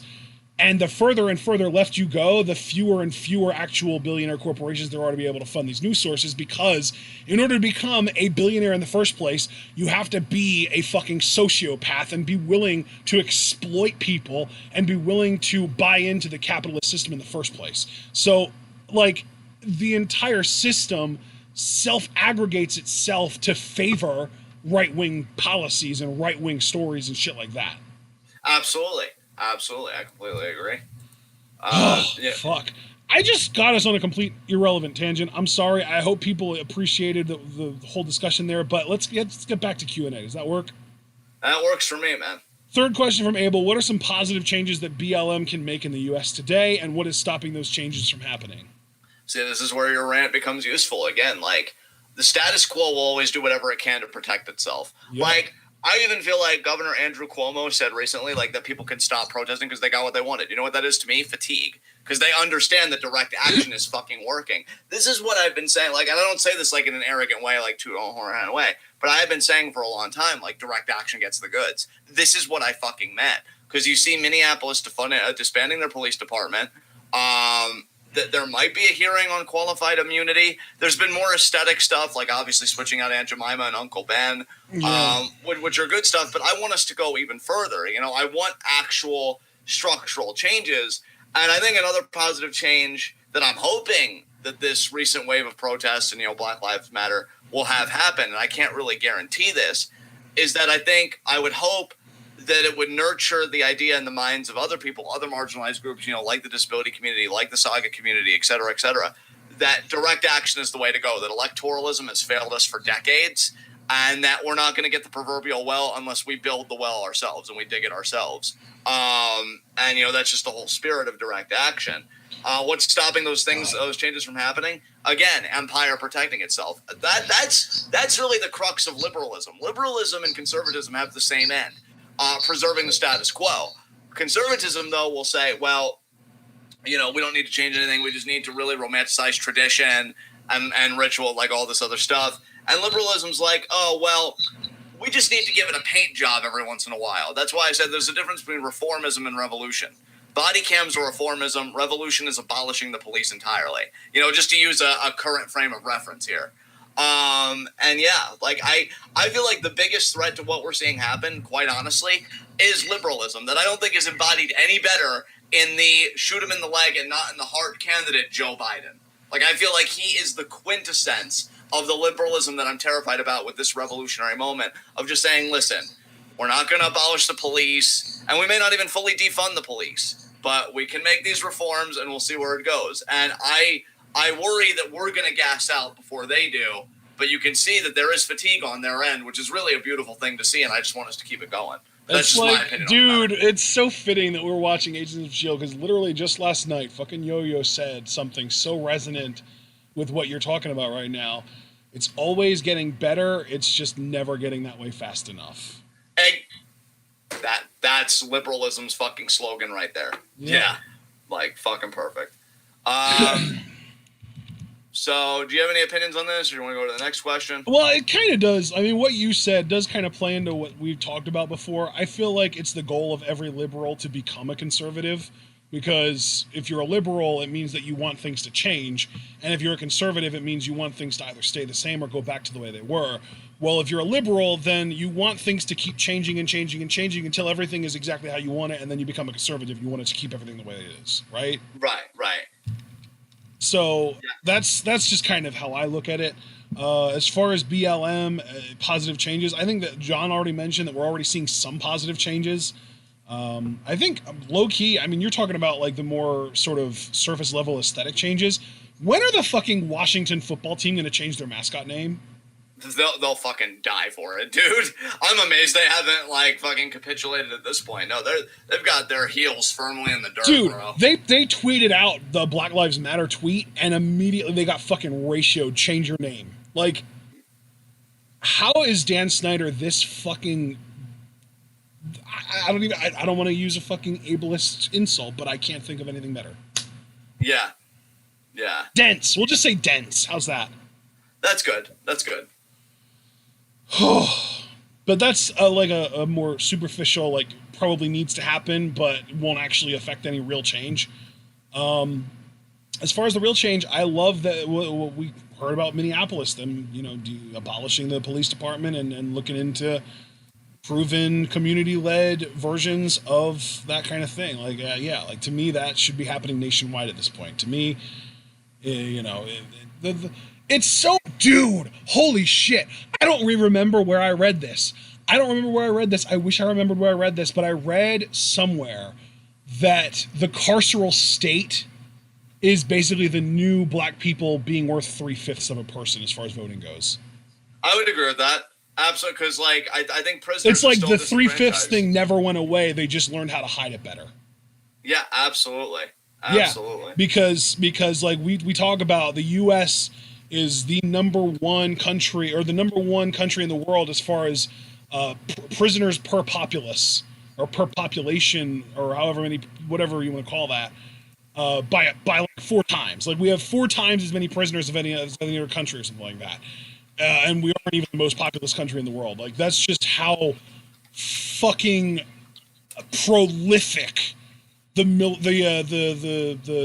prison system is in the U.S. The carceral state is in the U.S. Right, and we also know for a fact that areas with higher population of Latino and or Black residents are more highly policed. Black and brown people are more likely to be imprisoned. They're more likely to get more severe punishments, including prison, than white people for the same exact fucking crimes. And we also know that felons aren't allowed to vote.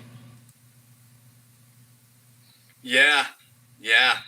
That's the thing. Voter disenfranchisement of the prison population to me is fucking. I mean, everything you mentioned is sickening, but that really like sticks out. Like, that is so sickening to me that like we just incarcerate them and then we just try and forget about them. Really. Yeah, dude. That's the thing. Is like, because like I mean, we've talked about before, like Florida re-enfranchising felons, like giving them the right to vote back, and they're like one of the only, if not the only state to do that, aren't they?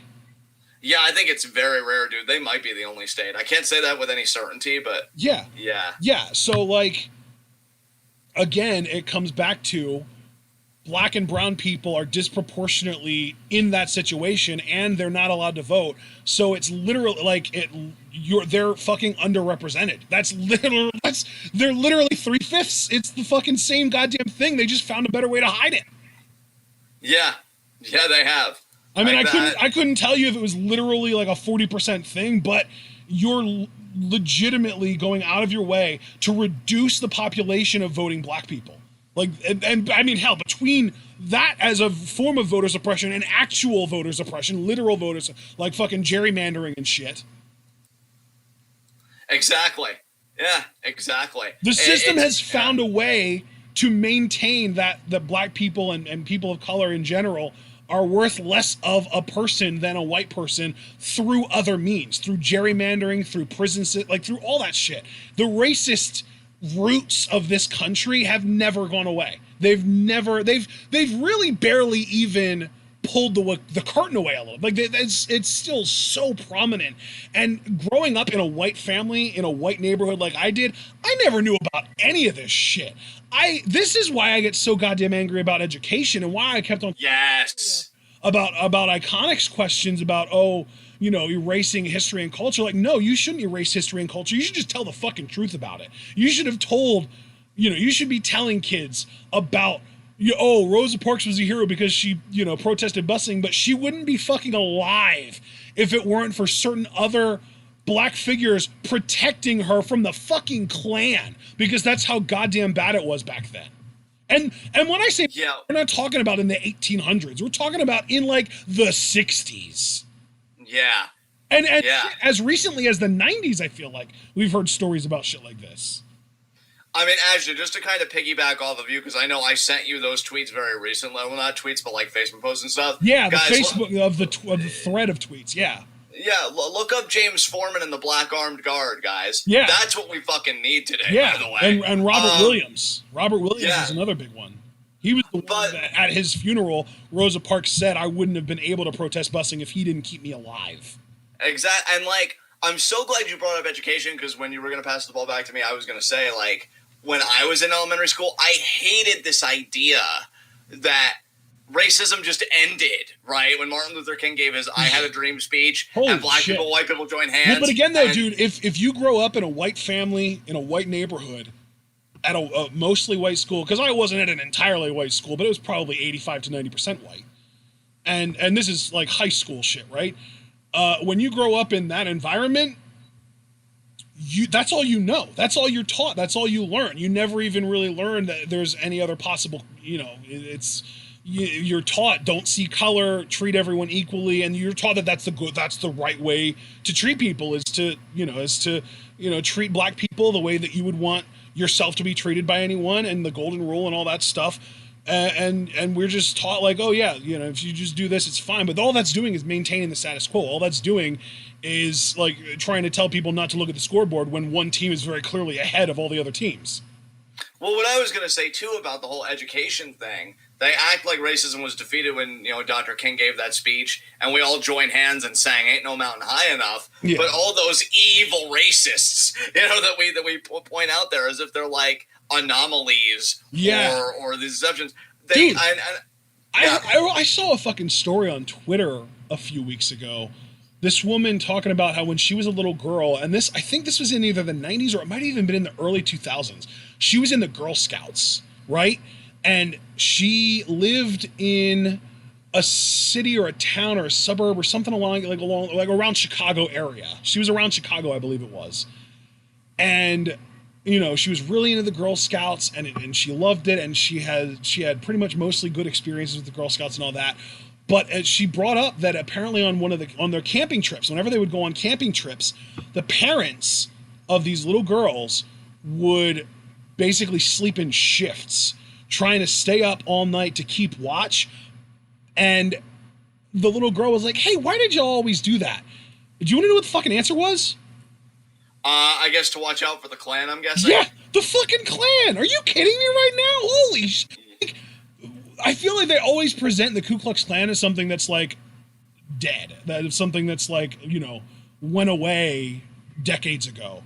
But holy shit, like, they recently said in Birmingham that they were going to kill every black person in Birmingham. Dude, Alabama. it's unfucking, like, and hell, I mean, we already know that Nazis are still fucking around, that they need to fucking go too, but like, it's actually mind-blowing, because like, to me, treating everybody as equal and, you know, the egalitarian mindset and, you know, trying not to see color and shit should be the worst mindset that you come across. Not literally people who actively think black people don't deserve to live. Like, what the fuck even are you? Because I don't recognize you as a fellow man if that's how you fucking think. I'll never forget, maybe surprise is the wrong word because I don't want to like put that on you, but just like disbelief is a word I think we could both agree is fair. When I told you about, you know, like white supremacists and they want an ethno state, and you're like, oh, what's an ethno state? It's like, oh, well, they just believe that states function better when it's just people of their quote unquote own kind. So like Africa for black people, America for white, but like all that stuff. And you were just like, you know what though? At the same time, I feel like there are a fuck ton of countries in the world right now that are ethno states. Japan might as well be a fucking ethno state, because how many times have we heard stories of people that will try to move to Japan but will never really feel like they're fully accepted, never feel like they fully fit in, never feel like they are a part of the Japanese people because they weren't born there. You know what I mean? Like, there are legitimately ethno states around the world. And I mean, hell, Japan is actually an unfortunate example that white supremacists hold up as like this great thing of like success for an ethno state too. But like, fucking Nordic countries a lot of the time will be basically ethnic. Like, that shit exists, and that's also another reason why I think that, like, why I haven't just completely given up hope for the U.S., because we are a fucking melting pot, and we just need to learn how to goddamn get along, for fuck's sakes, you know? But just to tie up my one point, because I know you wanted to share that story, what bothered me about education was, again, they acted like these races just, you know, evaporated into thin air, right? Like, oh, I guess Dr. King wins, let's go, guys. But these people grew up to be policemen. They grew up to be politicians. They grew up to be judges. Yep. Like, when we say throw the whole goddamn thing away, we mean throw the whole goddamn thing away, which is one thing that I like with this whole defund the police and or just straight up abolish the police movement. People are saying, whoa, whoa, whoa, whoa.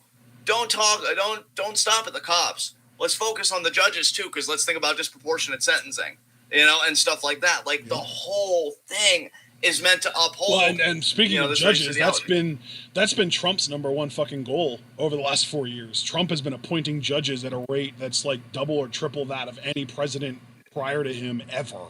Did you hear that he recently appointed his 200th judge for like a circuit court? And I think all vacancies have been filled now. From what I understand, something like 25% of the judges in the courts throughout the U.S. are Trump appointees. It's fucking horrifying. Yeah. What was even the initial question? I feel like we go on these and then, it was how BLM can make the U.S., you know, better today, and what's stopping those changes from happening. So we're still, I think, we're still, you know, we're still actually talking about, you know, we're still on the question. We haven't gone too far off on a tangent. We're still talking about shit that relates back to the question, like what's stopping the changes from. Yeah, because it just shows though the structures go that deep. Yeah, y'all thought Hydra was made up. That shit's a fucking stand-in for white supremacy. You think about fucking redlining, you know, and like black children and family not able to get the same access to like jobs, housing, or education as like white families. That goes with gerrymandering too, like that, you know, gerrymandering, the whole idea that, you know, I could have a classroom of 20 kids and, you know, suppose, you know, 15 or 14 of them want column A and only 4 or 5 of them want column B. I could find a way to draw the line so that we have like, say, 3 districts, and one district has 7 kids that want things one way. And you know what I mean? Like, there's a way to gerrymander ways to get it so that the minority is the one that's represented rather than the actual majority. Yeah, absolutely. The example I gave was bad because I had too small of a minority, but it's never really that small of a minority in the real world. So say it's like 12 to 8. So, you know, suppose you have 12 kids. Let's just use colors. 12 kids want their mascot to be green. 8 kids want the mascot to be purple, right? I could literally have 3 districts. I could have a district of 7 kids that want green right? Or 8. We'll use 8. We'll use 8. Or no, we will use 7. Fuck it. We'll use 7 kids that want green. And that leaves us with 5 kids that want green and 6 kids that want purple, right? So I could do a district of 4 green or 4 purple and 3 green, and then I could do a 2 and 2 and it would be a tie. So it would look like a 50-50 split, when in reality it's a major majority for the green. Like they find ways. And if you really wanted to go even worse with it, you could do 8 green, and then you would have 8 purple and 4 green left, and you could literally just say, oh well, you've got 2 purple districts over here because you do 4 purple and 2 green in each of those 2 districts, and you've got 2 purple districts and a green district, and it looks like purple is the majority, even though green is the majority. It's got 60% of the representation or of the people, but only a minority of the like it's fucking brutal, man. Gerrymandering is disgusting. Redlining, like you said, is similar in the sense that they will literally like draw specific lines around certain neighborhoods and be like, these people can't get access to certain, like, yeah, it's fucked, man. It is fucked. Yeah, absolutely. All the way down, it's fucked. Yeah. So next question from Abel. I'd actually like to go first on this one, but you can read it. Thoughts on cancel culture? Should people be allowed to grow from their mistakes, or should some things be considered irredeemable? Okay, I need to be really careful with this question, but I do have opinions on it. So here's the thing. We need to be careful when we invoke a term like cancel culture, because in a lot of ways it doesn't really exist. You think about guys, what's that one guy? Louis C.K. I guarantee you in another few years he'll probably be getting a Netflix special again and making money again, Kevin Spacey might be another one. I don't know. Because when we think about, like, canceling, does it mean that everybody's going to stop buying their stuff or watching their stuff? Not necessarily, because just as many people are part of the quote-unquote canceling that person, just as many others are like, oh, I miss when you were producing art or whatever. They're probably not going to be incarcerated. Not that I'd be for that anyway. I do consider myself a prison abolitionist. There have got to be other better forms of justice. But then here's what I don't like even about the very idea of it. And again, I need to be very careful here.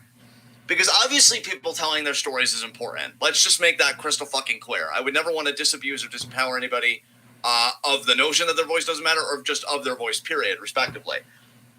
What makes it so messy is precisely the idea that we don't have a justice system or a culture of justice that can handle these things adequately. Why does a cancel culture exist? Because we let people like Brock Turner get off scot-free, right? Who was supposed to serve God knows how many years, and he only ends up serving 3 months.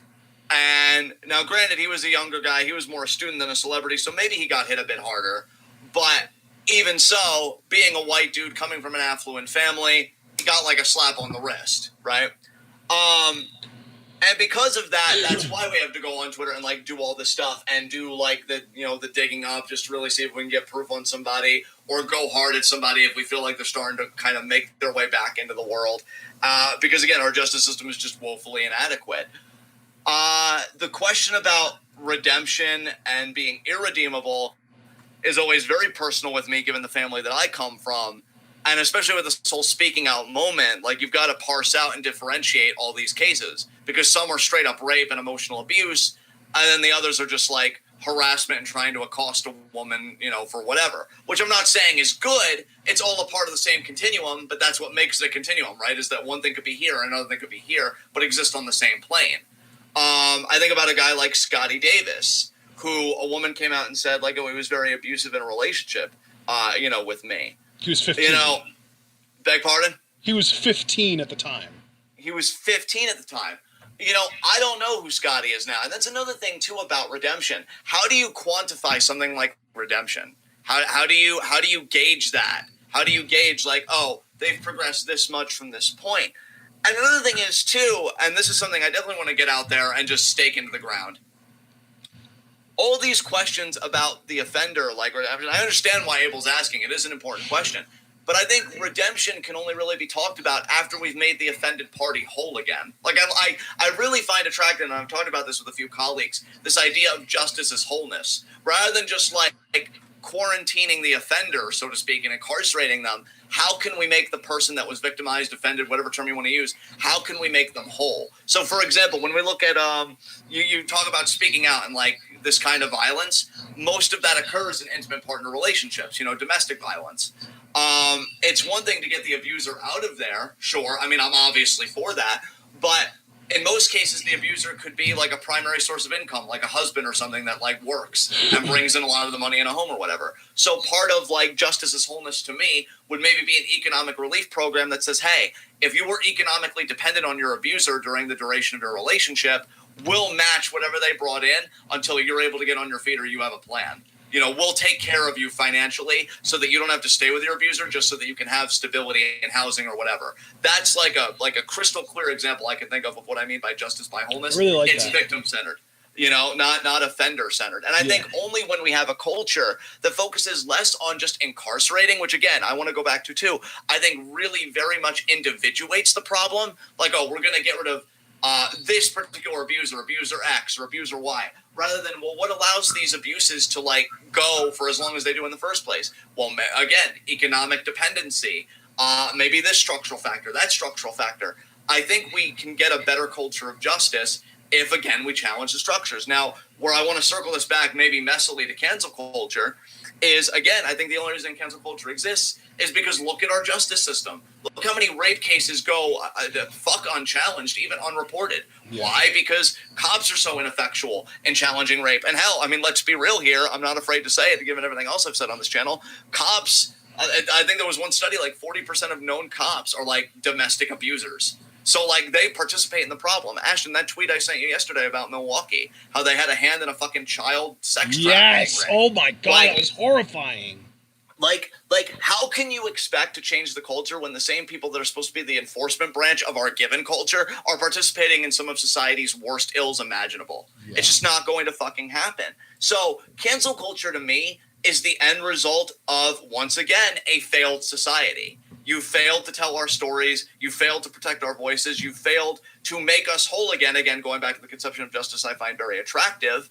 So we've got to take matters in our own hands, and we've got to do Twitter threads, and we've got to do this dogpiling because we have nothing substantive or concrete to actually work with. And that's a fucking crock. But at the same time, though, as we can see with speaking out, to kind of get ahead of myself, because I know Jackie asked about this, and we'll circle back around to this, already people were putting out fake lists. Yep. And that's what I hate about it, because it's not so much people speaking out. I want to make that clear, because what other platform are you going to use? And when you're historically, again, disabused of the notion that your voice matters, and you're deprived of your voice, and you suffer, what we in philosophy call epistemic violence. That's violence that you can be a knower of anything. So if I walked into a room and a black guy walked into a room and the subject was like Greek literature, most people in the audience probably assumed that I was going to be the speaker of the lecture, when it very well could be the black guy, because his blackness equates to not being able to partake in knowledge or produce knowledge or have no or whatever. So, that kind of stuff happens to women. Gaslighting. Oh, it didn't happen like that. So many things happen to women. What other refuge can we expect them to take? And men, when we think about Keith Lee. I don't want to make it seem like a women-centric problem, but it happens predominantly to women, which is why I just keep going back to that. And I also feel like I've read that it happens even more predominantly to black women, and then even more predominantly to black trans women.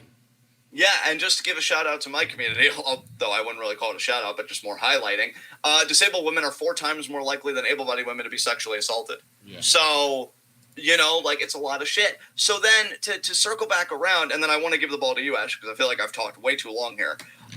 Abel says, should people be allowed to grow from their mistakes, or some things are redeemable?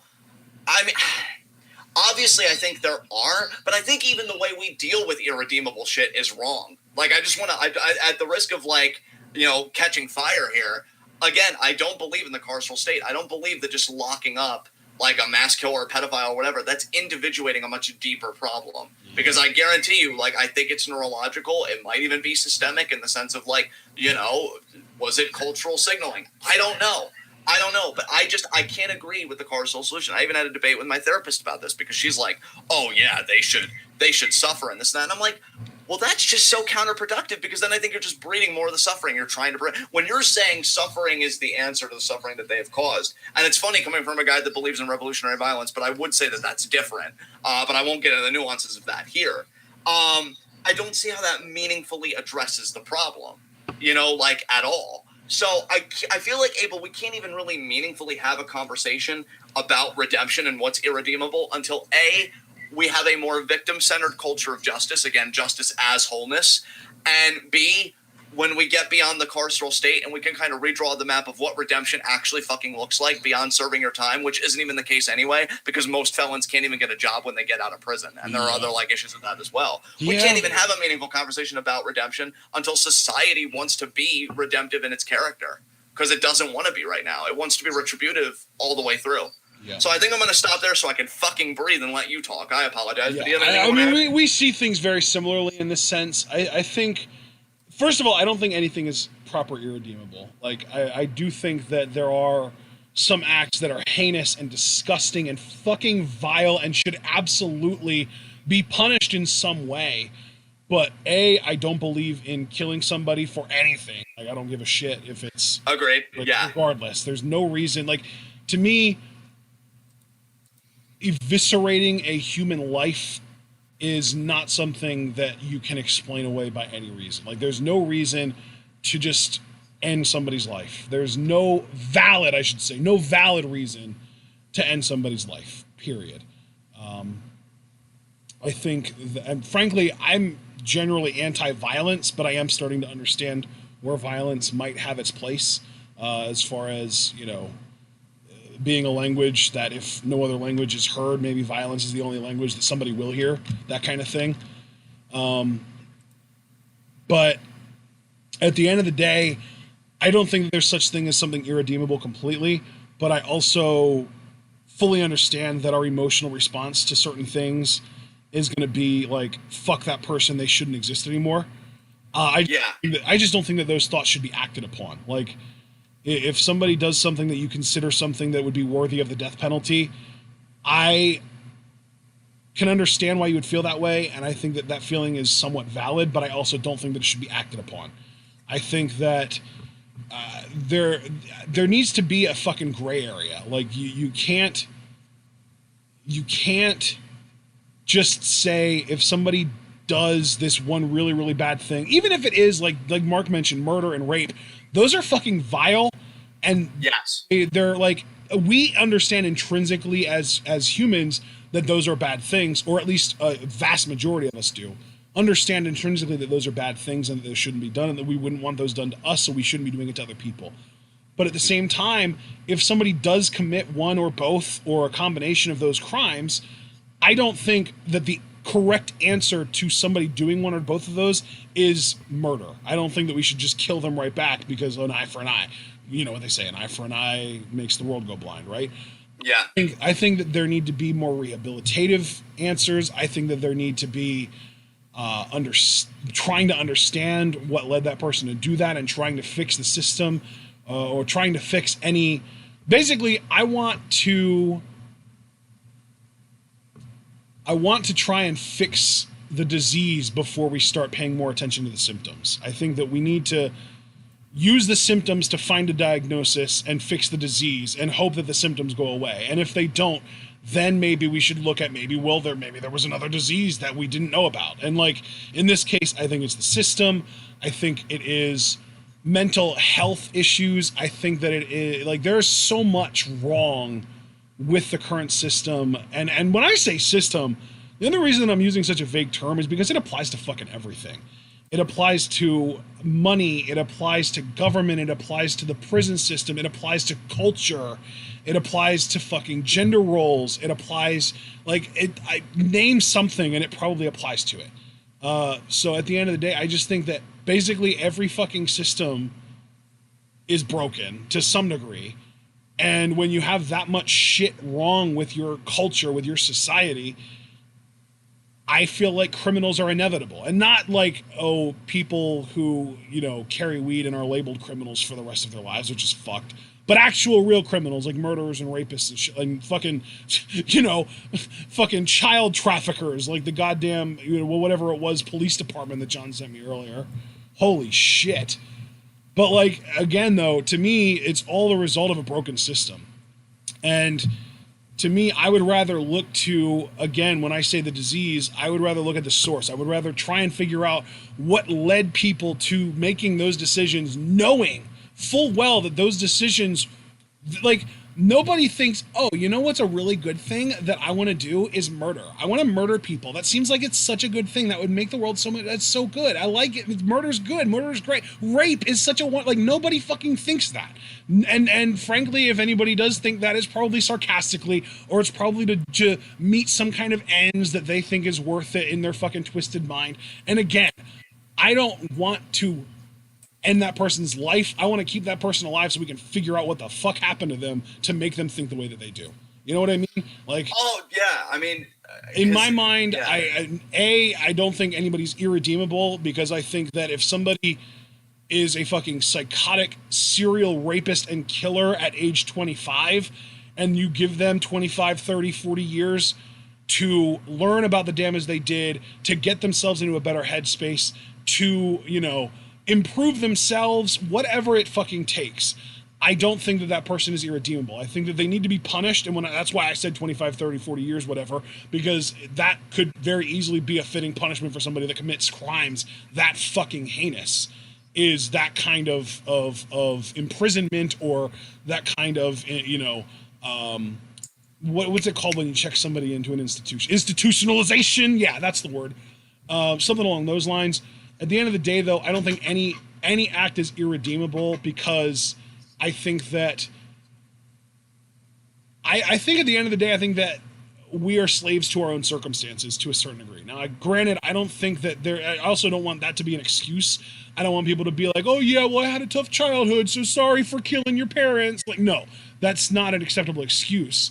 But I do think that we should be looking at the root of the problem, rather than looking at, oh, well, when I say the root of the problem, again, I'm going to use another fucking analogy here, but rather than looking at the root of the problem, we're looking at a few bad leaves that sprout, and we're like, oh, fuck these leaves, pull them away, rather than trying to figure out what the fuck is wrong with the roots that are causing the leaves to grow that way in the first place. You know, like, I am 100% in on rehabilitative justice over retributive justice, like John said.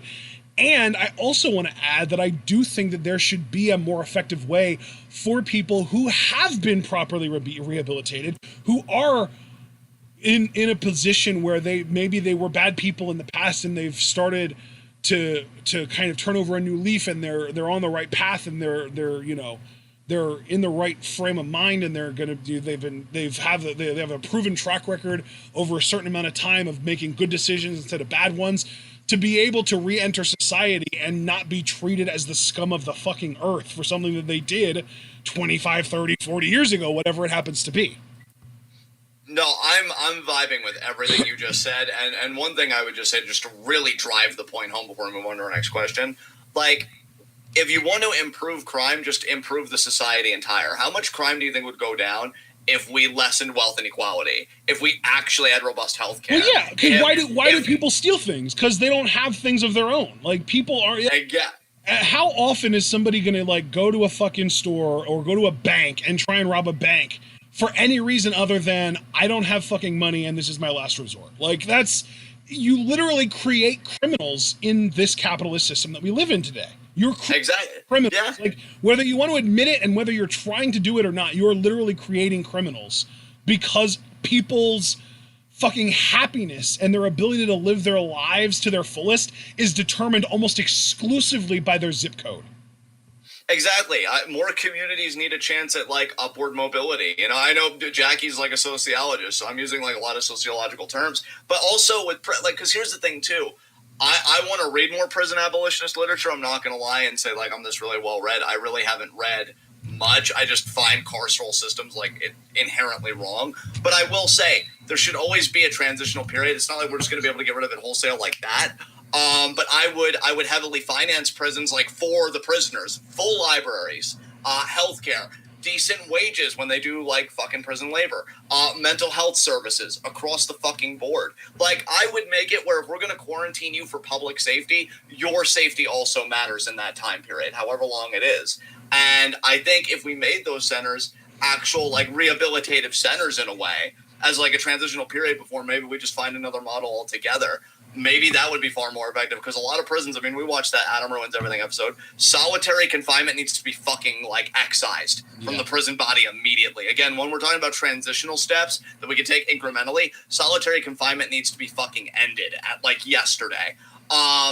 Education programs need to be reinstituted and well funded. Like, that's the shit I'm talking about. Make them actually well, and that's why I'm just anti-prison in the first place, because to me, you're wasting so many resources keeping somebody locked up when you could be using those resources to help that person.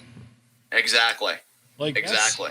That's like my whole view on the world is that there are no bad people. There are only people who have made really bad decisions.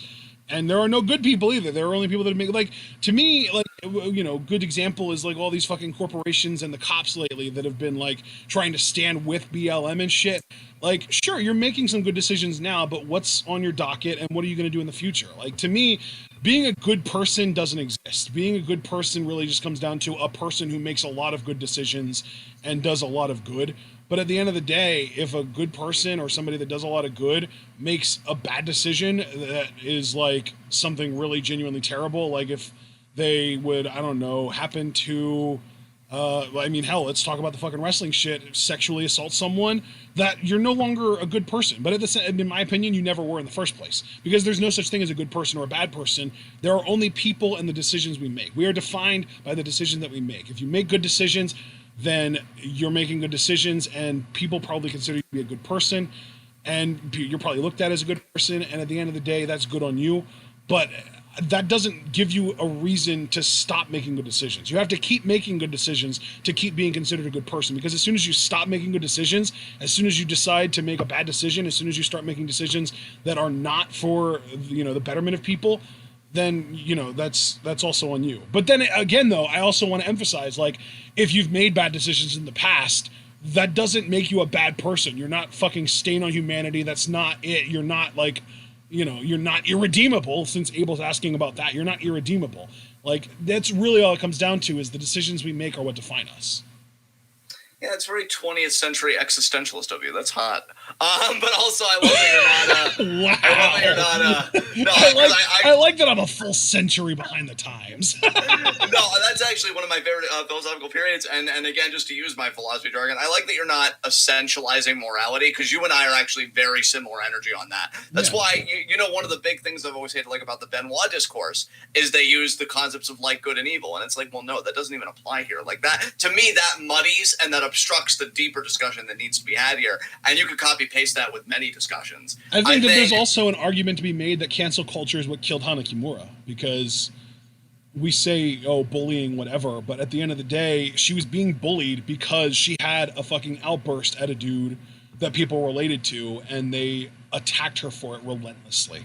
Like, to me, that is one of the biggest problems with cancel culture, is the dogpiling. Like, to me, if somebody gets called out and they get publicly shamed, I think that, first of all, I do think it's kind of a shitty thing to do. But like John, I think John's answer was also really resonant in the sense that we wouldn't have to do that if people were just held responsible for their bullshit in the moment, rather than waiting for, you know, 6, 8, 10, 12 years down the road, 20, 30, whatever the fuck years down the road, for somebody to decide, you know what, this person sucks. They did never had to pay for it. Fuck them. I'm calling them out on Twitter. Like, that shouldn't have to happen. They should have paid for it. When, like, dude, we actually watched a new Rockstars video. Might have even just been yesterday. James Gunn being canceled a couple years ago, re-canceled because it was something that he had already profusely apologized for and had grown from.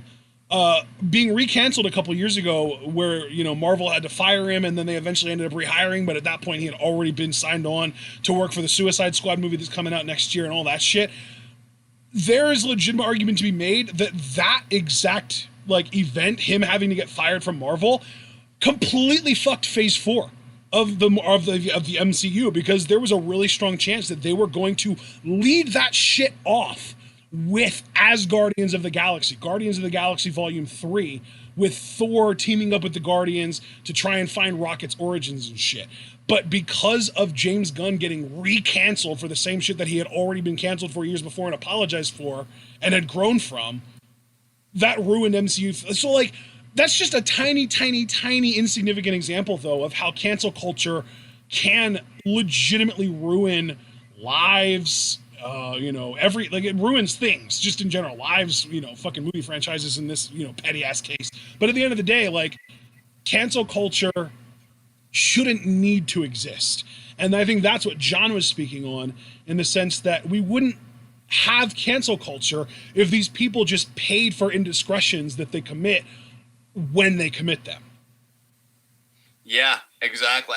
And it's funny that you bring up James Gunn, because the more recent example to me was Kevin Owens, because apparently an old clip from like a PWG promo, and he hasn't worked for PWG in how many years? Yep. Of him saying the N-word, but apparently people like already in the replies were like, oh, he's already addressed this and apologized for it profusely, including on Lillian Garcia's podcast, which I'm guessing is a pretty wide reach. Right. So like, and hell, we haven't even talked about fucking weaponized cancel culture, which also applies to the James Gunn story, because apparently the whole thing a couple years ago where he got re-canceled after having already apologized for the shit was alt-right pieces of shit digging that shit up because he disagreed with their politics, because he was getting too leftist, too liberal for their liking, right? Yeah, exactly. And the more recent example is the Sammy Guevara thing, because that fucking, you know what? I'm not even gonna go in on the dude, but the guy, I'm not even gonna say his name, and I'm not even gonna say the name of the podcast. The guy whose podcast Sammy said that shit on, and I'll explain this all to you later, but I'm not going to give them the time of fucking day, because they are worthless sacks of shit. And quite frankly, the less of a platform they have, the better. So fuck them. But the guy whose podcast Sammy said that shit on was the one that had his audience dig that clip up. Oh, wow. Because Sammy was trying to dissociate from him and the toxic ass culture that he had created with his platform. Sammy wasn't returning his calls. Sammy was, in his mind, in this dude's mind, who I refuse to say his name, big leagued him. And he, in response, decided to go out of his way to try and ask his audience to help him get Sammy canceled.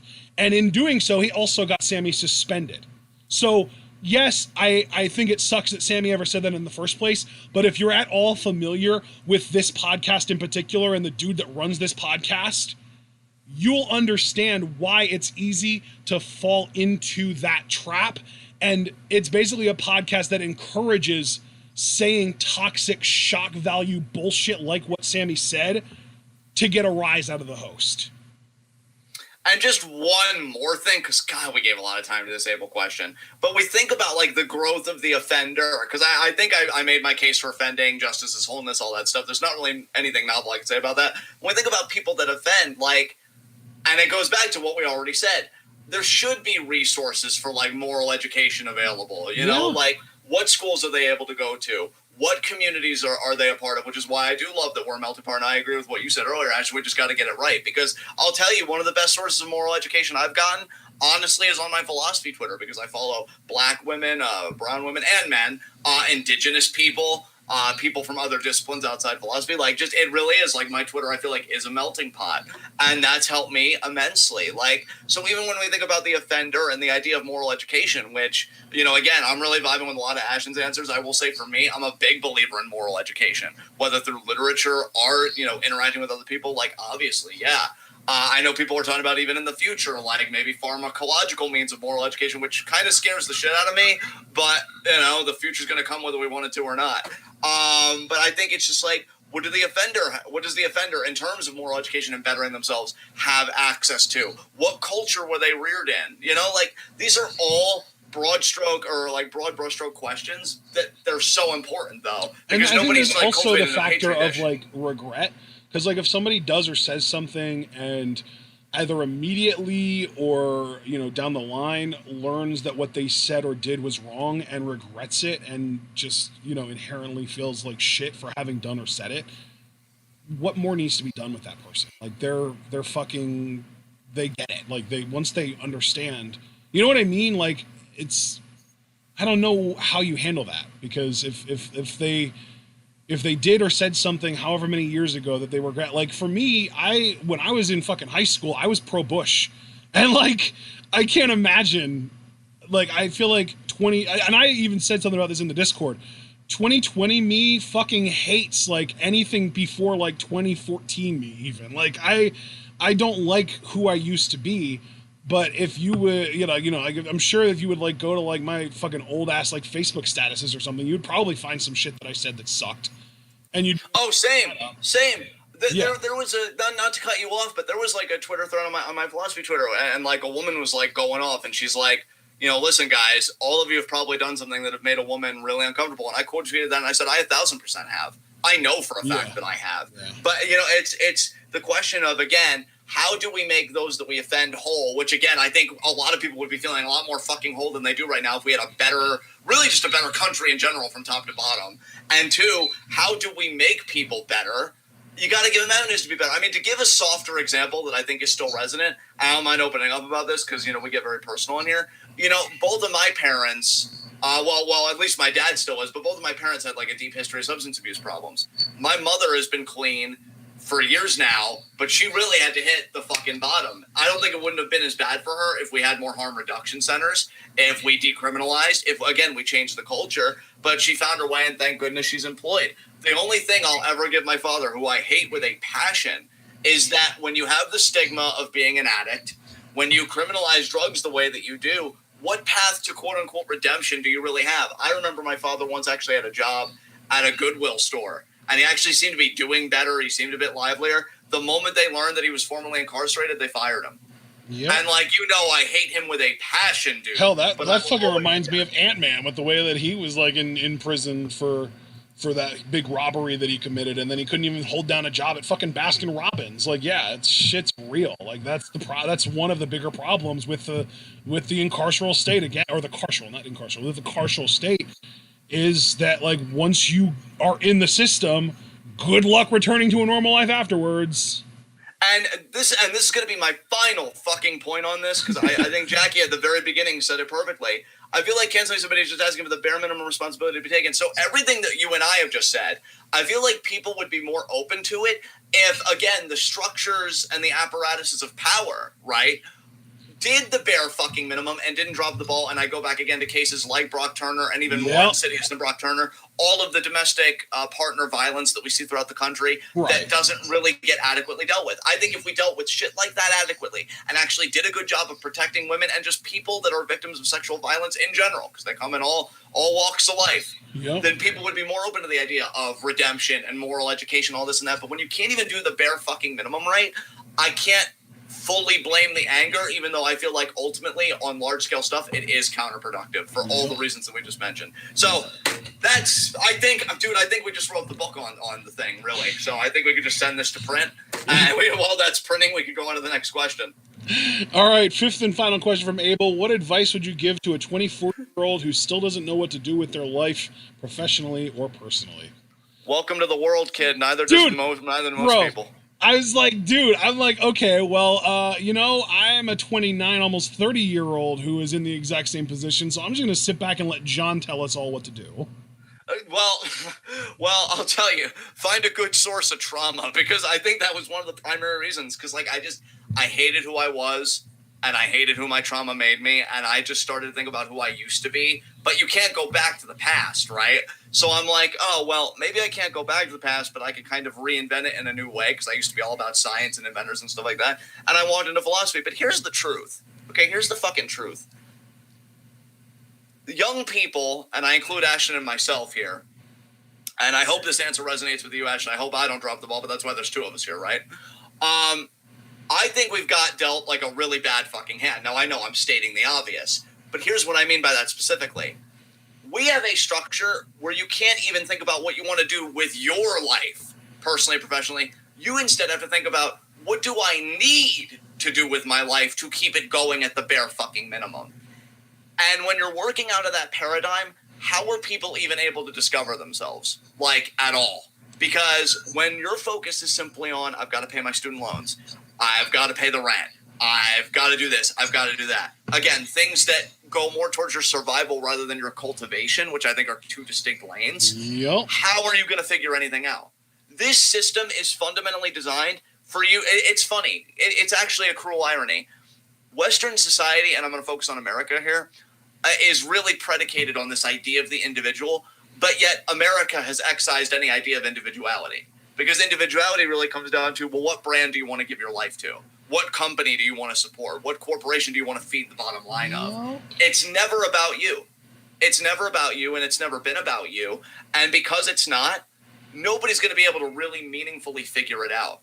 I'll be honest, guys, and I've always been truthful about this because I want this for everybody. That's what people don't get. It's funny that the idea is like, oh, well, then you should just get a job, meaning me and other disabled people, which fucking good luck with that. I've already talked about it before on other Q&As, and my God, we've already gone well over 3 hours. But, you know, let's just say disability and job. Beg pardon? We're closing in on 3.5. We're right here. Yeah. But disability employment, not exactly the greatest history. So, you know, the only reason I think I'm able to really pursue my passion, and I go at it hard. You know, I'm proud of the work that I've done. It's not to try and delegitimize that, but I am a Social Security beneficiary. I do have a net that, you know, does, you know, catch me every month until it doesn't. But I've even said when it doesn't. My grandmother actually asked me this recently. She's like, what would you do, like, if you just didn't have this to do anymore? I'd say, well, you know, I'd get a job because supporting my family is important to me. I'd find some way, but I'd probably hate the rest of my life. Like, I told her that straight up. I said I'd do it to keep everything going, but I'd hate the rest of my life. And nobody should have to live like that. When you have to live by the paradigms of sustenance and perpetuation, which are just such basic fucking drives that have no life or vitality to them, what the fuck is the point? So what would I tell 24-year-old person that doesn't know what to do? That's not your fault. You are caught in a culture that doesn't want you to know what you want to do, because that might actually be a kernel of resistance to the greater system that they'll probably find a way to co-opt anyway.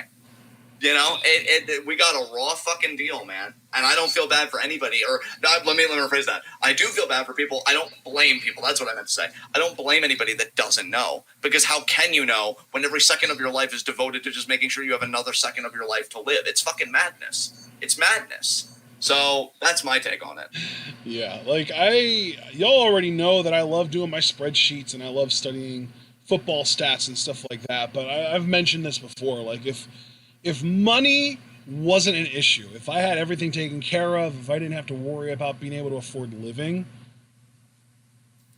I have no fucking clue what I would want to do with my life.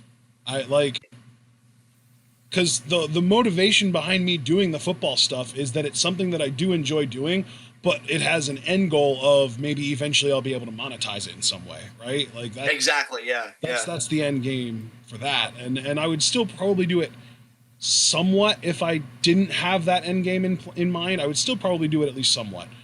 But like, I don't know. I feel like my time would be mostly dedicated to just learning languages, learning how to code, learning history. I would just be literally just trying to absorb information. And John and I do that very different ways. John likes to read. I like to watch. I'm a video watcher / audio listener kind of guy.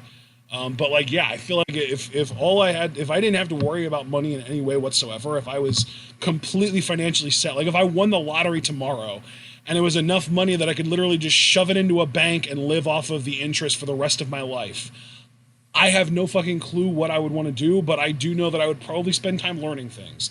And I don't even know what I would learn. I probably would just learn languages because I would be interested in traveling the world and you know experiencing other cultures and shit like that.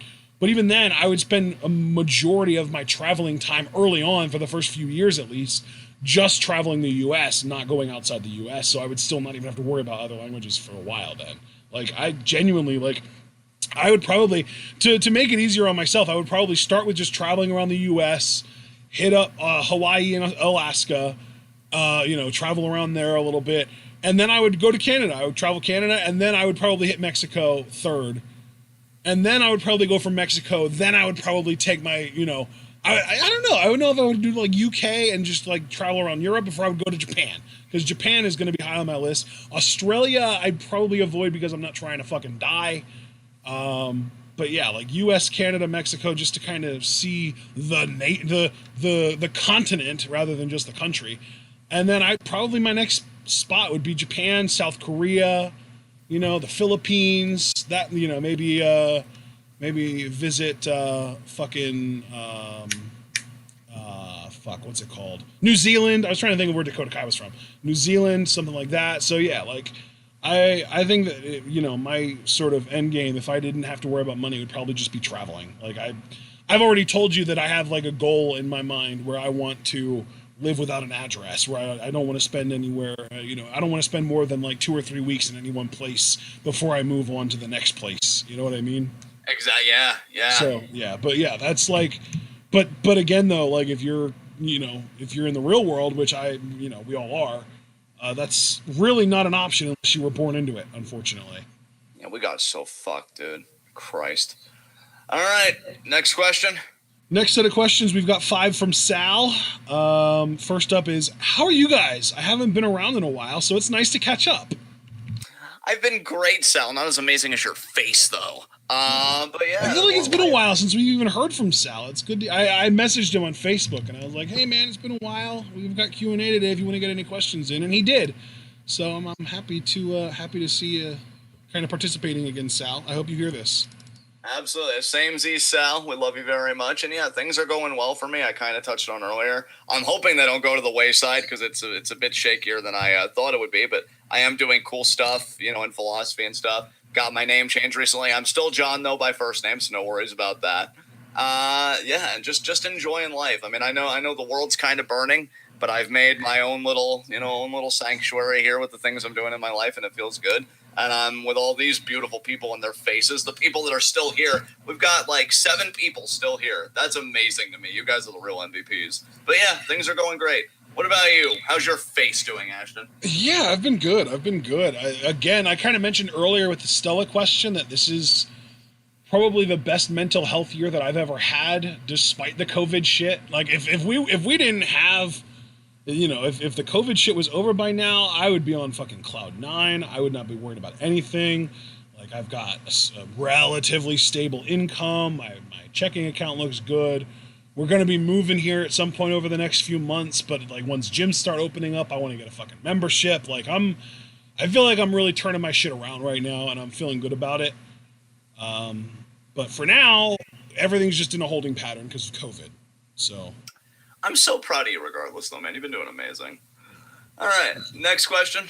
Second question from Sal. Do you think Chikara shutting down was the right move? And if not, what approach should have been taken? I don't know about the right move. It seemed like they got their hand forced with everybody resigning. Right. Well, I mean, yeah, like the whole thing was that Quackenbush was one of the big people that was accused, and he's the owner, so he just shut the thing down. Yeah. It sucks to see people out of work, especially in a pandemic, but I don't know what else you could have done. Well, it's not like anyone was working during the pandemic for Chikara. It's not like they were running shows. Right. So, yeah, I don't even know if right move is the word, but I can't really think about what other approach should have been taken, honestly. So yeah, I would say, even if you don't want to go with the word right, like even if you don't want to say it's the right move, I would say it was their only valid move. Yeah. So I would say, yeah, it's the right move, just in that sense. Third question from Sal. At the current rate of COVID-19 spread, do you think WrestleMania 37 will take place in LA next year, or will it be another PC show? I personally think it'll be another Performance Center Mania, honestly. Same. I do too, man. I do too. You hate to see it, but God, I mean, fuck. Look at the chart that I posted earlier. Like, it's not getting better. It's literally, it was starting to look like it might have eventually been starting to get better, maybe, possibly. And then people were just like, oh, I guess we're over it. And they started going out again. Like, it was nothing. I'm sorry. I don't know why. I pictured you in a lab going, okay, guys, look at this graph. You can see that it's not getting better. Yeah. It's actually getting worse. And then everybody's just looking at you, nodding their heads, with their finger pyramid. So you're saying we can reopen. And you just like have this look on your face like, that is the exact opposite of what I am saying. Are you listening to me? I feel like I'm taking crazy pills. But I'm losing money. And just the look on your face is just like, I've reached an impasse. We're all going to die. Like, oh my God. Oh, amazing. Yeah. Like, dude, even look at the fucking chart. Our peak. Okay, stop it. Okay, please. Okay. Just look at the goddamn chart, okay? We peaked. Our peak was higher than all but like 3 countries. Our decline was slower than basically every country, and now we're one of only like 3 countries that's spiking again. Yeah, no, it's ass, bro. It's like it's fucking bad. Look at the chart, motherfucker. Yeah, just look at the chart again. You're not accounting for the Y function enough. No, it's fucked. It's fucked. It's really bad. You see though that like the day that we're on currently is higher than any day that we were on in our first wave. Oh yeah, and dude, like what I was gonna say in all seriousness, I got my giggles out. Just you in a lab coat just seems so adorable. Son of a bitch. But like, but looking at this chart, man. You know, for people that wanted sports back so fucking bad, I guess you didn't want it bad enough, because they were even saying, dude, that like concerts and stuff wouldn't be able to happen until 2021. At this fucking rate, it may even be 2022 now, and I'm not even kidding. Like, who even fucking knows? Am I really that outlandish? Well, dude, that's like fucking Tom Wolf, our governor, the governor of Pennsylvania, has literally turned every county except for Lebanon County green, which is probably already a mistake, because I hate to be a meme, but if you look at the chart, like, it's clearly not actually getting better enough that we should be in the green right now. Lebanon County, though, he literally said Lebanon County has to stay yellow because you decided that it was already green without my permission, so you're staying yellow until it's actually time for you to turn green. Are you sure you looked at the chart? You should really look at the chart, because if you look at this if you just peek your little peepers over here at the chart. And then we find out it's not only because you have expert knowledge, but you worked like really long on this chart, and it only took so long because you were horrified at the data they were computing that was accurate even after triple checking it. And you're like, fuck. I forget what the fucking show was. I feel like it was probably like a Parks and stupid shit like that. I forget what the show was, but whatever that show was, where they were showing a chart of, like, it was supposed to be profits and it was just nosediving, and I was just like, yeah, but if you tilt the chart like this, and they just rotated it 90 degrees, and look, we're making money there. I feel like that's what the goddamn government is doing. They're just like, oh yeah, I mean, I see that the line is going up now, but if you just turn it like this, you can see that it's actually going down. Yeah. And like, we laugh about it, but this willful ignorance really is what this whole administration, this whole culture right now, this moment is predicated on. Like, I don't want to believe there's a virus, therefore there is no virus. Yeah. Like, Jesus Christ. Damn, bro, you are a philosopher. You're getting all I think for, therefore I on us over here. Even Descartes would have been like, relax. You know, maybe wear the fucking mask. I don't know. It's just unbelievable, right? Though, because the thing is, it's not even, it's daily new confirmed COVID-19 cases, period. It's controlled for population. It's per million people. And the European Union peaked at like 65, 66. We peaked, and we honestly, we never even got, like, that's it's not hilarious because people are dying, but it's fucking, life has become a parody at this point. Real life is its own satire, because the European Union peaked at like 66, maybe 67. And the US, once we passed that point the first time, we never got back down to it. Like, our low point after the first wave, before the second wave, was in that like 65, 66, 67 range. And then we were just like, oh, guess we fixed it. When we were at the same place that the European Union was at their peak, we were just like, oh, guess we're good now. Let's start partying again. Oh my God, this country is so stupid.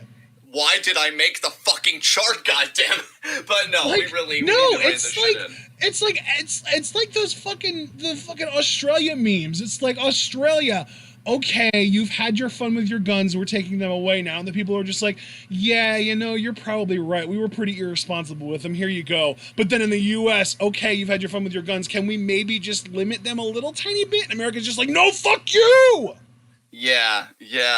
Dude, it's fucking similar to that. Like, the U.S. is an insolent child that throws a temper tantrum anytime their government tries to tell them to do anything. And in this particular instance, more than any, people are dying because of it. Yeah, I mean, brother, that's the thing to me, and I'm being incredibly serious here at this point.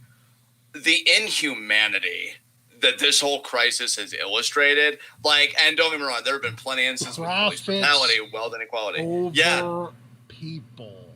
Yeah. But even just like people in general, I mean, like I'm not going to wear a mask, or like spitting in people's faces. I heard of a story of a guy that spit in a black woman's face. Where do you think those people that are so adamant about not wearing masks, where do you think they got that idea from? Yeah, like, you know, conservative mass media, corporate, brands. The same fucking ones that are owned by, you know, like AT&T and Comcast and Disney. Yeah. Buy shit. Yeah. That's literally the number one, the single largest problem in this country is that the media is bought and paid for by billionaires. That is, if there was a fucking solution to that, it would put an end to so many, and it wouldn't literally instantly end everything, but it would put an end, or at least a fucking end of days, like, you know, their days would be numbered kind of situation on so many problems. If we literally just had a fucking educated populace, it would be unbelievable how quickly things would start turning around. Like, it took this long for Black Lives Matter to become national news, and to not, and even now, I shouldn't say not, even now, there are still a lot of outlets that are reporting them like they're fucking terrorists or something. It's unbelievable. Yeah, and then I want to mention too, like, on, I don't know if you could call this ableism. I guess this is more ageism. But when people are like, oh, well, most of the COVID clusters are in nursing homes. Well, isn't that a fucking problem? Like, doesn't that tell us then that those institutions should probably be, like, greatly reassessed? Like, I know we joke about, like, old people and stuff, like, a lot here, but, you know, at the core, when we're talking seriously, humanity fucking first. And you look at that shit and it's like, well, that doesn't, all that tells me is then we've got deeper interconnected problems that are exacerbating this virus. So yeah, dude, the whole thing's, I go back to the whole thing's fucked. Just throw the whole goddamn thing away. Yeah. So to me, I used to always, and I still do believe this for, you know, very much, but I used to always say that, like, the number one biggest problem in this country was money and politics, and I still do believe that that is a huge problem, but I also think that one of the bigger reasons that that is a problem is because of the media, and because the people who are able to pay politicians to influence them to make, you know, policies that benefit them are the same people that control the media. Yeah. Yeah. God, you know what's more expensive, or you know what's a better investment than, you know, upsizing your corporation, is just buying a few fucking politicians and maybe investing in a goddamn news source so that you can tell people what you want them to hear. Yeah. Yeah. God damn it. All right, next question. Sorry about the tangent, Sal, but at the end of the day, yeah, COVID-19 is probably, in the U.S. at least, it's probably here to stay a hell of a lot longer than most people thought. Anyway, let's get to our fourth question from Sal. Do you think it's possible to put an end to sexual assault in the wrestling business? And if so, how would you go about it?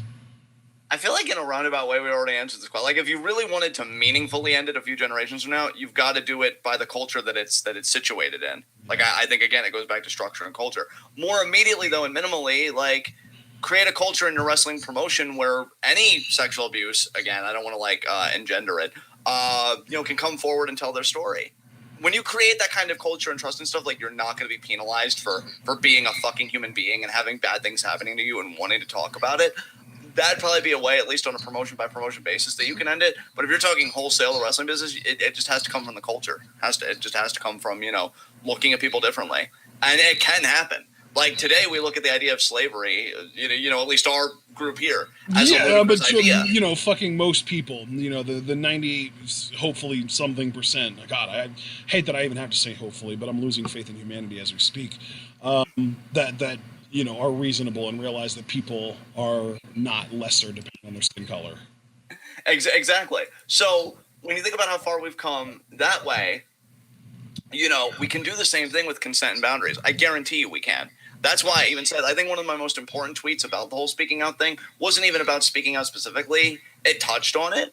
It was more just, again, we need a nationwide uniform sex ed curriculum. Like, the idea that there are still states that are holding out and doing abstinence only is fucking gross. Like, I'm not even going to, mince words. It's disgusting to me. It's disgusting and ineffectual. And I would institute it. Yeah, exactly. and I would institute it as early as kindergarten. And in kindergarten, we would do the basics of like, you know, consent and boundaries. Like no more of the shit of, oh, if she's running away from you, that means she likes you. That's where the fucking shit starts. Oh my god, yeah, that's a great point. Like it's literally embedded in our culture that fucking early. Like that is the definition of early rape culture. Holy shit. Yeah, dude. That's why you and I both, and I mean, you said it, so I'm only kind of taking things like you've said. I think we both agree on this. If you really want to meaningfully change the culture, you've got to get to the inheritors of that culture. Yes. If we can teach children, like, no, when she runs away from you, sweetie, that means she's not interested. And like, don't get me wrong. Let's not start having. And I know fucking right-wing baiters would fucking do this shit, where they'd make like a news article on their blog or whatever, but they'd make it seem like a big source, like, oh, little boy demonized as rapist because he, you know, whatever with a little girl. Like, no. I shared my story of one of my earliest instances of consent. I had a childhood friend come over, you know, our apartment where I used to live like every week. One week she came, I was really excited to see her. I ran up and I hugged her. The week after, she said that made me very, very uncomfortable. Don't ever hug me again, please.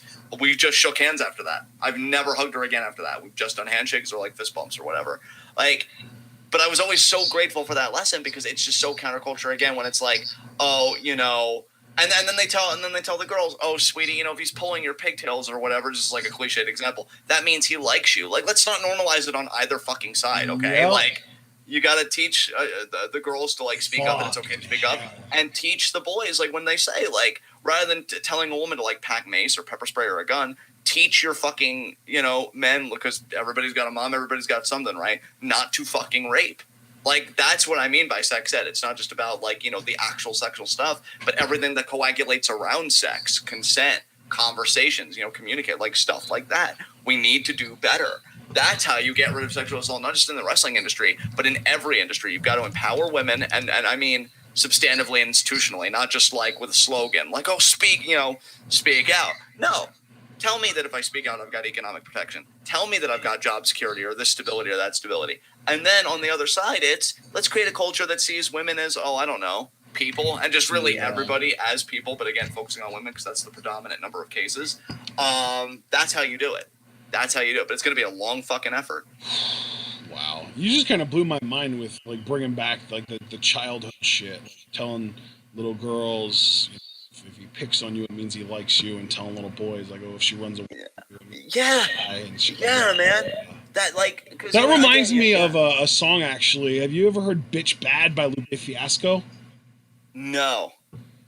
It basically explains how, like, you know, a little boy riding around with his mama listening to the radio, and the song comes on, and this little boy, obviously, he's, like, really impressionable. He's, like, 4 or 5 years old, maybe, and his mama is, like, singing along with this song, and it's talking about, oh, I'm a bad bitch, and I'm that bitch, and all that shit, and, like, basically talking about how he's relating the word bitch with his mom, and she's relating it to herself, and it's talking about, like, he may skew respect for dishonor, and then talking about little girls who are on the fucking internet, and he even says, like, you know, it doesn't really matter if they have parental clearance, they understand the internet better than their parents, and now they're, you know, they're on the internet, and it's probably uncensored, and they, you know, they see their favorite singer singing about bad bitches, that's all I want and all I like in life is bad bitches, and then they're not as concerned with the actual dude, they're more paying attention to the video girls,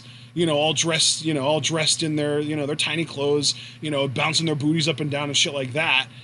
And it's like, holy shit, like these two, like when these little children are seeing all these associations with the word bitch, and then they just, like, they clash, and it literally, it's you're teaching children to fucking be disrespectful towards women, and even women, you're teaching women not to respect themselves and shit like that. It's unbelievable, some of the shit that we teach our kids. Like, it's fucking ridiculous. Yeah, absolutely, brother. All right. Next and final question from Sal here. What do we got, brother? If you guys have like 4 or 5 minutes to spare, check out the song "Bad Bitch" by Lupe, or "Bitch Bad," not "Bad Bitch," "Bitch Bad" by Lupe Fiasco. He's literally saying that, like, we need to stop using the term "bitch" to describe women. Yeah. Oh, that's like awesome. The chorus is "Bitch Bad, woman good, lady better. They misunderstood." Yeah. Ooh, I should check that out. Yeah, it's good shit. Lupe's fucking fire most of the time. But anyway, let's get to our fifth and final question from Sal. We've only got 7 left after this. Do you see the PS5 and Xbox Series X being successful in ridding the world of physical video games, or will they always be around? I think that you'll always have like collectors and stuff, Yeah. and I think there'll always be a market for it. So I would say, yeah, they'll always be around. Yeah, of course. Totally agree. Next questions are from Dominique Adams. We've got 3 from Dominique. First question is, what are the chances that Dolph Ziggler upsets Drew McIntyre at Extreme Rules, only for Otis to cash in immediately afterwards? That's actually low-key brilliant, Dominique, because I actually, forgot about Otis. I don't mean that as an insult. It's just still kind of surreal to me that he has the briefcase. But I would say, given how Drew's being booked, like, less than 5%. Because I'm going to go right the fuck ahead and say 0%, because A, I would say that the chances of Dolph beating Drew is less than 5%. And then B, the odds on Otis cashing in on the Raw champion is 0%. Oh yeah, that's true. Established that Otis, they've literally made it obvious in the rules of Money in the Bank, you can only cash in on your brand's champion. Yeah, so yeah, throw the whole thing away. And I honestly hope the Ziggler match is a squash match, because there's no reason why Drew shouldn't squash Dolph. But it won't be. That's really sad. I also want to just add, I love that this question is basically Dominique trying to piss off the maximum number of people possible. That's it. That's his thing, man. I know. Because most people like Drew and don't like Dolph, so there's like one level of piss off. And then a fuck ton of people absolutely hate that Otis is, Money in the Bank. And, it's like, you took the title off of Drew to put it on this dude like that. Yeah, that would piss off so many people. Like, if your goal is to just be the ultimate troll, and then you've also got the degree of people like me who would be pissed off that the SmackDown dude is cashing in Money in the Bank on a Raw guy, that would piss me off beyond belief. Yeah. If your goal is to piss off the most number of people possible, that's how you do it. That right there is the tactic. Second question from Dominique, though. With the current brackets of the New Japan Cup so far, who would you consider being the dark horse to win? I would say Taichi. Because New Japan... Ooh, I like that. I really like that. I didn't even think of him, but I love it. Well, because New Japan just seems to have this weird thing with Taichi where they like randomly push him at times, and he did beat Naito in last year's G1, and he's the world champion right now, so I could totally buy Taichi winning. Oh my god, I love it. I can't believe I didn't think about that. Dude, fucking great prediction. Great. It makes sense given that I've been owning the New Japan Cup, so... Dude, if he wins, I'm going to throw a fucking hissy fit. I'd be like, God damn it. Why won't my powers come back to me? For if you would have asked me this last week, I would have said Shingo. Yeah, really.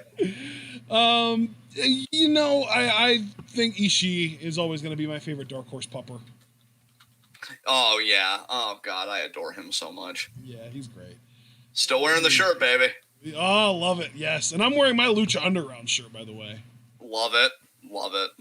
Third and final question from Dominique. Could you endure... See, I like this one, actually. Could you endure a 1-hour match between Yoshihashi and Yo if it guaranteed a Cameron Grimes NXT Championship reign?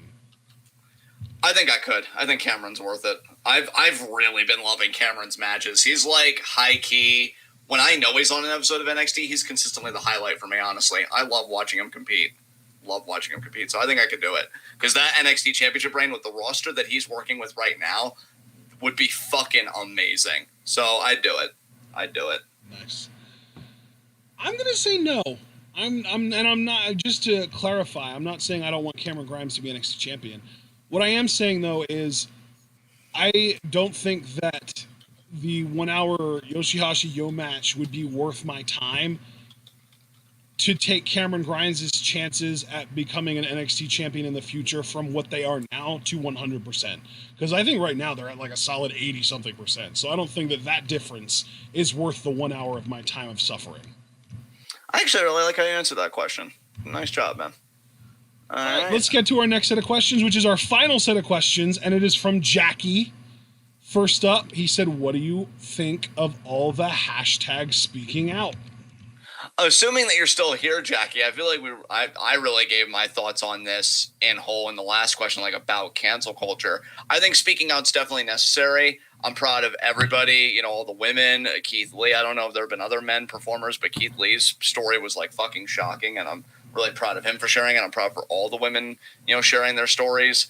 I definitely think it's needed. I just think what is dispiriting to me is, you know, how are you going to dovetail that into any like broader structural change? And I don't know if it's going to. You might like fire individual people or like individuate the problem again, but with every old harasser or rapist or whatever that like you call out and you do with whatever, the culture's always molding a new one to take its place. So that I think is my thought. I definitely think it's a welcome movement for sure. I just am very dispirited by the culture that it's situated in. So that I think that's just the most straightforward, succinct answer I can give. Yeah, I appreciate that. Yeah, I mean, oh shit, I don't really know if I can add much. I think that it is very brave for all these women to be speaking out in the first place. I think that it is very unfortunate that such a culture was allowed to even develop, especially in the UK indie scene where it seems to be the more prevalent. I think maybe to a degree that, and this is a very like Craig thing of me to say, because Craig likes to kind of catastrophize and run things out to the most illogical conclusion possible. But I think that Joey Ryan being caught up in this might unironically be the end of gross gimmicks, at least in the US wrestling scene. Yeah. Like, if your entire gimmick is that you're creepy or gross or sleazy, I can't imagine anybody still doing that after what just happened with Joey Ryan. Because, like, especially if you are, like, if you see yourself as a good person and you don't see yourself as, like, a sleazeball like Joey obviously was, and if you feel like you're above that, and if you feel like you don't want to be confused or you know, grouped in with them, I think that you would probably change your gimmick. Like, I feel like that is like an almost unforeseen repercussion that might come from this, is literally just that type of gimmick going away completely. The shock value gross gimmick. I don't know. I wonder if Priscilla Kelly is going to change anything up. Or if she's just going to keep doing her thing because she's a woman, and you know, who's going to accuse her of anything. And frankly, I can't imagine she's done anything. Although she is with Darby, and Darby got accused of some shit, so I don't fucking know. Maybe she does some shady shit that we don't know about too. I don't know. Maybe. But yeah, like I really do feel like there's probably this. To me, this is most likely just the tip of the iceberg. I think there's probably a whole hell of a lot more that isn't being spoken out about, and probably because it's active people that could still get the person speaking out blackballed. Vince McMahon just had fucking sexual assault allegations swiped under the table a few years ago, like it was nothing. Apparently, he physically like tried to grope a woman at a tanning salon, and that shit just got swept under the rug like nothing happened. So I think I almost have to wonder if more stories are going to come out after, like, Vince dies, and or after the people who are in power now are no longer in power, and or after the people who are victims now are no longer in the business, so that they don't have anything to lose in that sense. Yeah, bro, can I just to tag on something about Vince, if you don't mind? It's, like, interesting to me with Joey Ryan, right? Because I was hearing from some people that, like, if a performer wouldn't agree to do Joey Ryan's, like, dick flip spot, he would give him hell for it. Well, when you think about that, Vince owns his own fucking company, right? How many of those women wrestlers that he did, like, the sleeping storyline? Yeah, fucking Trish and Tori. Yeah, like, dude, yeah. I mean, that's some shit that I always felt uncomfortable about, even if I couldn't really explain why. But, like, the fact that this dude controls his company, and like, and that's the thing. It's not just like, oh, he's writing himself into these creepy stories. He's not just a writer. He literally could fire you if you didn't agree to do it. Exactly. To have like, that kind of power over you. It's that, to me, that's not even just assault. That is straight up fucking rape. Because it doesn't fucking matter if you want to do it or not. Your options are literally do it or lose your fucking livelihood. Like, that, to me, that's taking somebody's ability to say no and somebody's ability to choose and somebody's ability to even give consent away from them. Exactly. Wow, that is, everything again is fucked. Oh my God. All right, next question. Next question, this is more speaking out stuff. Second question is, with the open secret of Will and B silencing a rape victim being put in a greater light, what should happen to them? And dude, when you were talking earlier about making victims whole again, this is the question that I was thinking about, because to me, I think that more needs to be done to help prop Pollyanna up Yes. than should be done to Will or B. Yeah, dude. Again, you and I, same energy, because I think you could tell that I do have the Q&A list pulled up because I reference certain questions. I was thinking about this too, dude. Like, what we really should be asking is, how can we make Pollyanna, who unfortunately is retired because of everything that happened to her, how can we make her whole in her life now? Yeah. What does she want? And, what did she miss out on from the blackballing that happened in the first place? Exactly. What job, if we could reintegrate her into the wrestling industry. I think you said Thunder Rosa, right, was starting her own all-women's promotion. Yes, she is. How can we make Pollyanna a part of that? Does she want to be a part of that? Again, what does she want? Yeah. Because I think, again, focusing on the offenders and that retributive stuff, it leaves the victim totally out in the cold. And I guess it's a transitional step. You could make them part of the retributive process, but I think that's more of a paper cut than actually anything meaningful. It's, again, like a blunt force blow or a paper cut. Well, sure, I'll take the paper cut, but I'd like to just get rid of these instruments altogether. What's going to help Pollyanna? That should be the primary question. With Will and B, I don't even know if you could do anything meaningful now. It was so long ago, right? And his name's only gotten bigger since then. Yep. Would any company even be willing to risk that? Again, that's the thing. The way these structures and everything are situated, it's fucked. Because if you punish Will, is that really going to work well? And again, Pollyanna's completely left out of the conversation, so nothing's even being done for her. Well, the thing too is that Will could never work for the U.S. or in the U.K. ever again in his life, and he'd still be set for life because he's over in Japan, and they're not going to do shit about it. Exactly.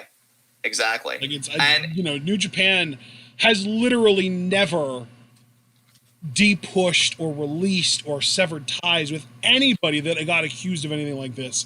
I mean, fuck. We already know that Taichi, cheated on his wife and still comes out with fucking Miho Abe all the time, like shit like that. We know that fucking Elgin was accused of some shit before he came to New Japan, and they did nothing, negative to him. They rewarded him with an Intercontinental Championship ring. Congratulations, Elgin. Like, New Japan don't give a fuck. New Japan genuinely could not give two shits about that situation, but. I mean, I wouldn't be surprised now if, and that's the thing too, is Will is the current Rev Pro British Heavyweight Champion. They ain't gonna do shit because he draws them money. He is like their top draw. Yeah, exactly. That's that's the big thing to me that is the problem, is that it's not just, we have a culture that enables it, is that we have a culture that fucking encourages it as long as you have a big enough name. If you're a big enough name that you can make wrestling companies money, it doesn't fucking matter what you do. From like an actual, culture standpoint, because nobody's gonna fucking do anything to you. Like, you're untouchable at that point, and that's where Will is. B, again, Stardom isn't gonna do shit, I'm guessing. So yeah, like, they're probably just gonna keep going on with their lives in Japan. Nothing's gonna happen to them. But if nothing's gonna happen to them, the very least that we could do is at least try and do something to help Pollyanna. Yeah, that's just it, dude. Because there's a distinct difference between punishing Will and rehabilitating the wholeness, metaphorically speaking, of Pollyanna. Those are two distinct things, because you may try and materially deprive Will and this and that as a way of compensating Pollyanna, but how does she even benefit from Will suffering materially? Like, it's counterintuitive. It doesn't even make any fucking sense. So I think the whole nature of like how we approach it, again, as we already talked about earlier, at much greater length. It's probably like 30% of the video. It's just all backwards. It's all backwards to me. So. All right. I guess we move on now to our third question from Jackie. How do you guys suggest we make wrestling safer for everybody? I think we just kind of discussed that, didn't we? I think we did. So, and Jackie, I know you're here, so you've heard all of it. So I feel like I have nothing to add. Do you want to move on to the next question? And the final question of the Q&A, Jackie's fourth and final question. Do you think Speak Out will make any significant changes to wrestling? I hope so, man. I hope, at the very least, I hope it makes creeps who either have already or are considering sexual assault just scared a little bit. Just put the fucking fear of God in them. Make them feel like, oh fuck, if I do this, I'm gonna get canceled on Twitter, aren't I? Yeah, exactly. Jackie, I'm gonna be real with you because I'm your friend and I can't lie. I'm with Ashton that I definitely hope it'll change. I'm pessimistic. I think at most what you're going to see is, again, the problem being individuated and certain performers terminated or suspended, but there isn't going to be any meaningful structural changes. I mean, maybe there will be and I'll be shocked, but like what a WWE or an AEW would probably consider as like meaningful structural change is like, oh, we're going to institute mandatory sensitivity training. And like, I'm sorry, that just doesn't... fucking, like, how long has mandatory sensitivity training has existed, and does it actually fucking do anything?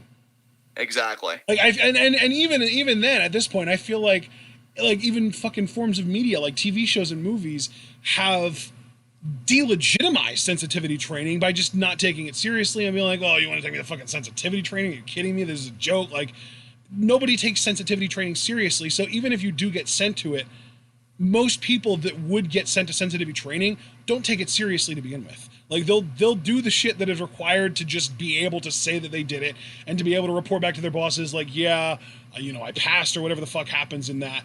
But they're not going to internalize that shit. Are you kidding me? No, dude. But like, that's their idea, right? Of like really getting at the root of it and really engaging the problem. So yeah, Jackie, unfortunately, again, I can't lie to you. You're my friend. I want changes too, just like Ashton said, but I think it's going to be individuated. At most, you're going to get some guys terminated. But even then, those guys, are they going to be blackballed from the industry like Pollyanna was? No, some other promotional. Well, I mean, not to mention, we've also, as I mentioned earlier with the Sammy G thing, we're going to also, and I'm sure that's one example, but it wouldn't surprise me if there were more examples that have already either happened or on the way of fucking weaponized cancel culture where people are going to use speaking out. And I feel like this is also something that might even happen with Tyler Bate or with Scotty Davis or something. Actually, I think Tyler Bate was the one that I feel like was more weaponized because wasn't it the boyfriend of the girl that Bate hit on that tried using it to get him canceled? I believe so. I don't even know if Tyler Bate responded. Like, shit like that is going to start. Fucking Sammy Guevara got suspended because of a fucking hit campaign, basically, by an asshole that didn't want him to feel like he was bigger. Like, yeah, like it's a clusterfuck. But at the end of the day, I think that the most likely thing that's going to come out of this is just putting that fear into the people that would have considered doing it otherwise. Just like, fuck, man, like if I do this, it's probably going to really ruin my career because it's going to end up getting called out on Twitter. I'm going to get canceled. People are never going to want to book me. Like, yeah, that's, and that's another thing too, is I think that this might already be something that's happening with the, exposed wrestling Twitter and stuff like that. A fucking underground network of women who just talk to each other. Let each other know who the creeps are in the business so that you know who you can, who you will, who you're willing to, and who you're not willing to work with and shit like that. And you know what, dude? I gotta say, too, and I want to be careful here because I'm not trying to absolve... Apologies for cutting you off, but fuck underground. Keep that shit public. Like, realistically, if somebody commits something like that right now, like if a promotion in the UK, say Rev Pro, since I already brought them up, would open tomorrow, and fucking Sami Zayn would go in there and get somehow sexually assaulted by one of the fucking members of More Than Hype or some shit like that, that shit should be on Twitter that day. That shit should go up. People should fucking know about it. People should be fucking ostracized for it. And obviously, you want to take it to the police too. But again, we got to talk about how difficult that is for women to come out and stuff like that. But like, even if it's something, anonymous, even if it's like, oh, she doesn't want people to know that it's her, but she wants people to know that these are the people that did it. Fucking hey, like, you go to that exposed wrestling Twitter, tell them about it, they'll keep you anonymous, they'll hook you up. I feel like that is one of the best things that's happened about this, is that we have a credible source that women can go to tell their story. If they want to stay anonymous, they can. Like, there's a lot that is being done right now that I think is heading in the right direction, and I honestly do think that more is going to keep being done. And I am not a woman, so I can't speak from that experience, so I don't necessarily have the kind of ideas that actual women that have experienced this shit might have. But I hope that we just keep listening to them and validating what they're saying, and I hope that if shit does happen that makes the whole culture better. And what I was going to say too, and I wanted to be careful with this because I mean this in no way as like a path of absolution for abusers, but I think this is also another reason why, in an overarching way, it is so imperative to dismantle capitalism and capitalist culture. Because the thing about the culture is that their idea of individuality, which is fucking warped, is you want to be as rich and as powerful and as successful as possible, right? So when you achieve that success that you can leverage against other people in asymmetrical relationships and those lopsided power dynamics, you feel very protective of the status that you've accrued. Like if you're a big name in the wrestling industry, what's the first thing you're going to do? You're going to lawyer up, you're going to deny, and all that stuff. I feel like, and this, God, again, I may be catching fire here again. I think I've been pretty good though all night. I feel like if you got rid of that culture and you just had everybody be secure and you completely redefined the idea of like success and like all this stuff and you did away with the concept of power, at least as I've expressed it here, maybe then people would be more willing to like own their shit and actually get better, circling back to moral education. Like I almost feel like this culture stunts people because it's like, oh no, if I'm accountable, I'll lose everything. And then this whole rat race that I've participated in will have meant fucking nothing, right? Like, I think it is a very self-interested thing. But again, though, like, if we're going to, and again, I want to be careful here, do I think there's a tinge of narcissism there? Possibly, but I think, again, it circles back to what I said about the imaginary 24-year-old in that question. I think when you're ingrained and socialized from such a young age, like, hey, you've got to keep your livelihood going. Your livelihood is all you are. Like, anything you're doing, like, if that all goes away, you're fucked. Like, I think if we had a culture that actually protected people and said, hey, look, if you're accountable and you're honest and you grow, you're not going to be in poverty. It's not like you're never going to see the light of day again.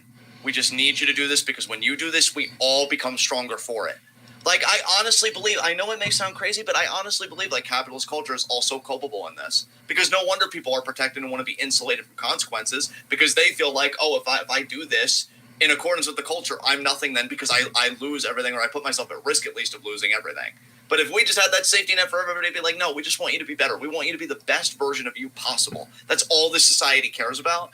Then maybe, and maybe I'm just speaking out of my own optimism because I want humanity to be better and I am so fucking tired. But then maybe people would be like, yeah, okay, I can admit it. I did some really fucked up shit and it should end here. I never want to hurt another person again. But man, like the whole, again, children, how we teach boys to interact with girls, capitalist culture and their ideas of like success and happiness, all of it just gets its claws so deep in us.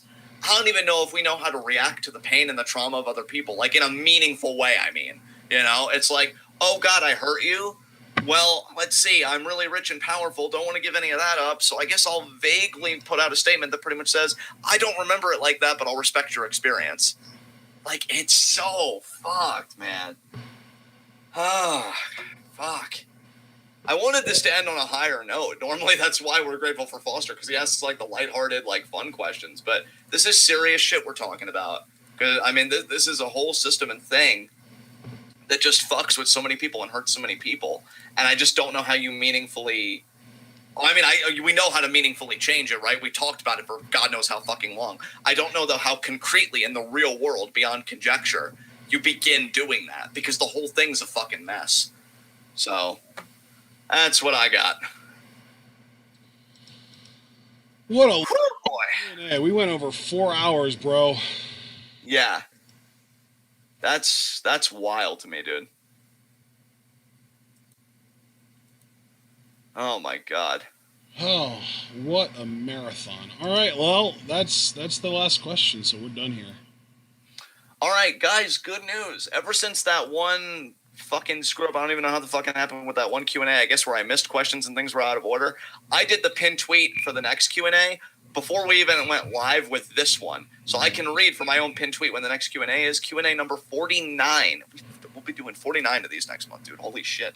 Yeah. I guess July. This episode was like our 4-year anniversary of having done these Q&As every month because, 48 is 12 times 4. Exactly. Jesus, dude.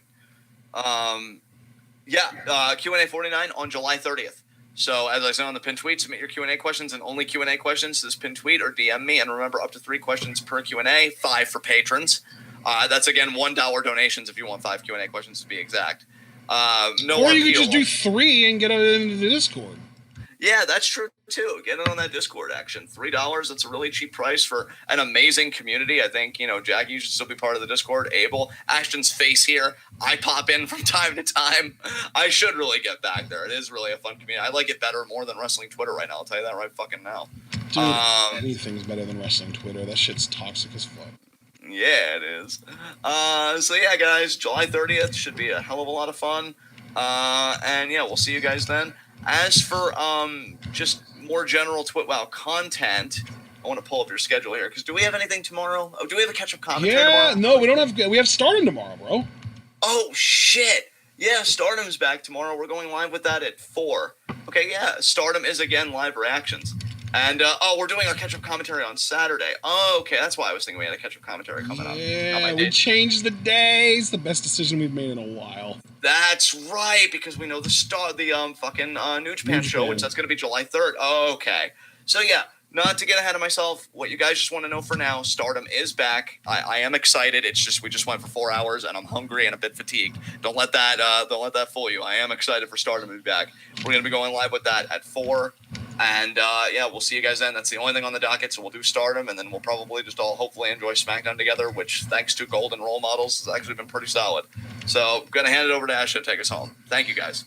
Okay, ladies and gentlemen, we certainly do hope that you all enjoyed Q&A here. If you're already here, I'm assuming you've already liked the video, and I'm also assuming you're already subscribed, so I'm not even going to say all that. I just hope y'all enjoyed. Tell people about us. Let them know. Best kept secret, all that. Follow us on Twitter if you haven't. And yeah, we will be right back here tomorrow afternoon with Stardom Live reactions. And then Saturday we've got a catch-up commentary, and then we will be back next Wednesday with New Japan Cup, which is also going to be Thursday and Friday. And then Wednesday we've got NXT, and then next Friday, so a week from tomorrow, we've also got Lions Break Collision. I'm so happy and excited about that. We get to see Carl Fredericks for the first time in a little while. That's going to be fun. So, yeah, I'm very excited about next week especially. But Stardom tomorrow is the most excited that I've been for anything in a while. So, yeah, we're excited about that. We hope that you're all looking forward to that. And we will see you all there. And, of course, we hope that you're all able to remember to stay tuned.